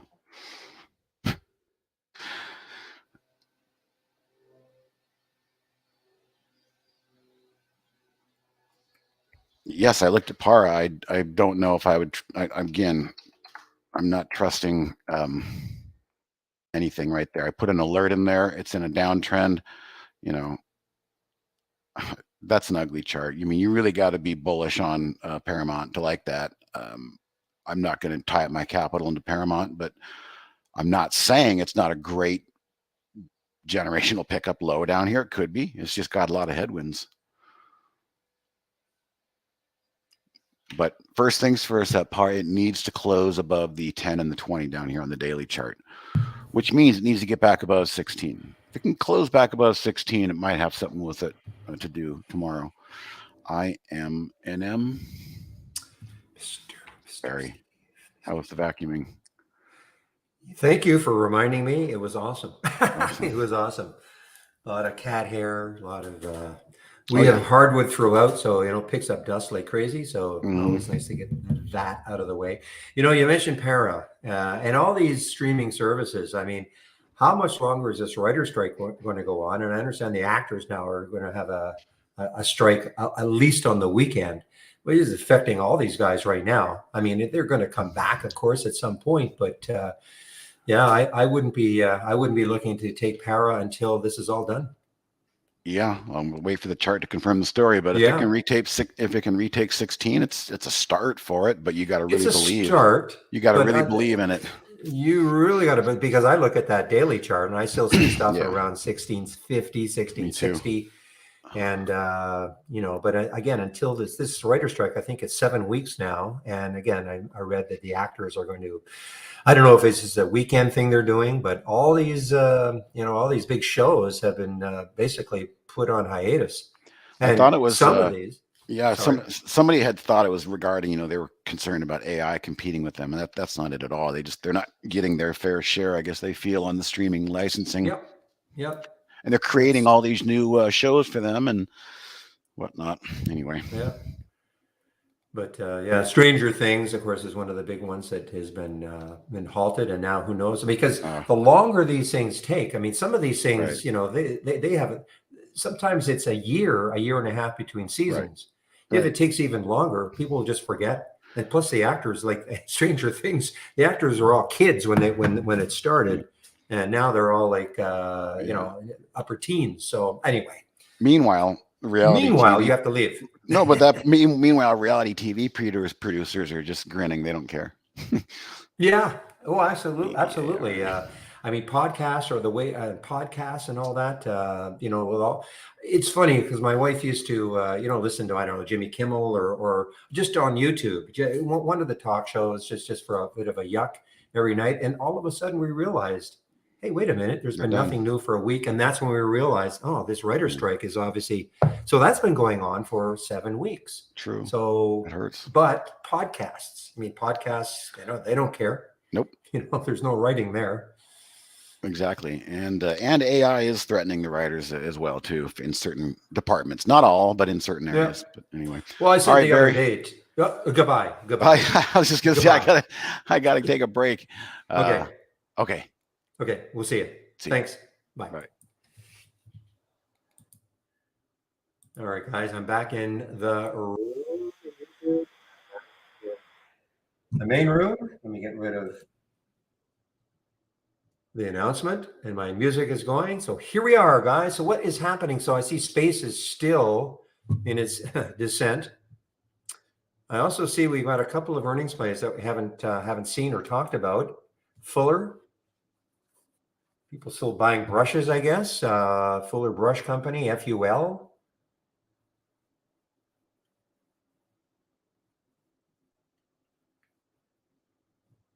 And we have another earnings play I don't think we've talked about is WOR.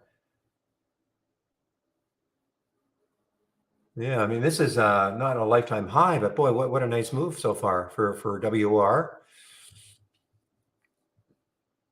You know, it's not a big float. 30 million in the float for a $70 stock. That is a very low float. That would scare me, you know, because what's the spread like right now? I mean, it's not terrible. I mean, it's 70, 51, 70, 75. So it's a 24-cent spread, but it would scare me with that float and that price that, you know, all of a sudden you could have an easy one or two down move. I mean, that's where the, you know, the low float goes, it hurts you.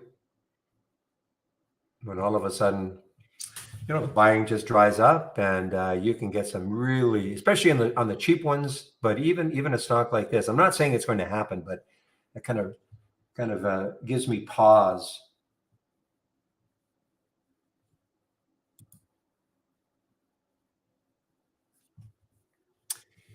CVNA, a little turn higher. Let's take a look at Carvana. Certainly was ripping in the pre-market. I know it had a pretty big pullback. I would say a huge pullback. It actually went negative. Oh my gosh. So almost 30 down to 26. So a $4 drop from the high in the pre-market to the low here. So yeah, it is trying to come back a bit.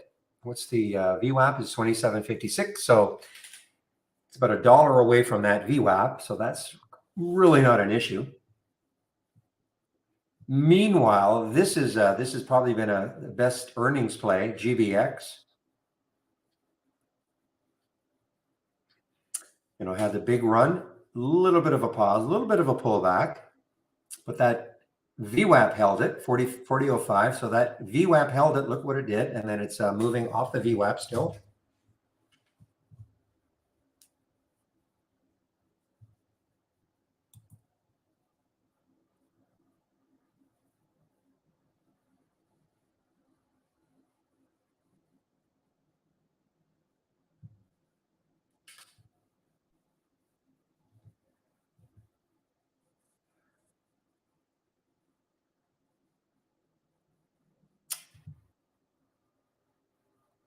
Okay, we have a halt.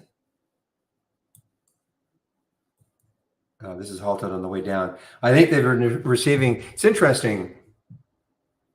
They received a second NASDAQ non-compliant. So obviously, it is not just about having a stock price over $1. Related to is a failure to file its Form 10Q.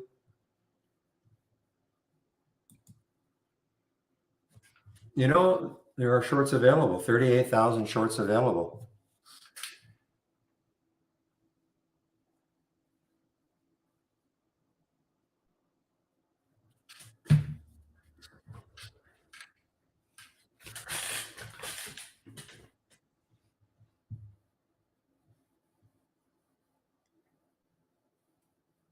Now, just before I took my break, I was talking about Micron and see what it's doing right now, MU.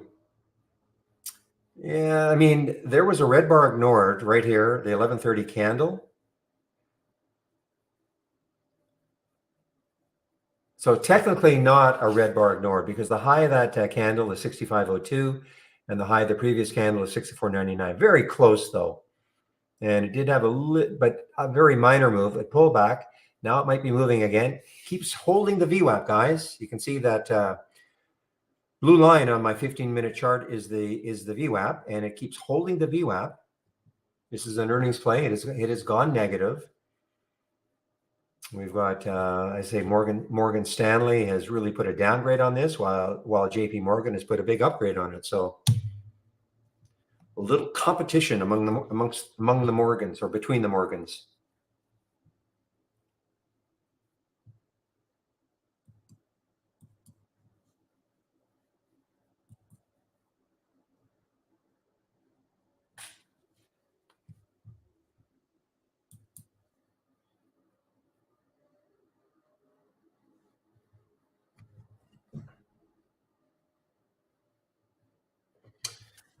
Yeah, look at this OPK. I think, didn't they have some kind of a deal with was it Lilly or Pfizer?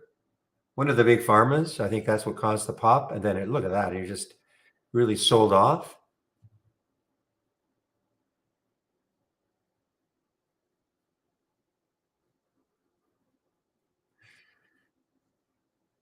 So this is a definitely, to me anyway, a very different day from yesterday. It's more like the Tuesday. No, Monday. Tuesday was a fabulous day in terms of trend. I mean, the trend isn't bad here, but I'm just not finding, other than a few stocks like JBX, obviously one of them, but some of the things that I'm following, I'm just not seeing a great trend, either short or long. This still has some room. GBX still has some room, 44. So it has about $2 to the next high on the weekly chart.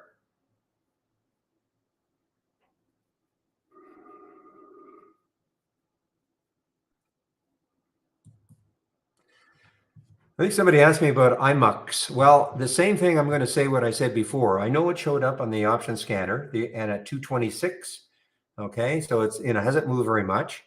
The big deal though is to get through. I mean, well, if it can get through 243, let me just tick a price alert there just in case it does happen today. Then when you look left, you've got something 317, and then of course the huge fantasy area way up here around 10. But first things first, get through 240. And then maybe it has a bit of a shot to get, close to the 3 level for IMUX, IMUX.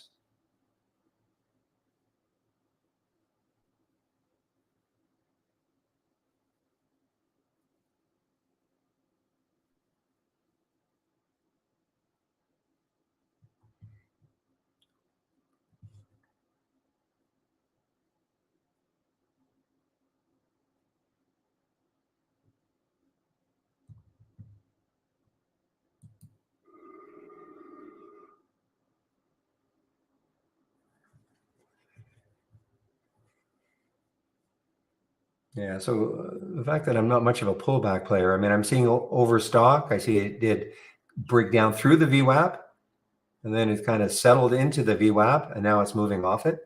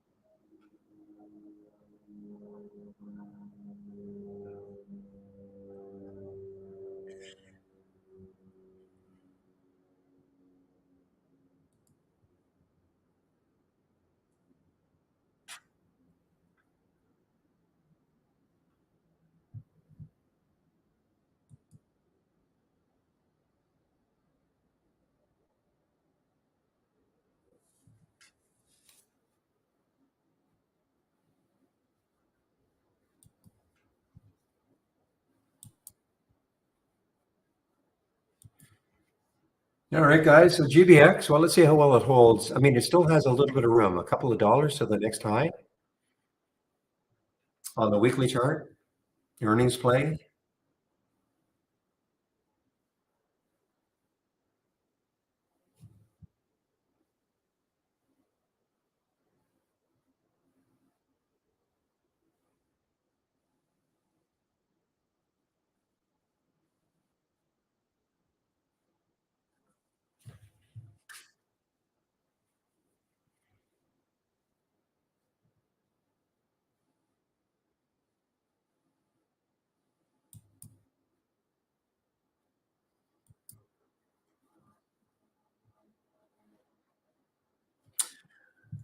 Oh, okay, guys. This IMBIL. Oh, it got. No, I was always going to short it. I was always going to short this, thinking it will probably get under a dollar. It still could get under a dollar, maybe not today, but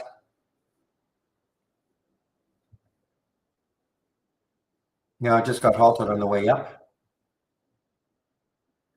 Again, second receipt of NASDAQ failure to comply, failing to file some form.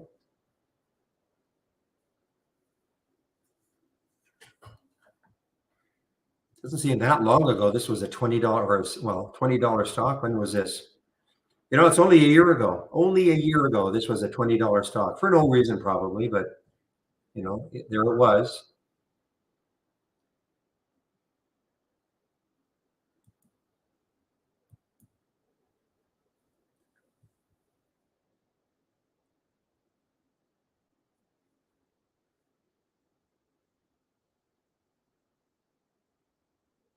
Yeah, Carvana actually looks weaker now underneath that whole number, 26, underneath the whole number.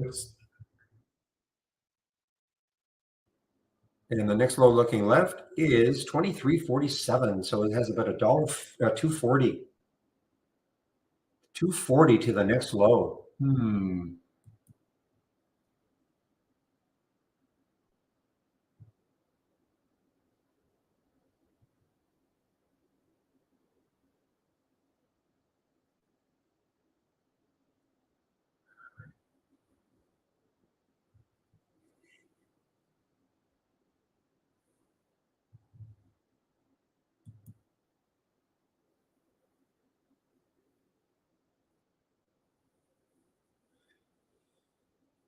That's the second notice, William. Unless there was, unless the other notice was for something different. But yeah, that's the second notice, failure to comply for IMBL.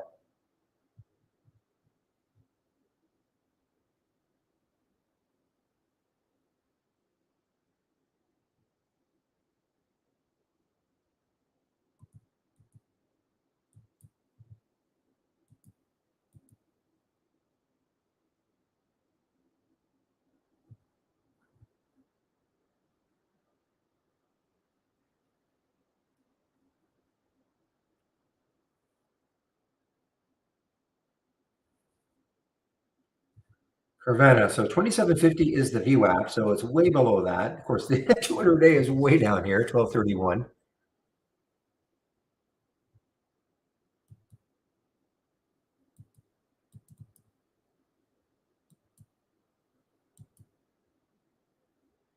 All right, Carvana moving down now, guys. Carvana moving down. CVNA.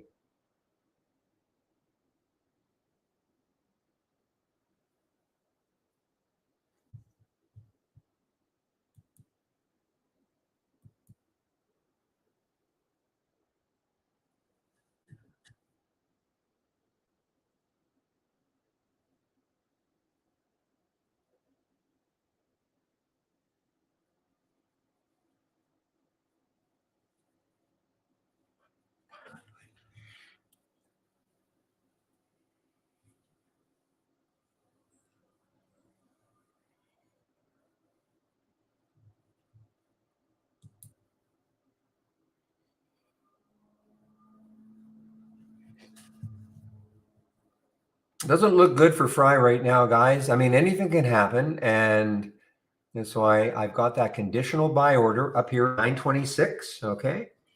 So anything can happen. I'm not sure it really needs the market on its side, but can't hurt. So right now the market is putting in another fairly big 15-minute candle.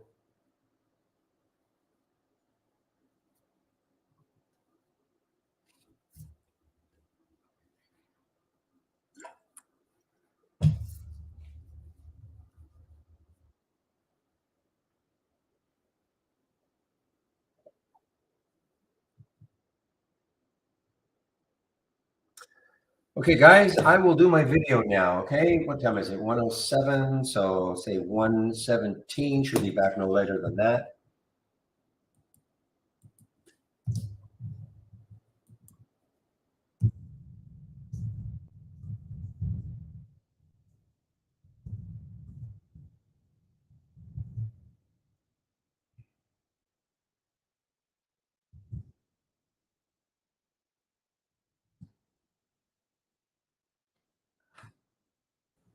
Here we go.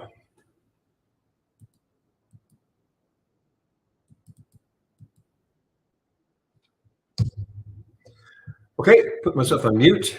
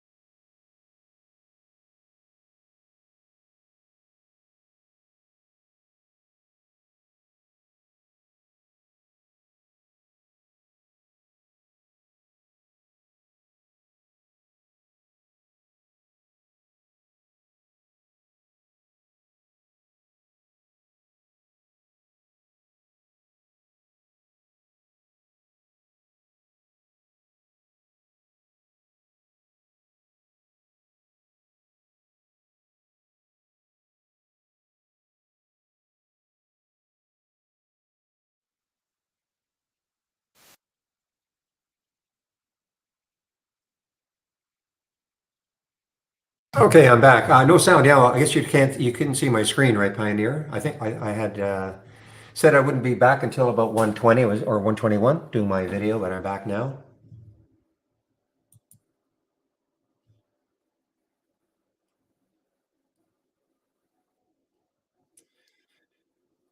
So right now,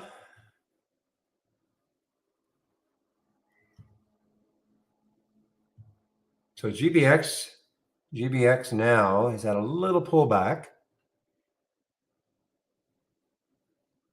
Let's see if we can get close to the VWAP 40. Well, I understand if you guys are in it, but if you're not in it, let's see if it can get close to the VWAP, which is about $1.20 away, $1.30 away. It may not happen.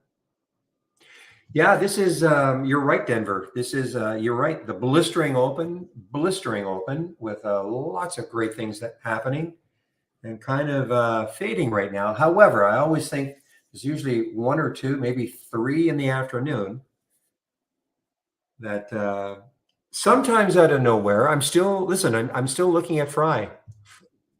I'm still looking at Fry. Okay. Oops. And it is not. Come on. FREY. Here we go.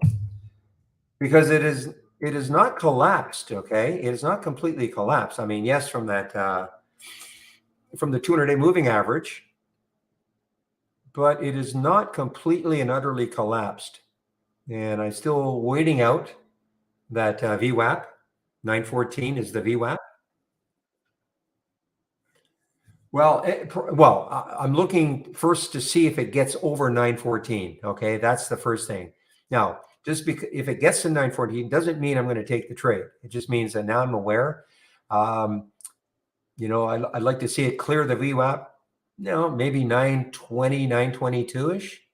Want to see it clear it by enough, and then see if it can take a run at the high of the day, and maybe could still get stuck at that 200-day moving average, but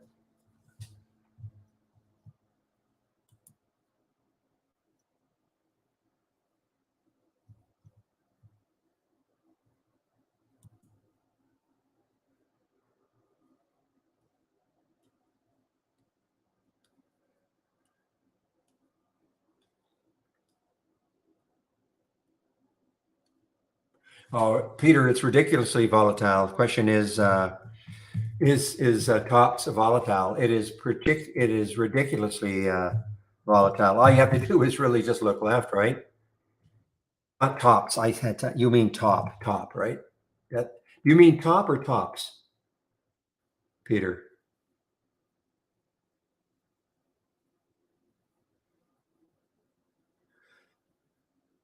I haven't seen top. Top was active earlier today. So did you mean tops or top? Talking to Peter in our YouTube room.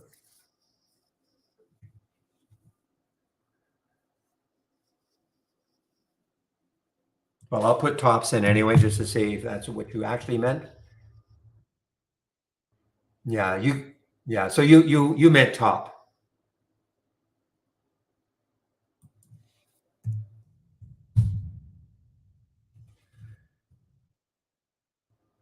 So yeah, I mean it's incredibly volatile. The very low float China stock. I mean, remember this one got up to $260. That's okay. I figured you meant that, Peter. Got up to $260 about 2 months ago for no reason. This is all no reason. So for whatever reason, maybe some newsletter decided to pump it today, but it is ridiculously volatile. The only way I would take this, believe it or not, just as I say for chuckles, is maybe if it takes out the high of the day later on, that can get some traders interested. Let me back the daily chart out though. Let's see what could happen even if it did that. Yeah, so the next high would be 1030. So if it could get over 9, then the next high would be 1030. But that is, not saying much. I mean, it's going to have to really get some volume to come in.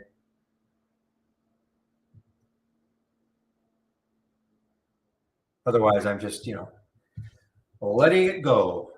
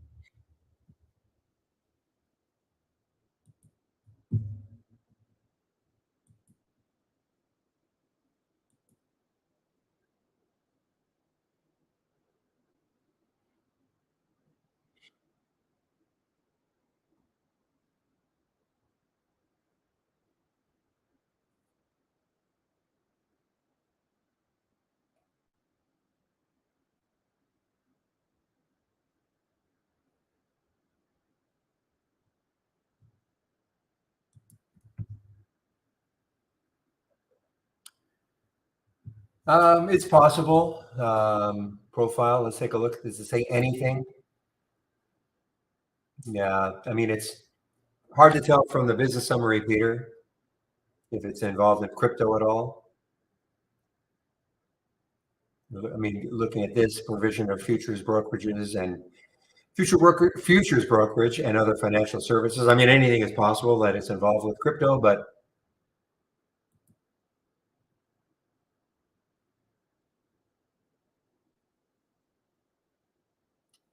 and remember, I mean, this got halted for several days too.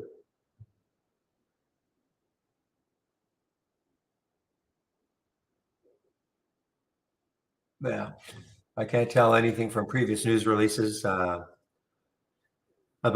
if it is or if it is not involved with crypto.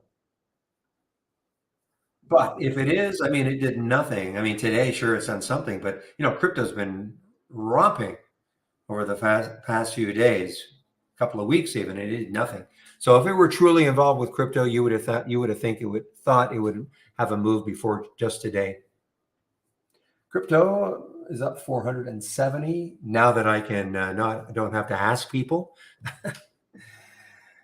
Who told me about that in Interactive Brokers, just having the Bitcoin price up there? Was that you, Denver? Thank you, Denver. Credit where credit is due.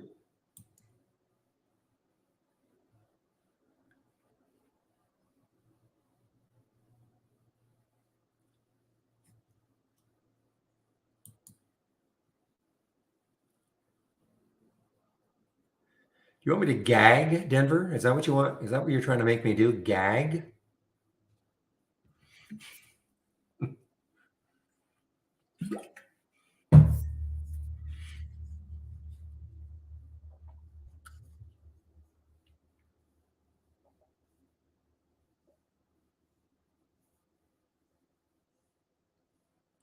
Is that guy still doing that?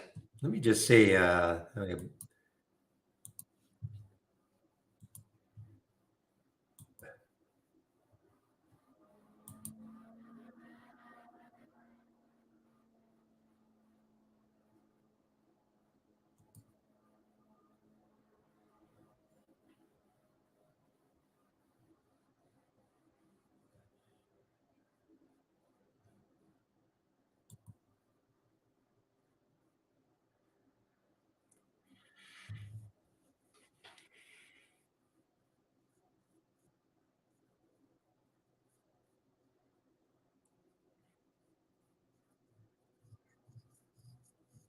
naked and afraid. Okay.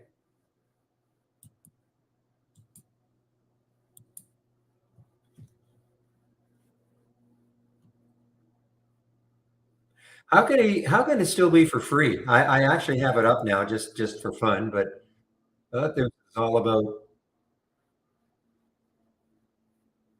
developing this website, and I mean that's been free for about a year now, it seems.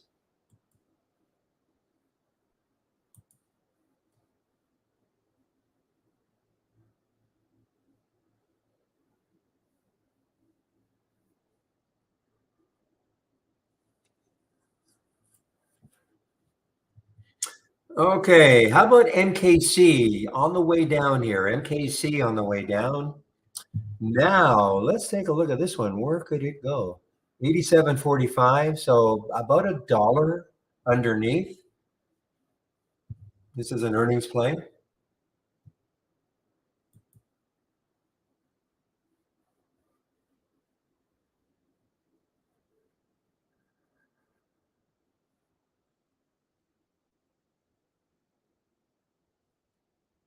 Yeah, maybe I should do that. But does he post it? I'm on the site. I mean, is it posted? It's a good looking site actually. You're talking about Trading Terminal, right?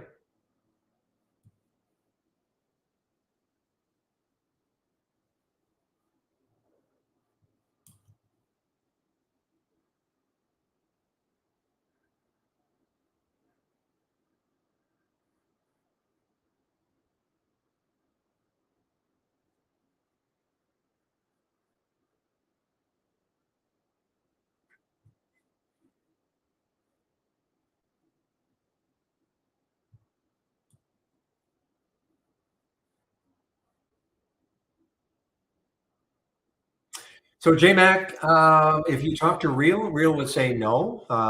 He would say that most traders only look at the so-called when the market opens at 9:30 to 4. Um, I don't.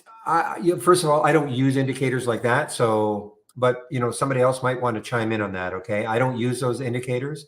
Though I think Hall said that a lot of traders will have the VWAP in the pre-market. I know I do. I like having the pre-market data. Okay, I like to have it on my screen all the time. So I can't really tell you whether or not it's a good thing or a bad thing. I like to have it pre-market, but Real would say that most traders don't. Not that they don't like it, but well, maybe that's it. They don't like it. So for SMAs and things like that.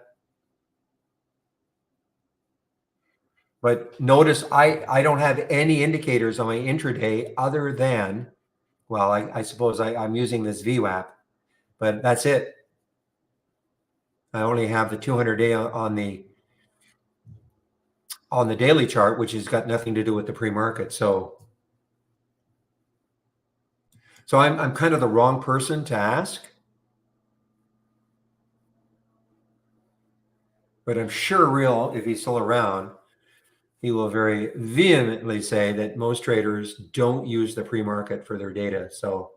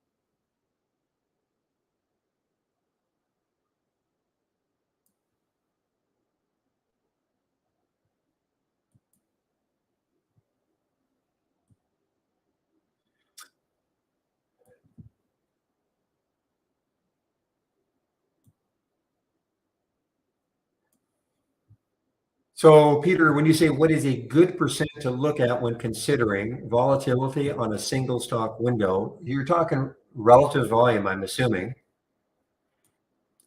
It's not so much on the single stock window, but my scans now they're different. I mean, in this particular scan, the 10-day daily breakout, I have a relative volume of 8. So I'm only going to get a few alerts a day, which is what I want. In the option plays, let's see what I do have, because I want a few more. I think minimum is 3. I have a relative volume of 3. Okay, so, and I think on this one I have 6. 6. So it all depends on the type of scan, but I would probably have no more than or no less than 3 as a relative volume to get you started.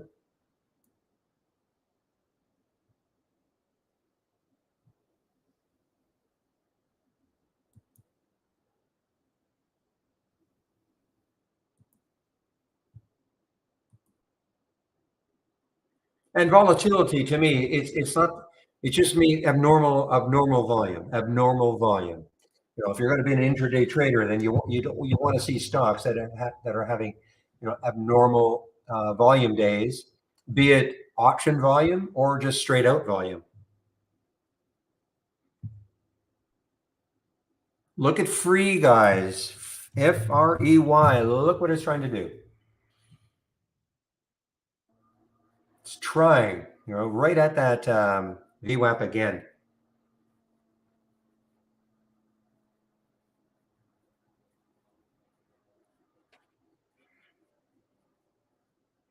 And remember, the relative volume changes all day long, because it's all based on what has happened volume wise on average.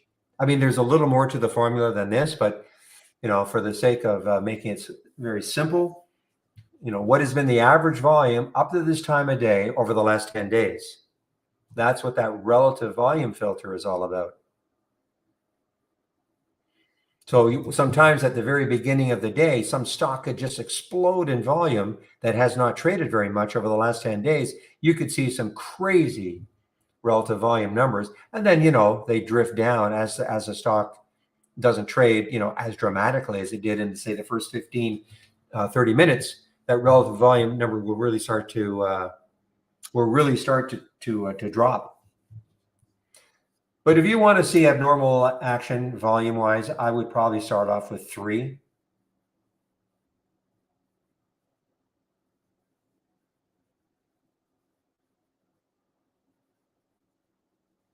And it's probably one of the more powerful filters that we've got, Peter. I don't know if it's completely proprietary or not, but it's probably one of the most powerful filters we've got. So I use it in conjunction with the option plays. So not only are these now typically, I mean, if a stock is having an abnormal option volume, typically, I mean, the volume itself, the not just option volume, but the volume itself will probably be abnormal also. I mean, I can't imagine a stock having like a 300 or 400% increase in average volume and not also having a big increase in volume.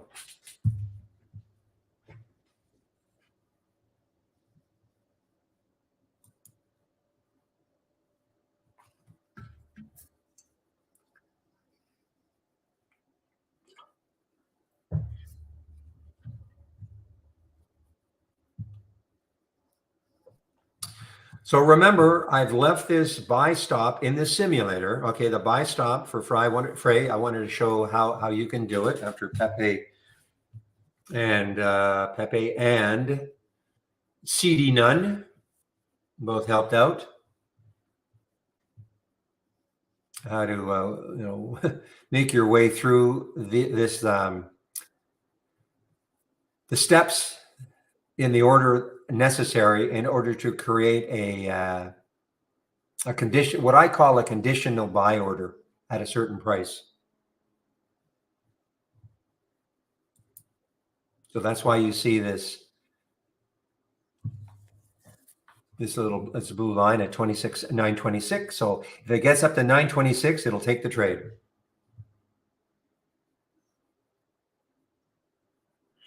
Yeah, I saw that this morning, Denver. Who makes aspartame? I mean, it's only been around for 100 years. I mean, I'm exaggerating, but it's been around forever.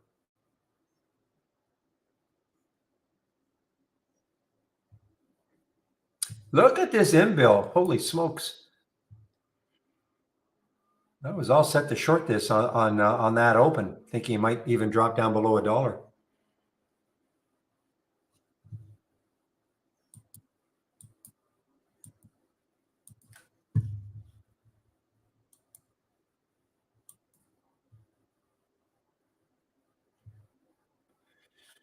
Exactly. It was the wondrous substitute for sugar.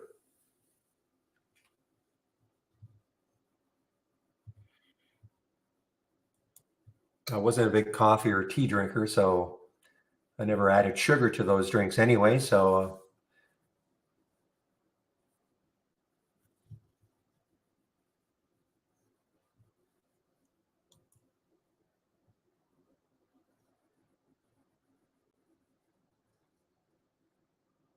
Pfizer owns the patent. Okay.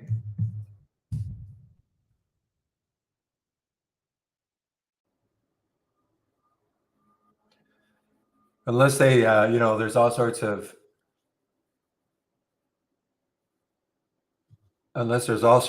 class action suits against Pfizer for saying, how come you allowed us to have aspartame for 40 years? I haven't looked at DWAC in a long time. And I don't know why this heading showed up when I was looking at Pfizer. But what did I see here?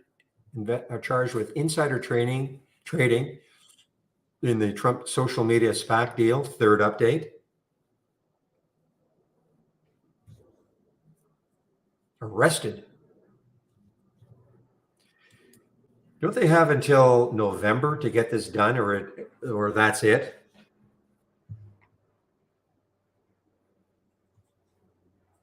They've had so many extensions.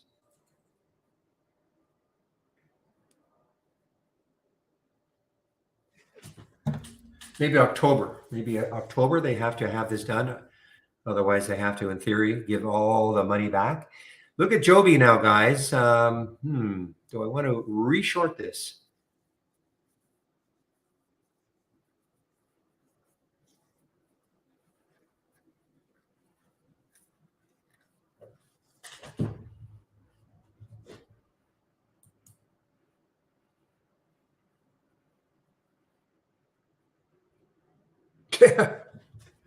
You're probably right, William, regarding maybe it's just because it's a reasonably high profile one. I don't know. In terms of the insider trading on the SPACs.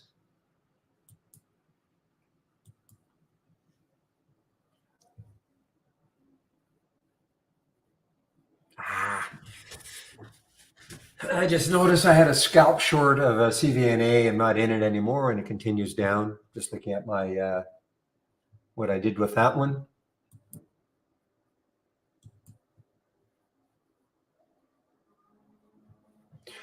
All right, RXT. Am I interested? No, not interested on the short. Why? Because I look left, and I just think that there could be too much in the way for it to keep moving down.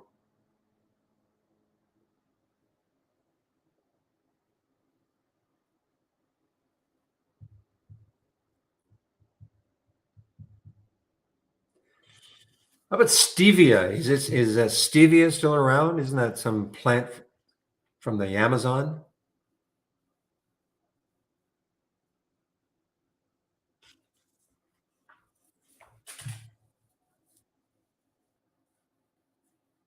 Oh, there it is, stevia. You just mentioned stevia. Sorry, I didn't see that. Honestly, I did not see that.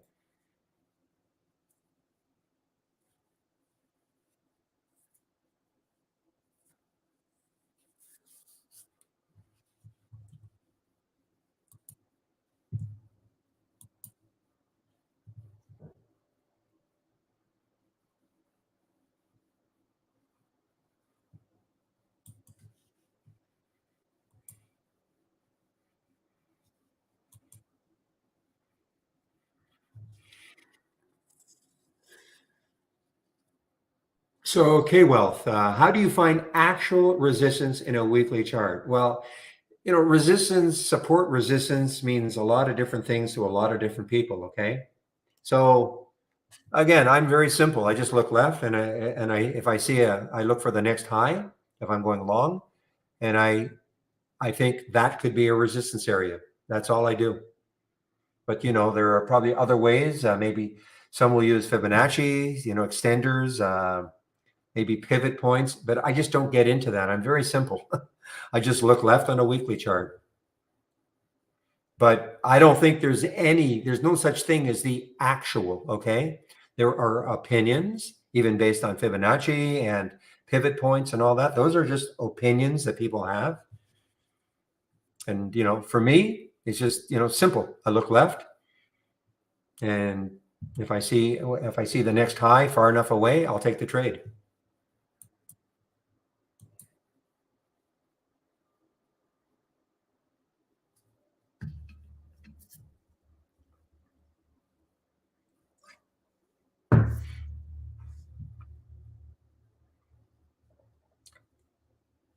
Now, I first look at the daily, though. I first look at the daily chart, and so that's why I looked at RXT. So, actually, it looked pretty interesting to me when I saw the price of 190 underneath 2. But when I look left on the daily chart, I see, there's 182, 181, 174. These are all lows looking left.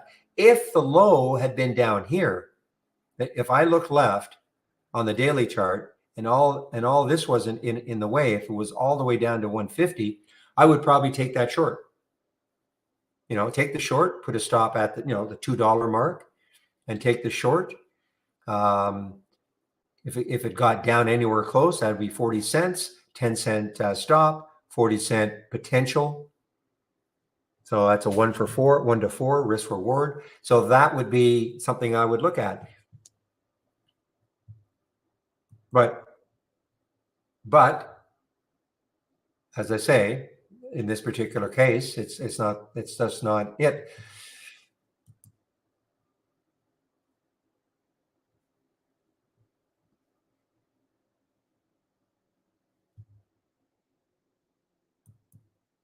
Well, it's not my opinion. Not sure. I don't quite understand your follow up there, K Wealth. All I do is look left.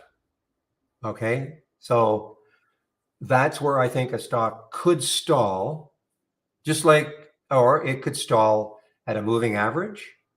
I mean, look at the Joby. I mean, the Joby was textbook. I'm sorry, the Joby, the Fray. The Fray was textbook.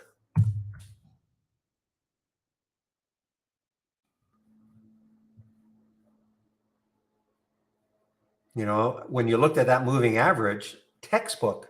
I mean, it got right to almost to the penny.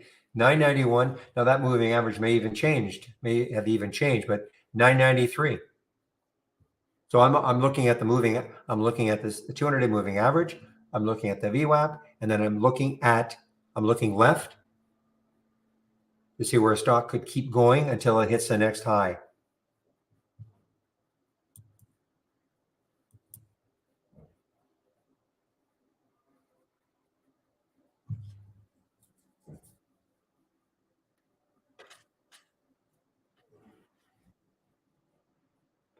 And right now, guys, nothing happening for me. Nothing. Just look at the Fray. I mean, the Fray is just kind of hanging around this area.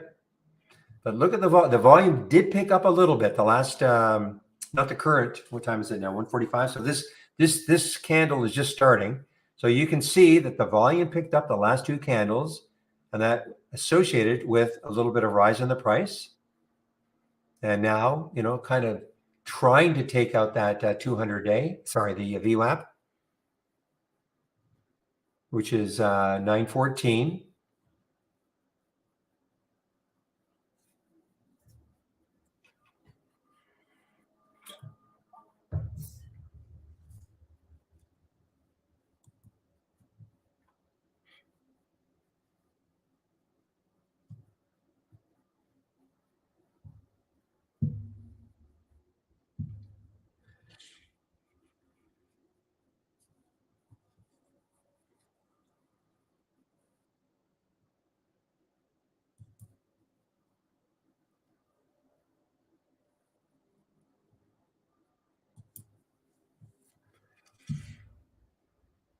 Yeah, it's a cross, but it's not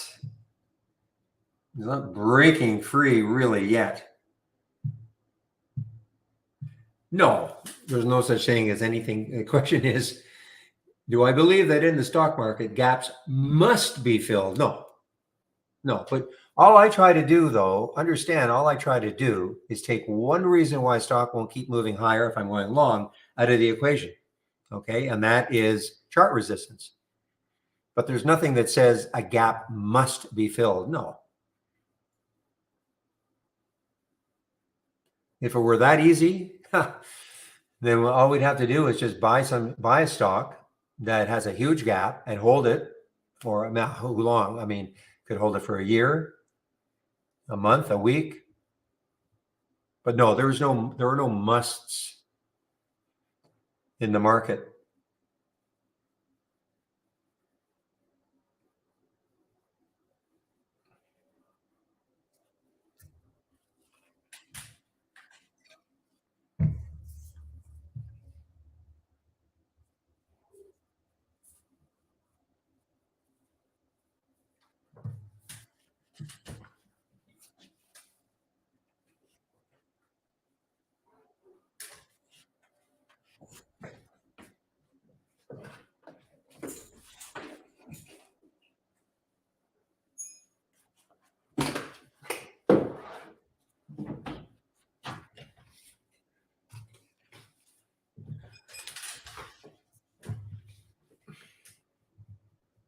Yeah, well, that's why the only problem with Joby, trying to figure out, a short. I mean, I did take a short, took a short in the simulator, took a short on my account, basically, broke even on the short on my account.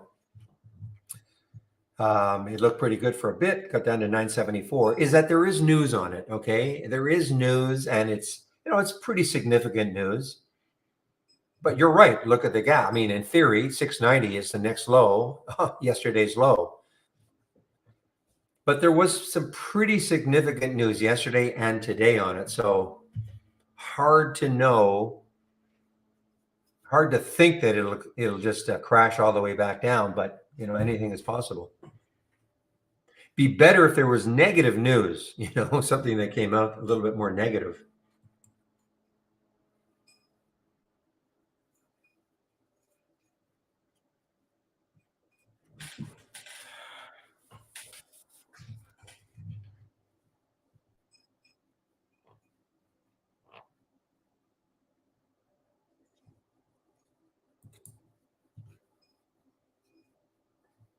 You talking the same stock? Joby is not a SPAC. Now, it may have been a SPAC. When did it start trading as Joby? So it might have been a SPAC. So it might have been a SPAC back here, but I mean, that's almost 2 years ago, August of 2021.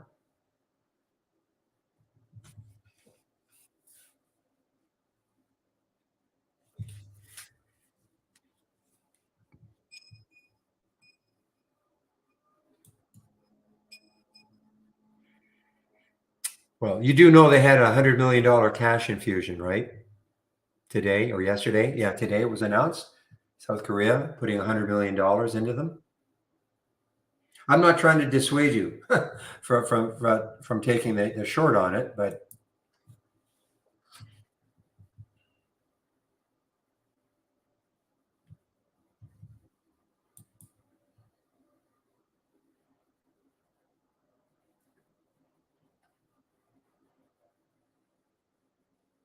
okay, guys, Foray is getting a little more interesting.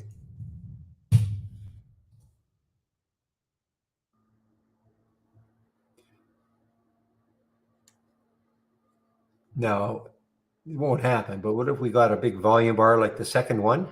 That's the 930 volume bar. So that was the 915. That was the 915. That's the biggest one of the day.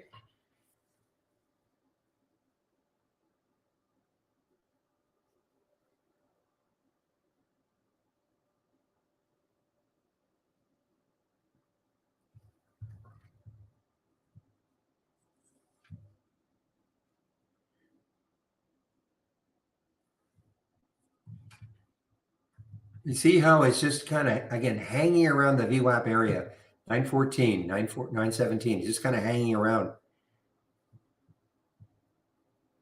I don't think we have 4-hour charts either, do we? Not really, no.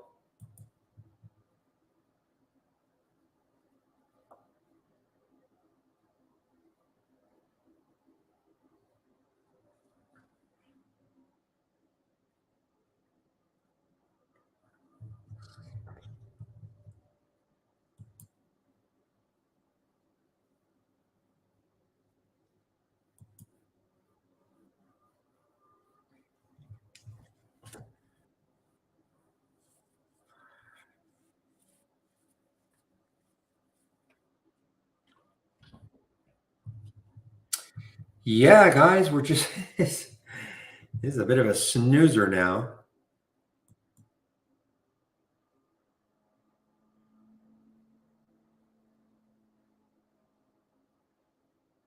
Could have taken this one. I didn't think there was enough room though, percentage wise, but yeah, I mean, MKC on the short.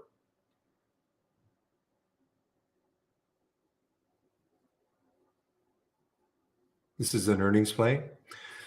So, guys, as I said yesterday, kind of new. We'll call it summer hours for the room. I'll be shutting down around 3 now instead of 3:15. Okay.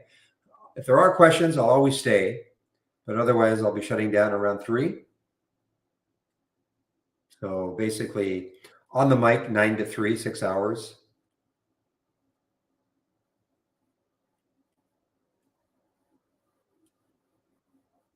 It's a test stock. Yeah. Is that showing up? Yeah, it's showing up. Every now and then that happens is ZX, ZZT, or a variation. It's some kind of a test stock. I think what I did was, I mean, there was one day or a couple of days in which we were inundated.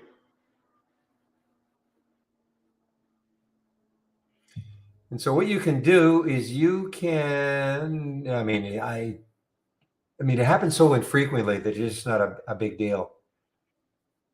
Where the heck is it? Well, anyway, you can create a symbol list, a watch list, and then you can put those stocks into. I don't know why it's not here. I thought I had something here. Oh, there we are. Excluded symbols. Okay.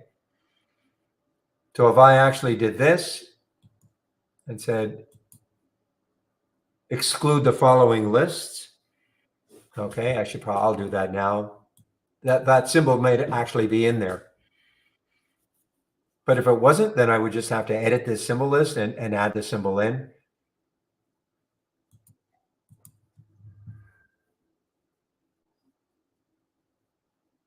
But it happens so infrequently that it's just not to me, it's just not a big deal.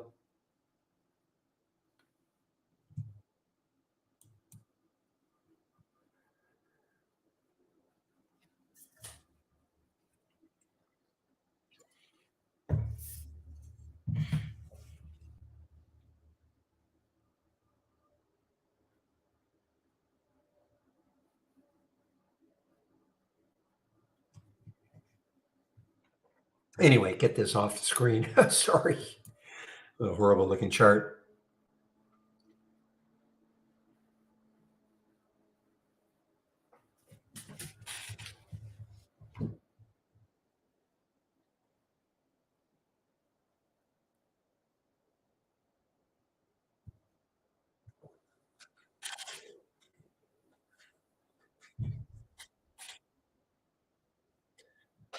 Oh, well, one reason I'm not getting any sounds.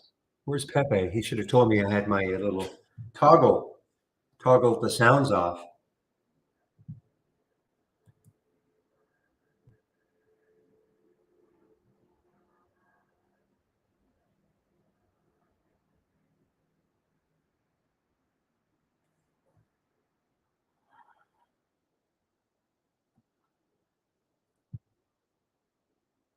Okay, let's take a look at MXL. Real and William were talking about fib projections.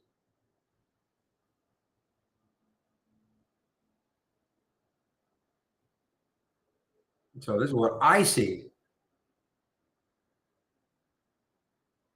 So the next high looking left is 31.35, and then I think this is probably that fib area 31.36. 31.30, 31.55 is right there. Right there. So that kind of corresponds to that fib projection.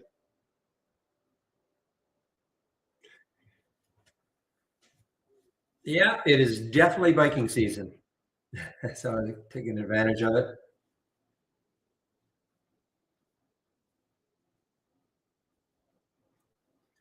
Okay, guys, Joby actually made a little move down now. Joby made a little move down, Joby.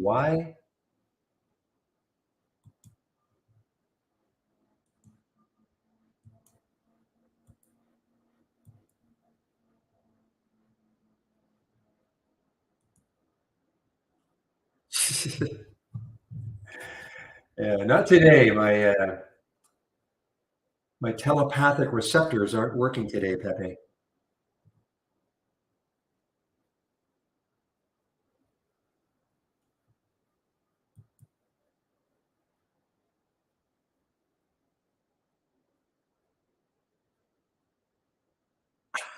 Are you serious? The dollar store wants to be the $5 store now?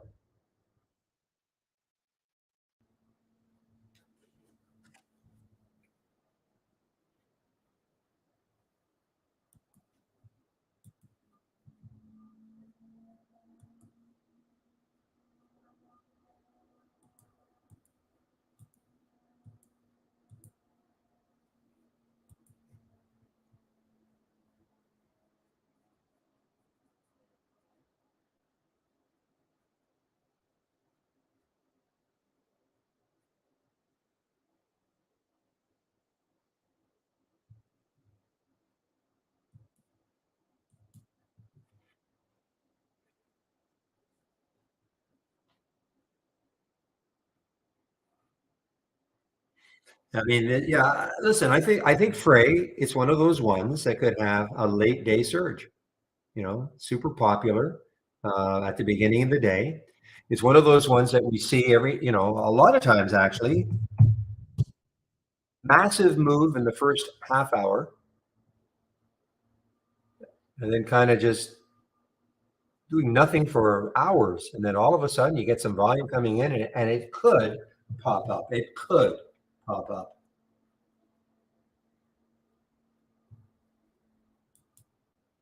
But what I don't do is anticipate that it will. In other words, I'm not going to take an anticipatory. I mean, I know I have it here in the simulator, but I mean, I'm not thinking to myself, you know what? I think it's going to happen. So why don't you just take the trade right now?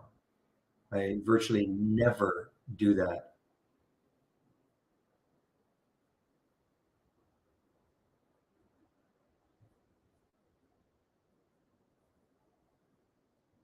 No, we are super lucky. No smoke. No smoke at all. Now that's an Eastern thing, really. But yeah, no smoke at all. I cannot believe it. I think I was watching. I think it was a game in New York or something, and I saw flakes of smoke in the air. I can't believe they were still playing. Maybe it was the Mets yesterday or the day before. It's brutal. Montreal, brutal. I lived in Montreal, a big part of my life. Never, ever, ever had any issues like that. Brutal.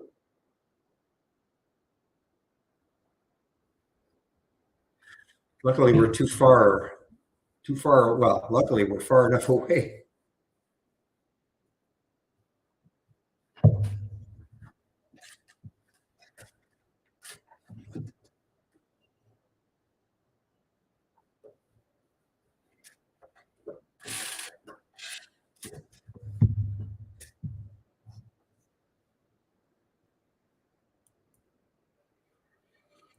Yeah. So somebody brand us. Oh yeah, they're definitely in the interior in Western Canada. Yeah, there are, and we've had it, but nothing like back east right now. Nothing.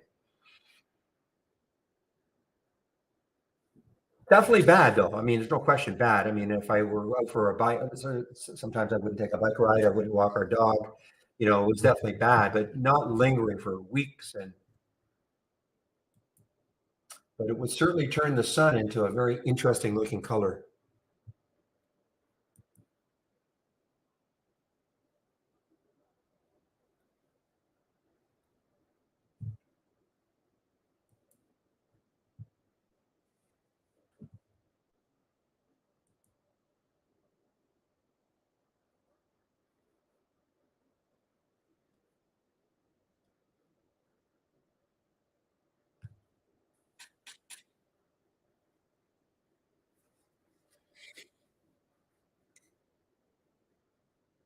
I figured you knew that, William.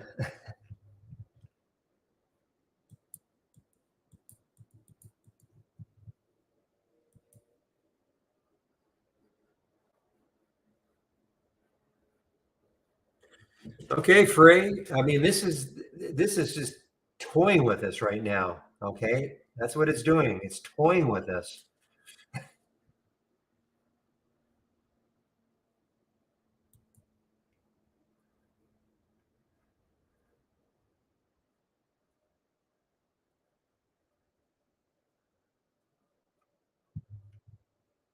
Well, that's why I've got my little in the simulator. I've got the order at 9:26.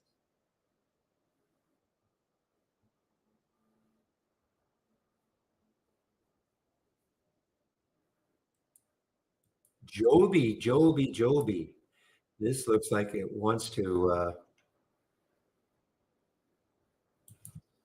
really give it up for a bit anyway. I'm seeing and look at I think ACHR was there too. So these are so the three of them. There's Joby guys.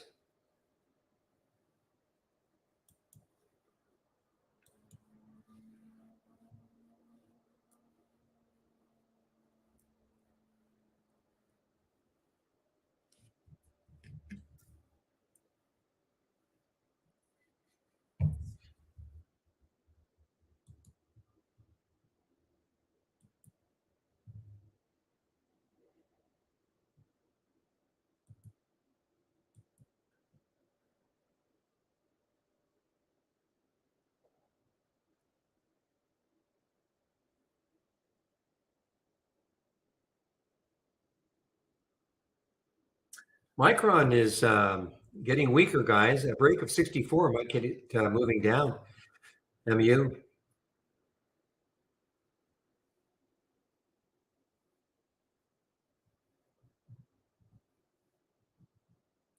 Mike, did you say that because I just said Micron?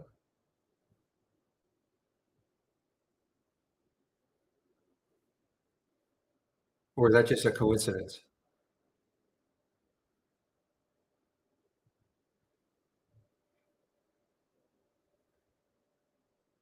Okay, good, because I'm trying to think. Are you guys hearing me before I'm actually saying it? I've seen that happen a few times. I say something and somebody is already either saying yes or no, and I haven't even finished.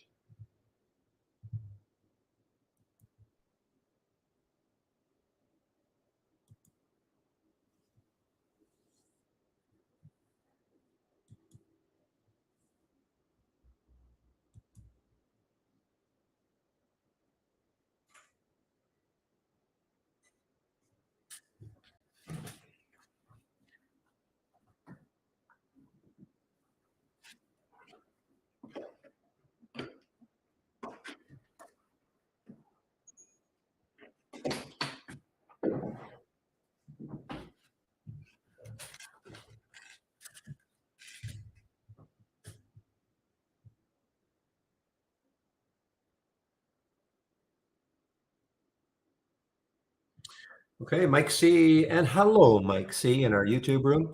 IMNM.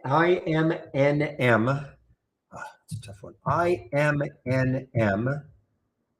So that one yesterday, I guess, or a couple of days ago. Or today. Wait a minute. Yeah, this was today. Oh, this is the merger agreement. So you really think there's more into this? This is the merger agreement with a private company, $125 million private placement.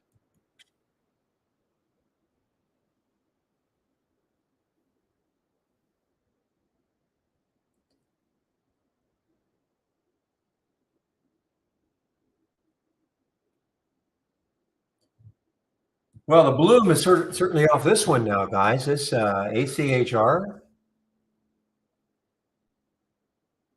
just completely. Now, this had no specific news for itself. However, it did say that they are going to try to do the same thing as Joby did in terms of getting the okay from your government.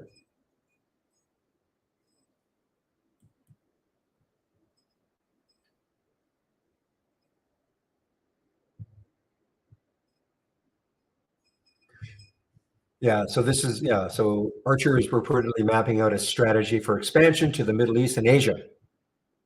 At the same time, it looks to secure certification for its. So that's what happened with Joby. They received their regulatory approval in the States. ACHR wants to do the same thing.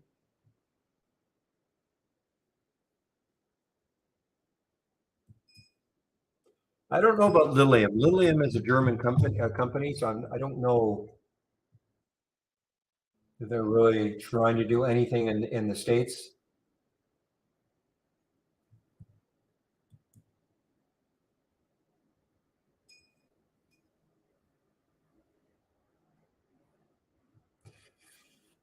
Yeah, somebody mentioned KTRA earlier. KTRA, yeah, no kidding. It really exploded upwards. So now you know what? I mean, this has got some room. $6.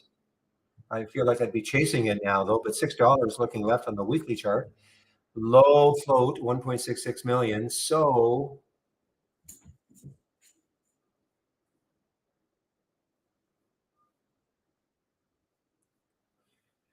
you have that issue. I think it had some news. Yeah, they got a $2 million grant.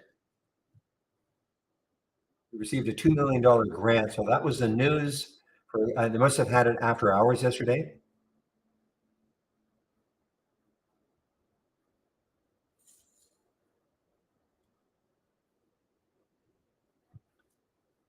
I'm just terrible at these pullbacks. So, and I see choppy looking action like this. I'm just really, my eye just doesn't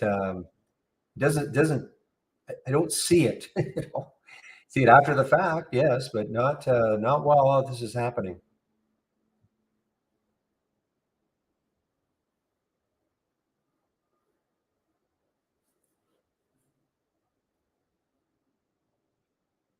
Oof, you got in top, really? You mean a rug pull from 9?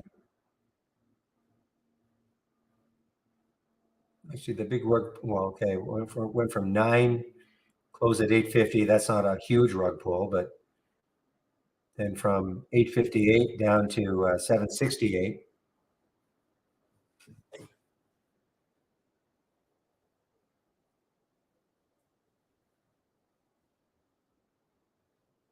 You know, guys, this is almost comical. The action with Frey.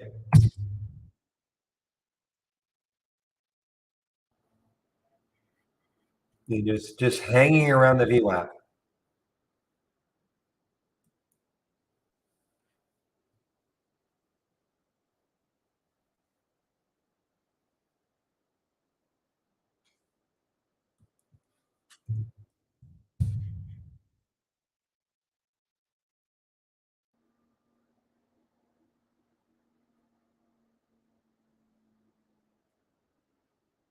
You mean you got in at 820 and got up to 850 and then it rug pulled you and you couldn't get out?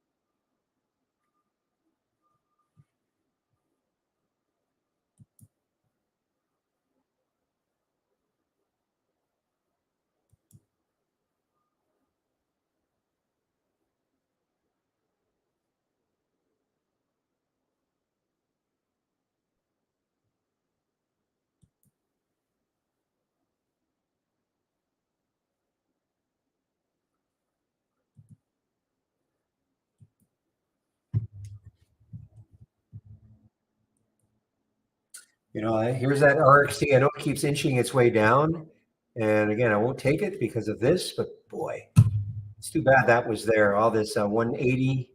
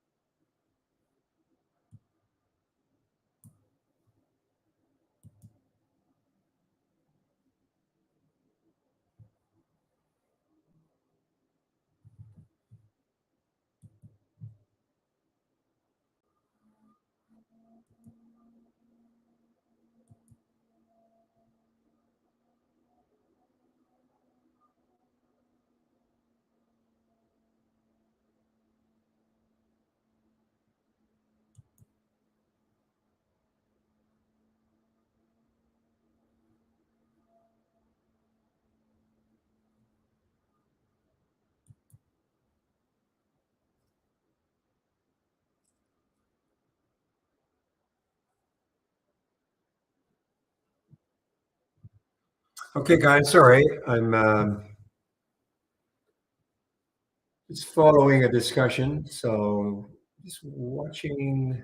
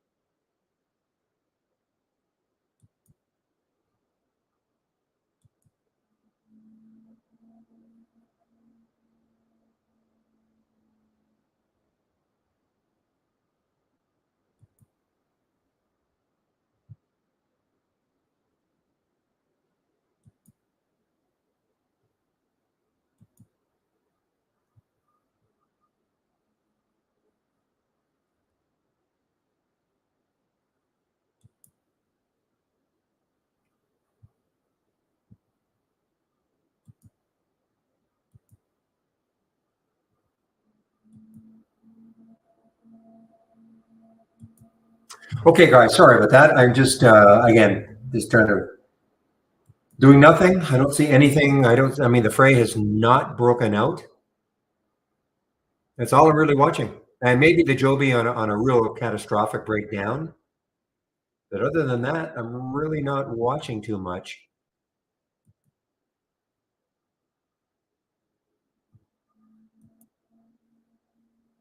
Nike, all right, Nike, NKE.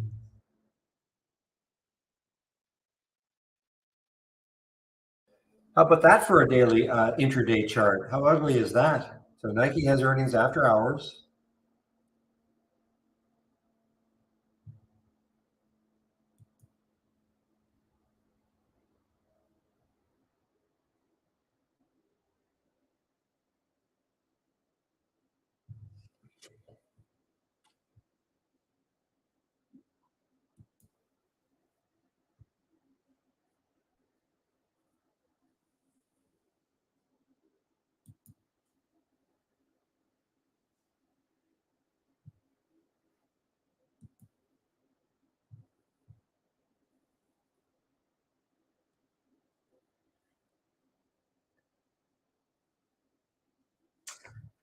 Well, as far as Nike is concerned, there's no real clue about what the market thinks.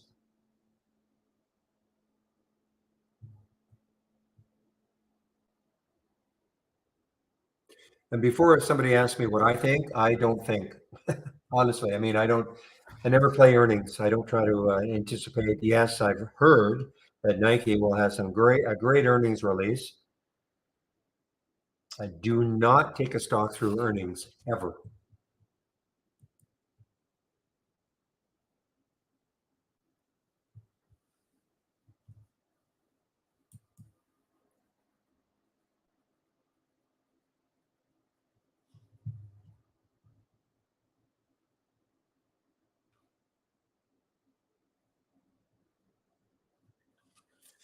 Now, is that a pun intended? Your stock reply? Your standard reply?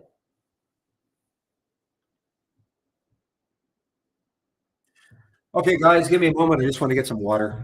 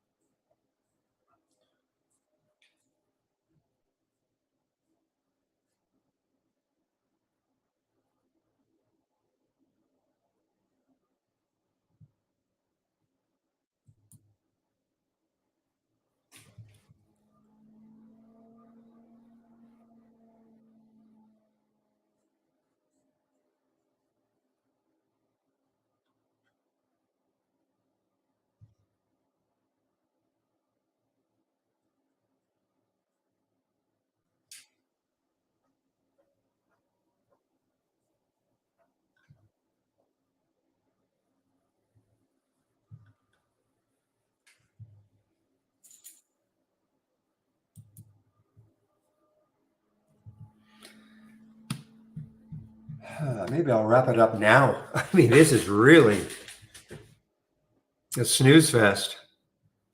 The only thing that's moving down, the only thing moving that I can see, which I did not take, was MKC, which is an earnings play. And I didn't take it because I thought this area right here would be very close. But guess what? You still have a little bit of room, about $1 down to the next low. So if you're looking for just a, I don't know, a quick scalp, you might look at something like this, but certainly not a recommendation, but just for something, I shouldn't say it like this, for something to do, because that's not the reason to trade.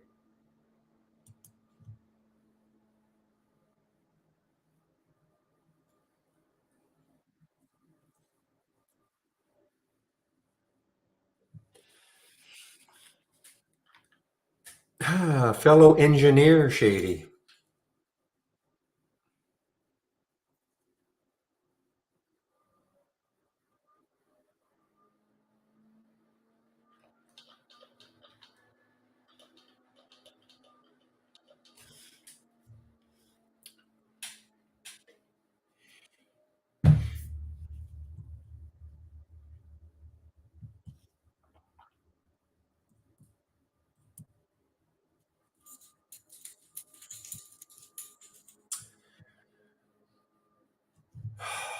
Okay, a new one. Okay, this is at least a new one. SD, Sandridge Energy. Pretty late though, but let's take a look. Next high is 1530. The high after that is 1539. I mean, you can see, I mean, if it could ever get through all of this, look left, almost 18.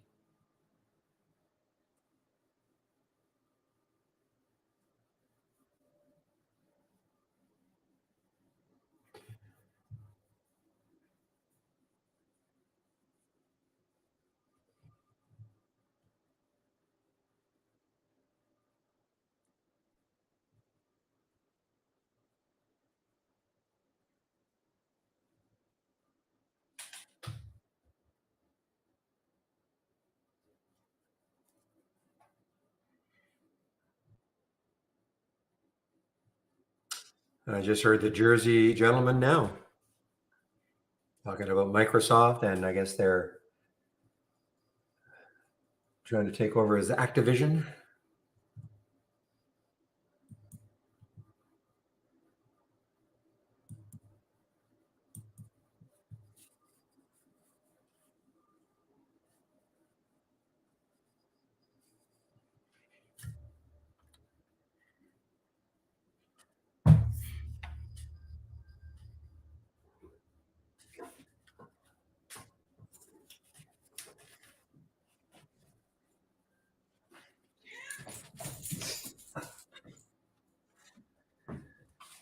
Well, if all fails, I can play with my cat. So, oh, guys, this is really, really getting brutal here. Look at that fray; it just won't move.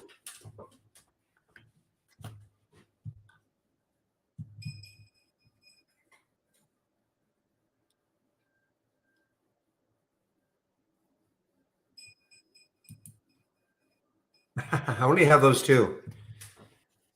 No, wait a minute. What do I also have?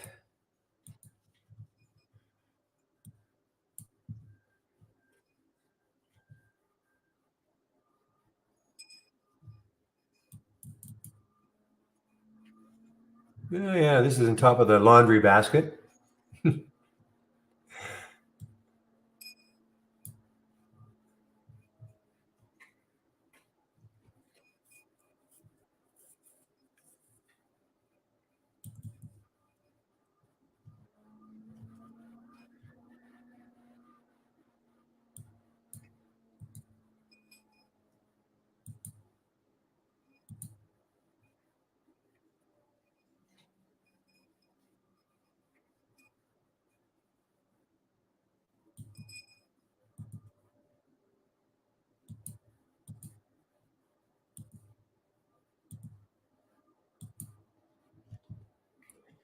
This was my little cat before my current one.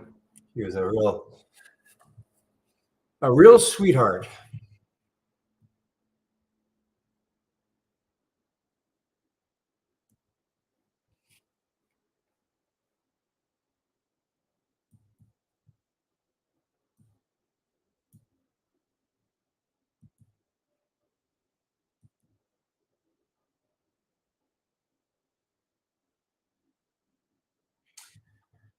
Okay, you want a gap up and down alert? Well,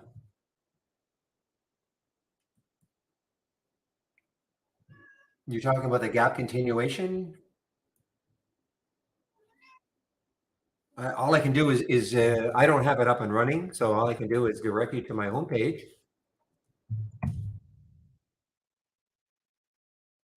Direct you to my homepage, and then click on the scan section. And here you go, gap continuation or reverse. Okay. I'm not using it right now. I mean, that doesn't mean I won't ever use it again, but I'm not using it right now, but okay.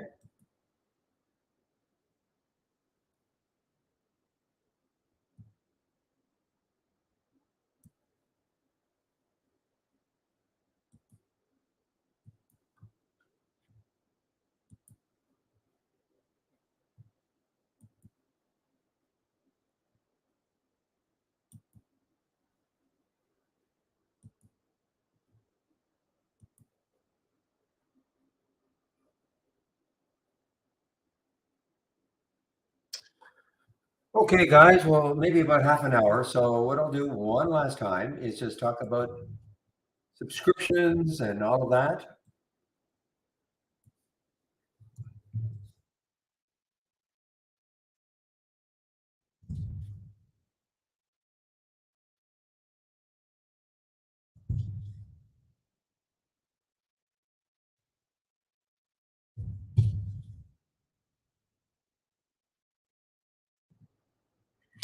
Okay, again, I put the 4th of July 25% off sale, and here, this is what it looks like, okay?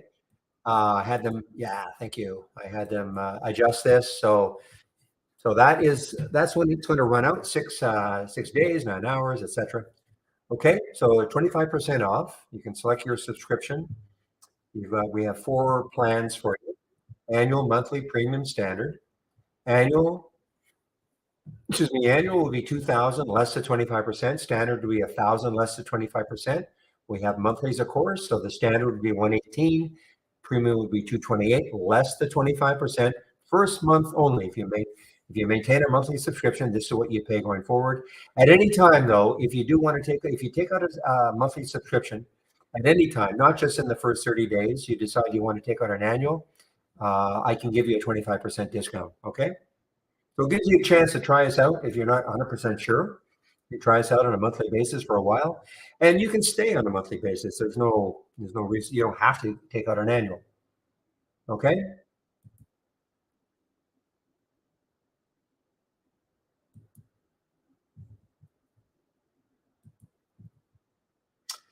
And as always, you'll be at the top. So there's the promo code you can use. Same thing as on that, the link that I gave you. It's exactly the same. Okay, you click on the Get Trade Ideas and that it'll show up. Get started. You have to do this. Take you about 30 minutes to go through the 10 videos. Trading 101. You're new to trading. This is for you. And commonly asked question: if you don't have a trading plan, you should try to get one or have one. If you look at the last 2 videos, Michael Noss kind of goes over a trading plan, not a specific one, but the idea, the concept of putting a trading plan together. Stock of the day video, that is free. Trade of the week, free. You can sign up for it. You'll get it before the market opens Monday mornings. If you don't get it, if you don't think if you're looking your inbox and you don't see it, please check your spam folder. And if you have Gmail, check your promotions folder. Education, all the education is here. And then here are my scans. You want my scans? Here they are. Okay, the option plays, turning into probably always been. I just for whatever reason, I think you know what happened. It's like anything else, I think I was looking at some of the. I used to use it forever. Look at Joby. I was using it forever, and then maybe I don't know, a couple of weeks, I just wasn't liking the alerts I was getting, so I stopped using it, which was really stupid. I probably should have resurrected this years ago. Anyway, here it is, and also the breakdown, 10-day daily breakdown or the breakup, and there's the doc momentum up or down scan that you see here. Okay, there's the halts resumes. If you want a pure momentum scan, Something that'll look very much like this, except you'll see the symbol repeating over and over and over again. This is the momentum scan. Somebody asked for a gap continuation or reversal. This is a multi-strategy window. So it'll have 4 strategies in there, or 4 alerts in there. So anyway, you've got all sorts of things to choose from. Pre-market goes up and down. This is what I use in the pre-market. Kind of sets the tone for the day to see which ones are moving up and down. So if you decide to take out a subscription, it would be very appreciated if you do use my link, either the link here, or go to my homepage and take the subscription there. Helps keep the room free. Also, if you save my homepage, you can look at my scans and the education session at any time.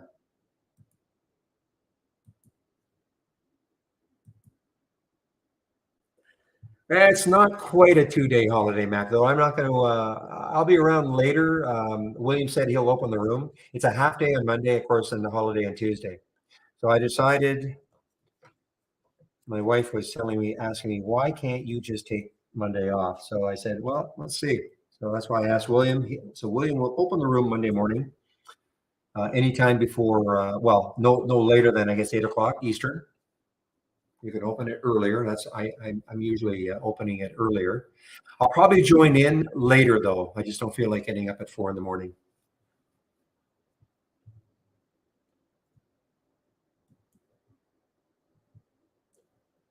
Four in the morning for usually a day in which I don't typically trade the half days. I typically don't trade them, so.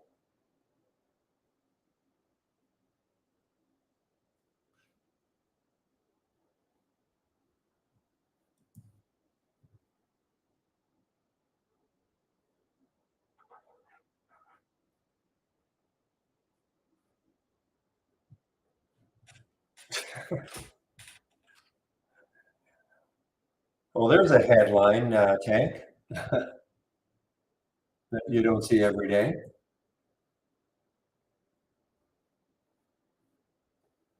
Times are tough for the universities, but that is taking it to an extreme, if that's the case.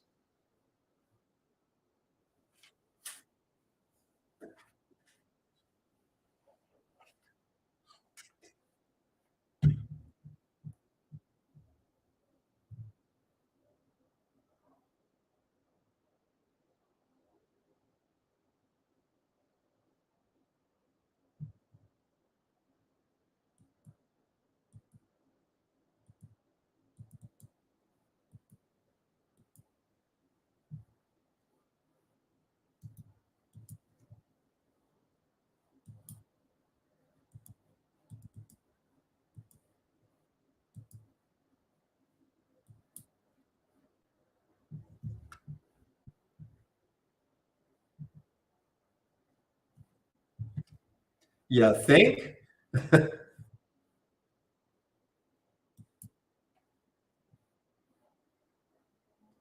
assuming that's for the medical school, right? That's why they have a morgue or something like that. Okay.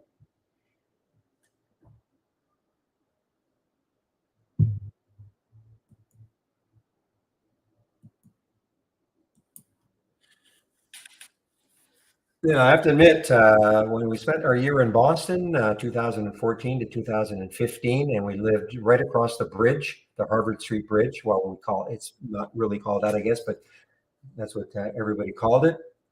And we just walk across the bridge and see Harvard, MIT. I think there was not Northwestern, but Northeastern, BC, Boston College, Boston University, all those universities.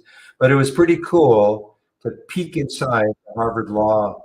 We were able to get into this. I don't think we were supposed to, but we got into the building and then peeked inside one of the classrooms. I mean, it was summer, so there was nobody there, but it was pretty cool. But MIT for me was the coolest because, my goodness, MIT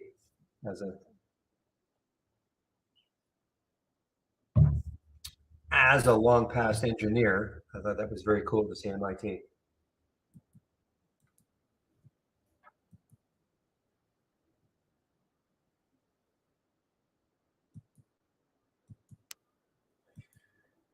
It was that great old movie with John Houseman, Paper something or other.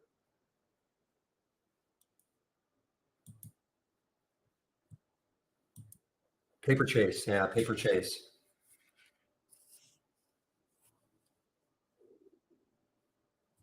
Now that was a law professor.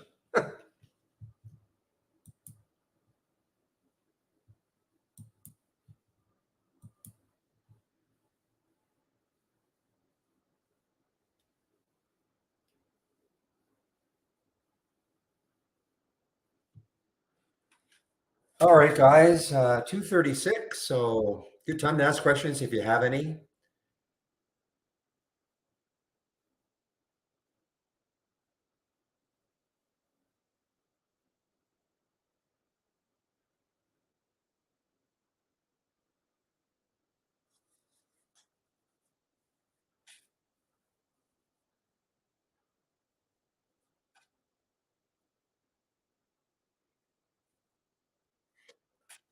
Cool, Dip Buyer.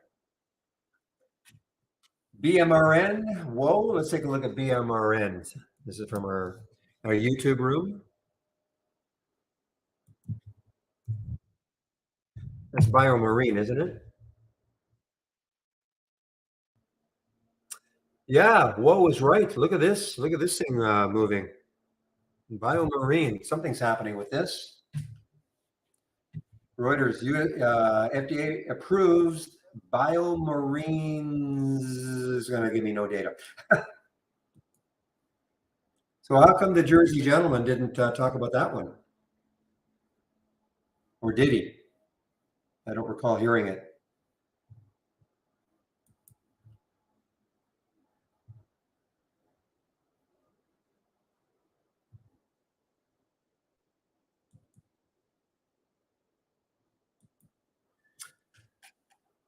Well, Chris, you can, I mean, tomorrow it'll be Jamie. Jamie is more of a swing trader than I am. Steve is more of a swing. They're having difficulties though, trying to, so I mean, it's difficult swing trading right now.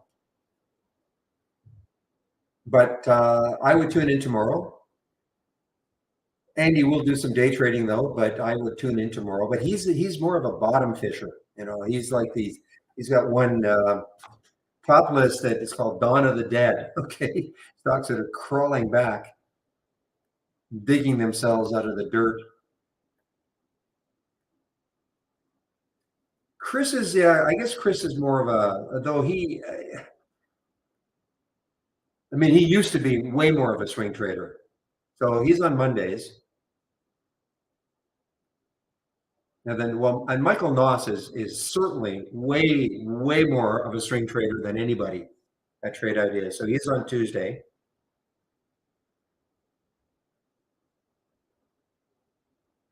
Yes, they'll be they're there between 12 and 1.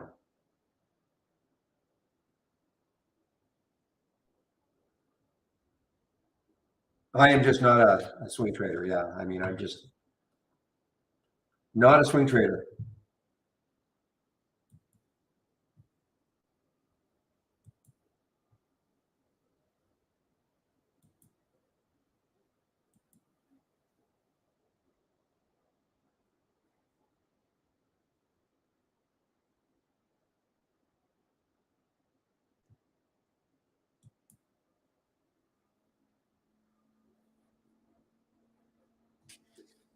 Yeah, you're right. BTAI is kind of pushing up a bit.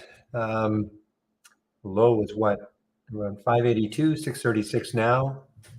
There's the VWAP 693. Maybe that's a bit of a magnet. Maybe.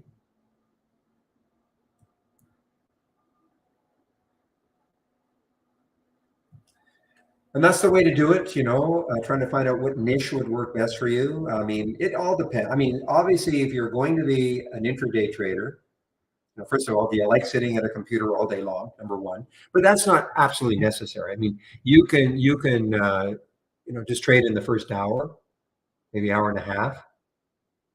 A day like today, everything was kind of done after the first hour. This is I call this a non-typical day though, because a lot of times in the afternoon we find a lot of great trades. Just haven't seen anything today. Not saying there's been none. Somebody's putting their hand up saying, what about this one?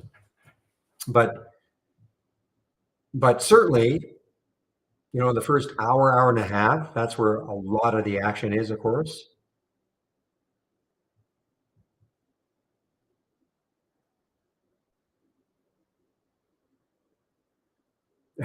Okay, Cam.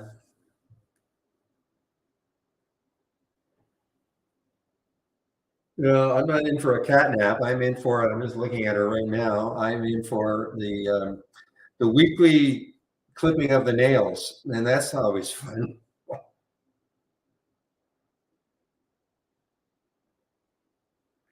Yeah, well, that's the problem then. If you're a cat, I think I can recall, didn't you ask yesterday how you could get around the PDT rules? Yeah, I mean, that's an issue. There's no question.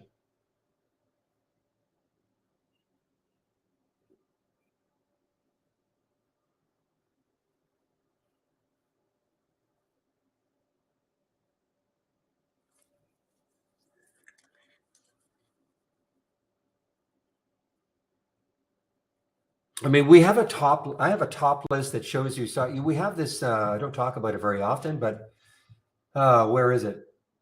Where is it? Composite rating. Okay. The stock composite rating. I don't know if you can see my single stock window. So don't talk about it too often. This is a lot of what Michael Noss does.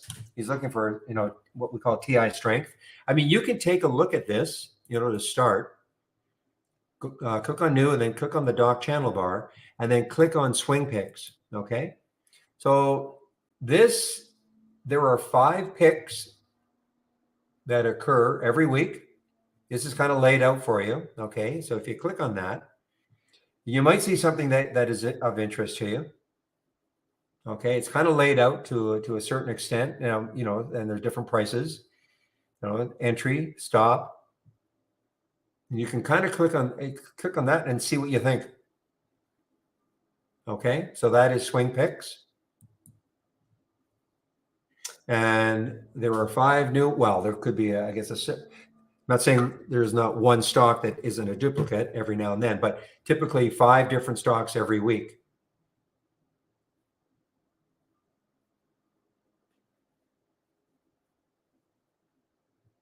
So you can click on that and just see what you think.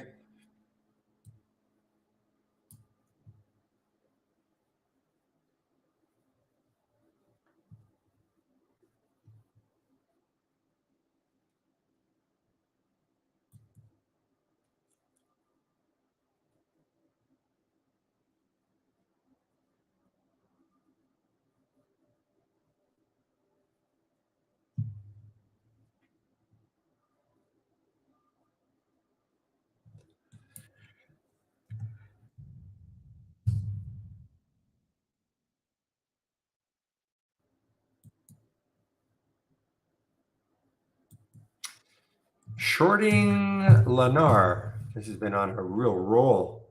It was an all-time high.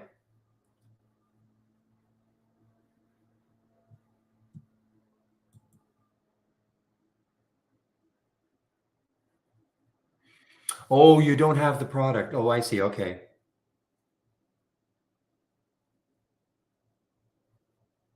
That's an interesting way to do it, Cam.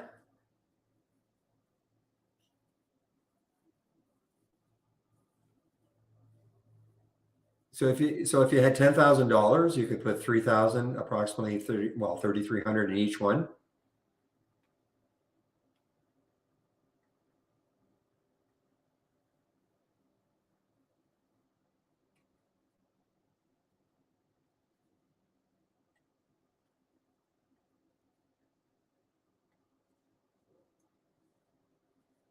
Well, you might also consider, I don't talk about this very often because this is, a more of an active room, but this Swing Picks channel,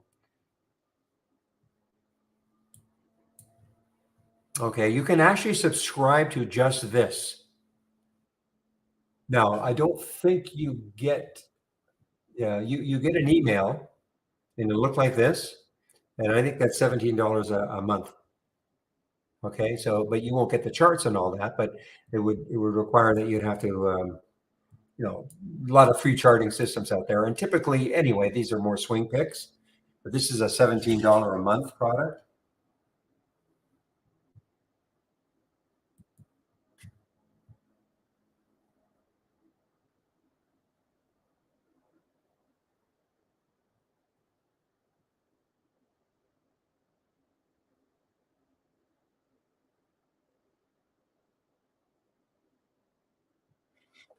If you have our product, I mean, just so those of you, just to let people know, I mean, if you have our product, either standard or premium, you get this, okay? But this is so you don't have to subscribe to this.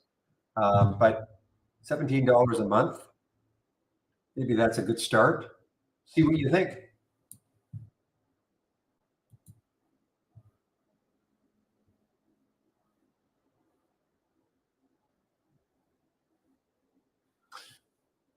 Is Friday a full day? Friday's a full day. Yes, Dexter. Friday is a full day.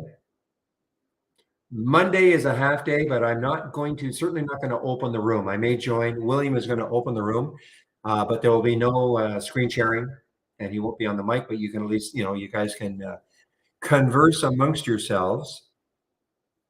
I'll probably join the room a little bit later. Earnings, Michael Anthony. All you have to do is look. Earnings. It's an earnings play. Question was, why did GBX go up so much?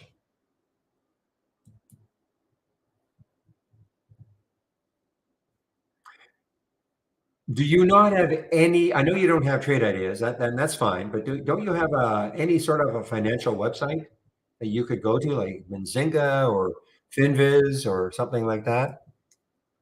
Just because a lot of this, you would see, released earnings before the market opened today. I mean, I don't mind answering. It's just that, you might be sitting there and sometimes I don't even see the question. But virtually any financial website that accepts, you're inputting a symbol would have shown that GBX is an earnings play. Goods.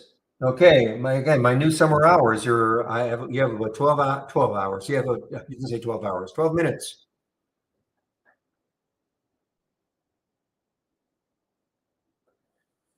Well, yeah. I mean, obviously, whatever they said,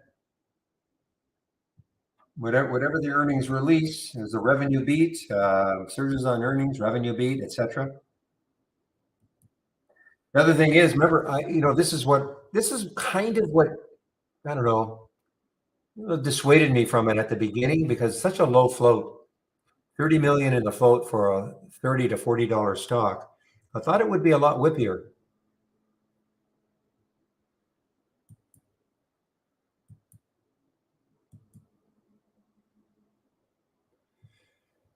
Yeah. Well, let's see what time. 10 o'clock my time. Okay, that's when it'll close. So I will probably be in. No, no, no, no. Okay. The market is not closed on Friday. The market is not closed on Friday. The market is open half a day on Monday and closed Tuesday. Okay. Market is closed half a day on Monday and Tuesday, of course. Okay. I'm getting questions. Did I say the market is closed on Friday? No, no, no.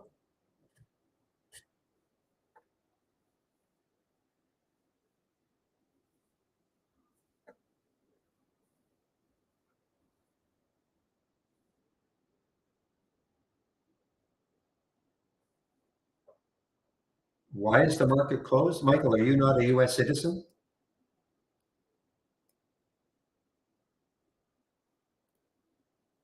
I mean, I've seen you in the room a lot. I am assuming, are you not a US citizen? Anyway, it's 4th of July. If you're a US citizen, of course, you know what the 4th of July is. And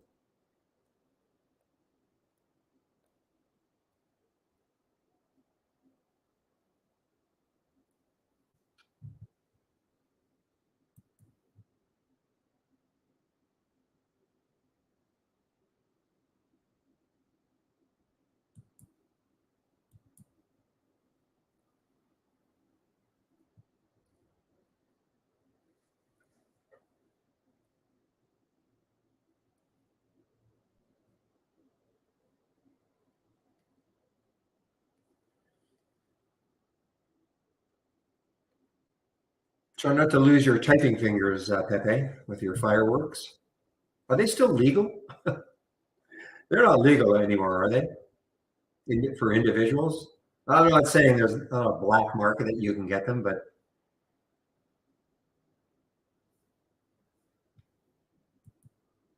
totally legal? What's wrong with you guys?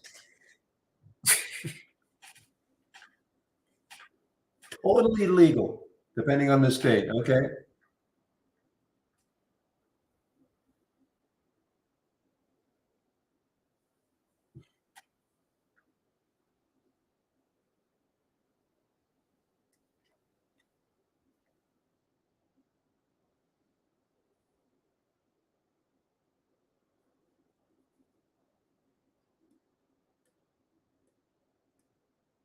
I didn't think you'd be setting off fireworks personally, Pepe.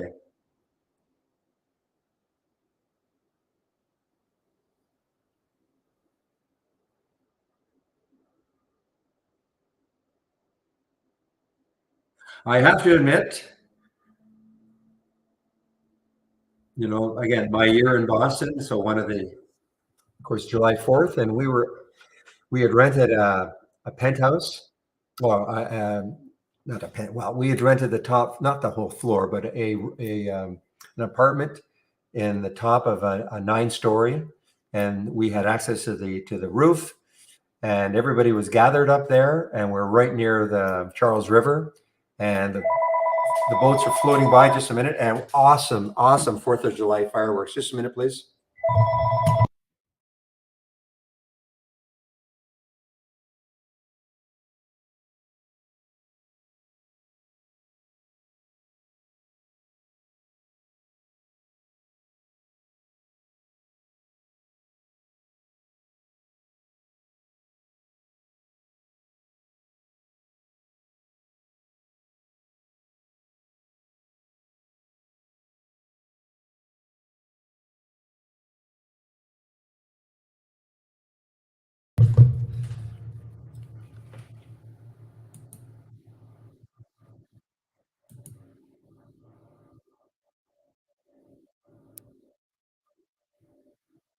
I don't know. This is strange action for. I mean, I know what Shady was saying that a lot of stocks, of course, they'll be right around their VWAP.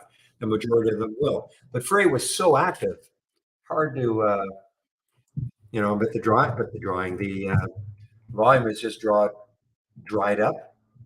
You can just see. I mean, you had that little spurt right there that looked like it was going to take out the VWAP, but nope, the volume just dried up.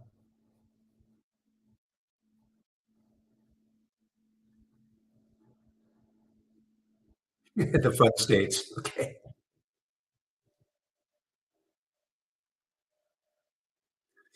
Okay, guys, are there any questions? Seriously, I can stay. I don't have to go, but if there, so good time to ask some questions if you have any. Otherwise, I'll be shutting down in about 6 minutes.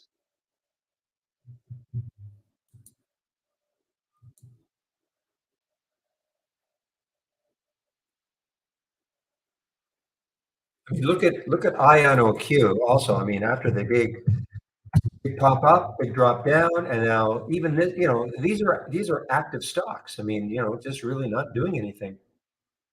And just like Shady was saying, 1338 is the VWAP, just kind of hanging around the VWAP. A lot of stocks today.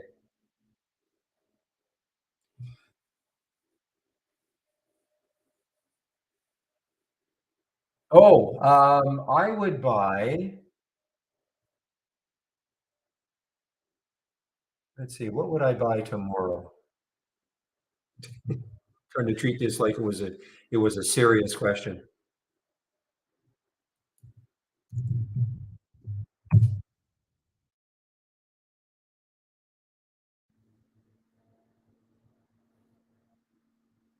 I'd be watching Carvana for a bounce to see if it gets even close. It's $1 away from the low of yesterday, and see if it holds and then bounces. Otherwise, if it takes it out, I'd be shorting this one like mad. Carvana. So there you go.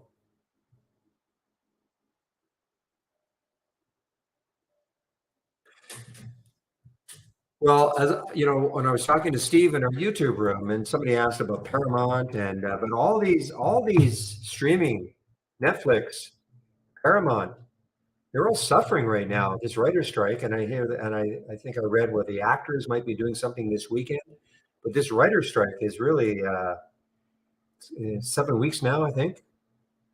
So a lot of series have been well, certainly delayed, and some of them are just going to get postponed.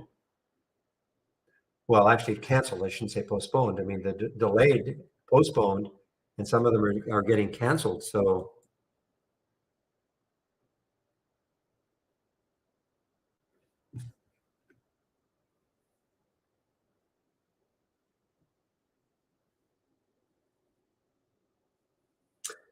yeah, BTAI is coming back to life, and look what it's doing. It's getting right into the VWAP. Let's see what it does. 691. It's getting right into the VWAP, that blue line on my chart.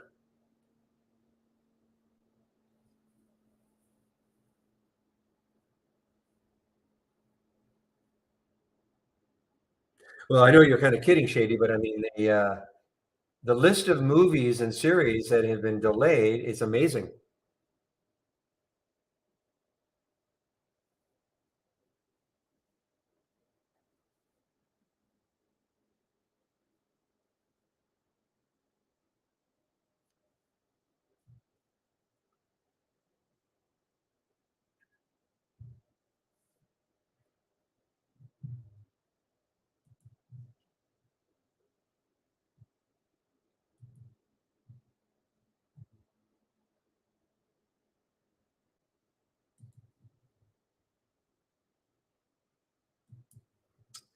Boy, this one continues down. I thought maybe the Joby would have a bit more of a run into it or run down, but not really. But remember, Joby had news. Joby had specific news. These guys were just piggybacking the CHR and the LILM.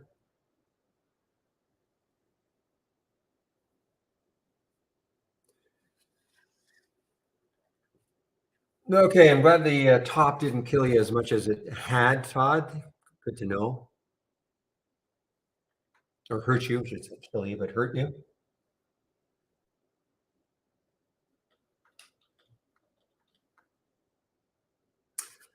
All right, guys. I don't see any other questions, so I think we'll wrap this up.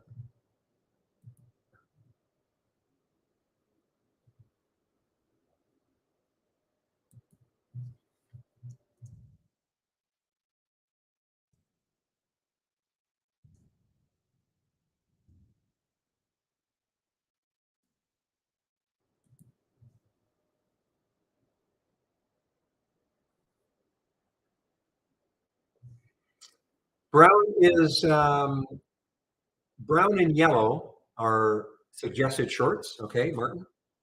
And brown means it has at least, well, here, I'll just show you. Ah, I didn't check that. So the fact that now that it'll be yellow, okay? So all it is this, okay? So option volume 300%, 150% brown, okay? And so what that means, you know what the percentage mean? Going down, yeah. I mean, green and blue are up. Okay, so this is what it means. So again, what the scanner does is just looking for stocks that are having abnormal option activity. Okay. So if I show you this, I'll show you the filters that are the key filters. So these are our option filters. Now understand, I'm not trading the option, I'm trading the stocks, but some, I think Ori, if he's still in the room, says that he actually can use You can actually use this to help them trade options. It's great because it identifies stocks having abnormal option activity. So we have the obvious ones, okay? Put call ratio, the option volume today, put volume today, and call volume today. Those are some pretty obvious ones. This one, the option volume in contracts, that's the average number of contracts over the last 10 days. This is the key one, and this is the 150 and the 300%. Okay, so using this filter, so let's just say for argument's sake, a company over the last 10 days has averaged 5,000 contracts over the last 10 days. Okay, if you use that 300%, then that company will have to be trading 15,000 contracts today, 3 times normal, 300% ratio of 3. Using the 150%, it will have to be 1.5 times normal. Okay, so what I've done here is, okay, we have the moving higher, which will be green, 300%, blue, 150%. So when I put this together a long time ago, I only had the 300%. Okay, I just had the two moving higher with unusually strong, like 3 times the normal options, and moving lower with 3 times. And what I did was I decided to add. Now I know I said this all the time. I should almost take this 200 out, but I decided, you know what? Why don't I add 150 also? Because a stock might be just starting to get increasing volume activity, and maybe I wanted to see it a little bit earlier than the 300. Okay, because by the time it hits 300, it may have already gone a little bit more than I want. So the 150 allows me to see a stock maybe a little bit earlier, and the yellow is the 300. Now, obviously, the brown will also trigger at the same time because it's over 150%. Right there, it's 51 times. 51 times.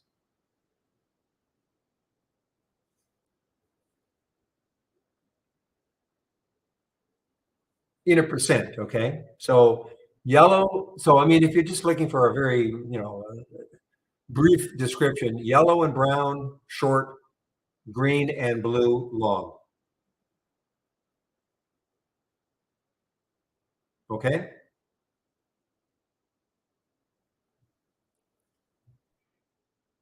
So again, I used to have the 200. I mean, I still have it there, but notice it's unchecked. Both these are unchecked. Both of them, the 200, because I thought, okay, let's see the stock when it's 1.5 times normal, and then at 2, and then at 3. But it's kind of overkill to have the 2, in my opinion.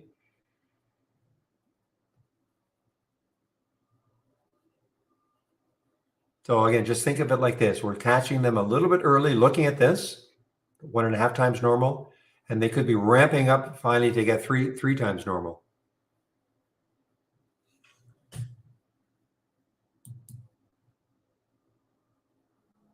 Okay, makes sense?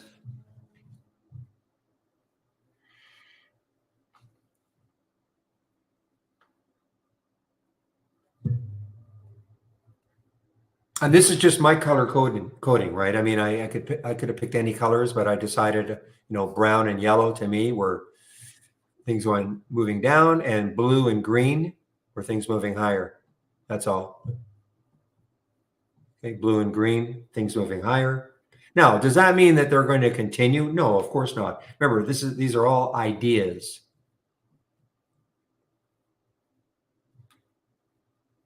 Now, if you want something that's a little less jumbled, this is the don't repeat version of this. Okay, so overall, even though this is like a very full looking scan, but overall,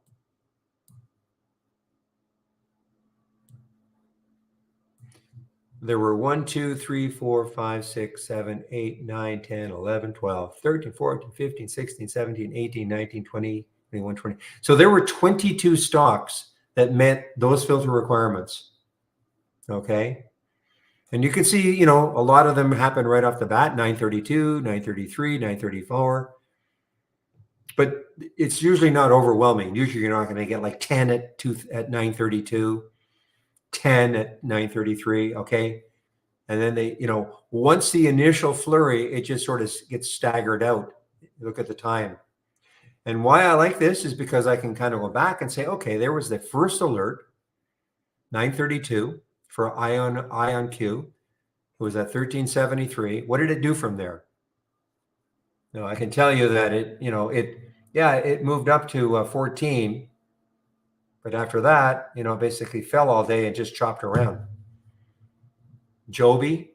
Now this was actually, this is interesting because this was actually a suggestion to short it. Now it didn't have, later on, that would have worked not too badly. 1033 and it got down to 960. But anyway, I like to do this because I can kind of go back and say, okay, what happened? The fray was obviously the huge one. At 930, we had the alert. Price was 920. Got right into that moving average and then just stopped and came right back down.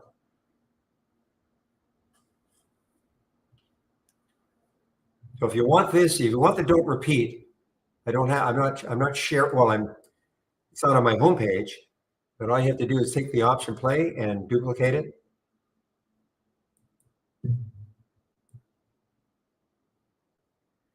And then you right click and you go to properties and where it says don't repeat, click on don't repeat. And then this is a drop down menu. You just check on it. And then you have your options. I use for a day virtually all the time, but you might want to, I don't want to see the stock over and over again, but I want to see it every 5 minutes. If it made a new high every 5 minutes, I want to see it as an example. So these are the time, and I just like to have it on for a day. Okay, and then say okay, and then I give it another name just so I know it's the don't repeat.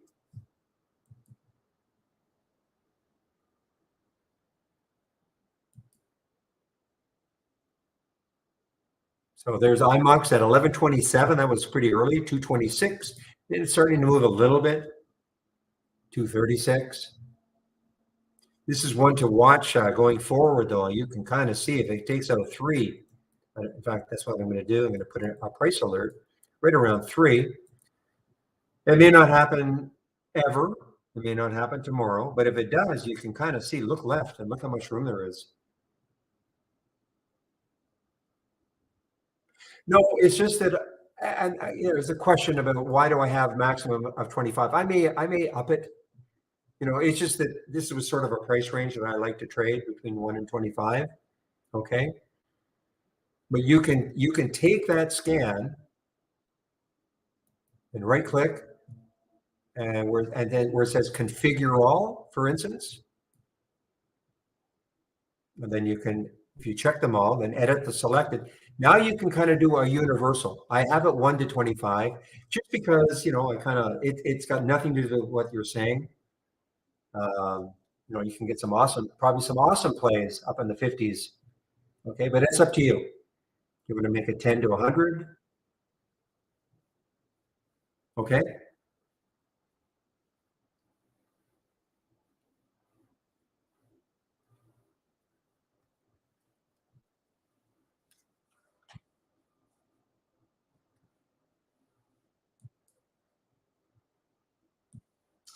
Well, at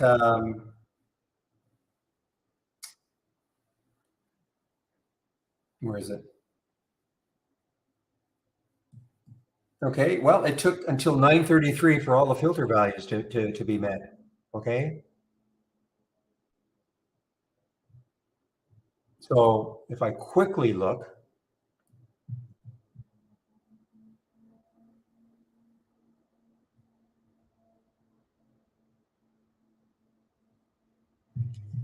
so if you're wondering, well, why didn't it trigger here at say 9 or 9?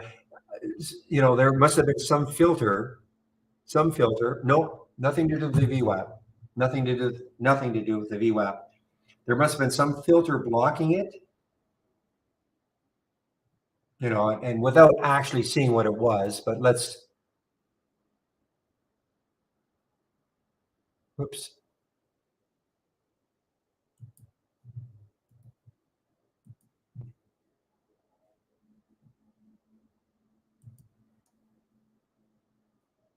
I mean, it's possible that the current volume, the relative volume, it's possible that it wasn't 3.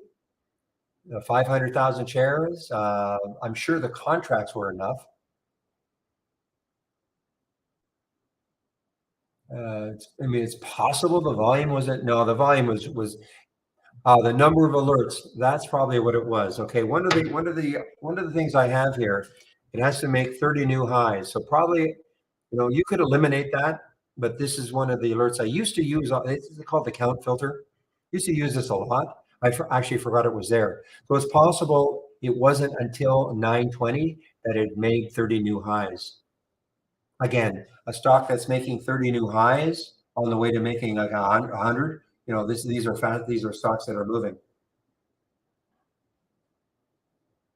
It's basically the auction magic scanner, Mike. It's the same thing.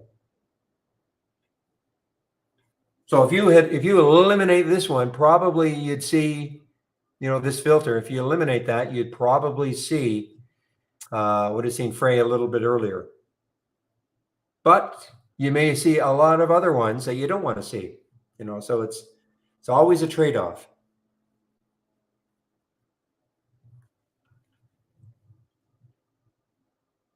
And again, the number of alerts, new high.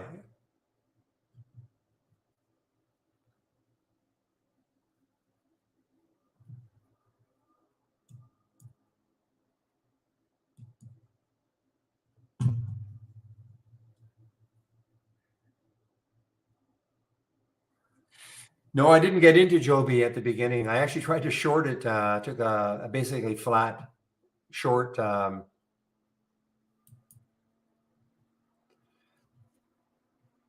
that 10 break, it was basically the same price as I did in the simulator. And it got down to 974, and then it came back up to my price, and I got out. But this was I was just demonstrating how to use it in the simulator. It is past 3, so yeah. Well, I said I'd stay. If there are questions, I have no problem staying. And if you ask me why didn't I trade Joby, because I was so wrapped up in the other one.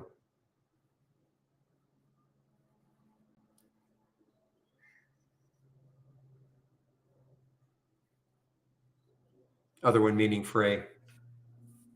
Yeah, coming off the VWAP. So it is not, I'm surprised. I really am surprised. I thought that Frey would, at some point, I mean, it's still 45 minutes left. I suppose it could, but I just don't think it will now.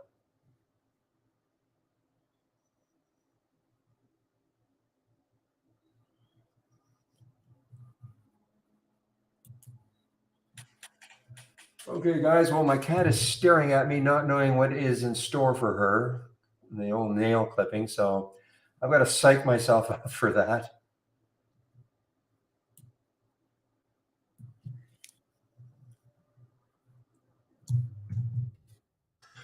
Okay, guys. Thanks again for all the help. And I'll see you guys tomorrow. I'll get on the mic live at 9 o'clock, sharing my screen, etc. Have a great evening, and we'll see you tomorrow.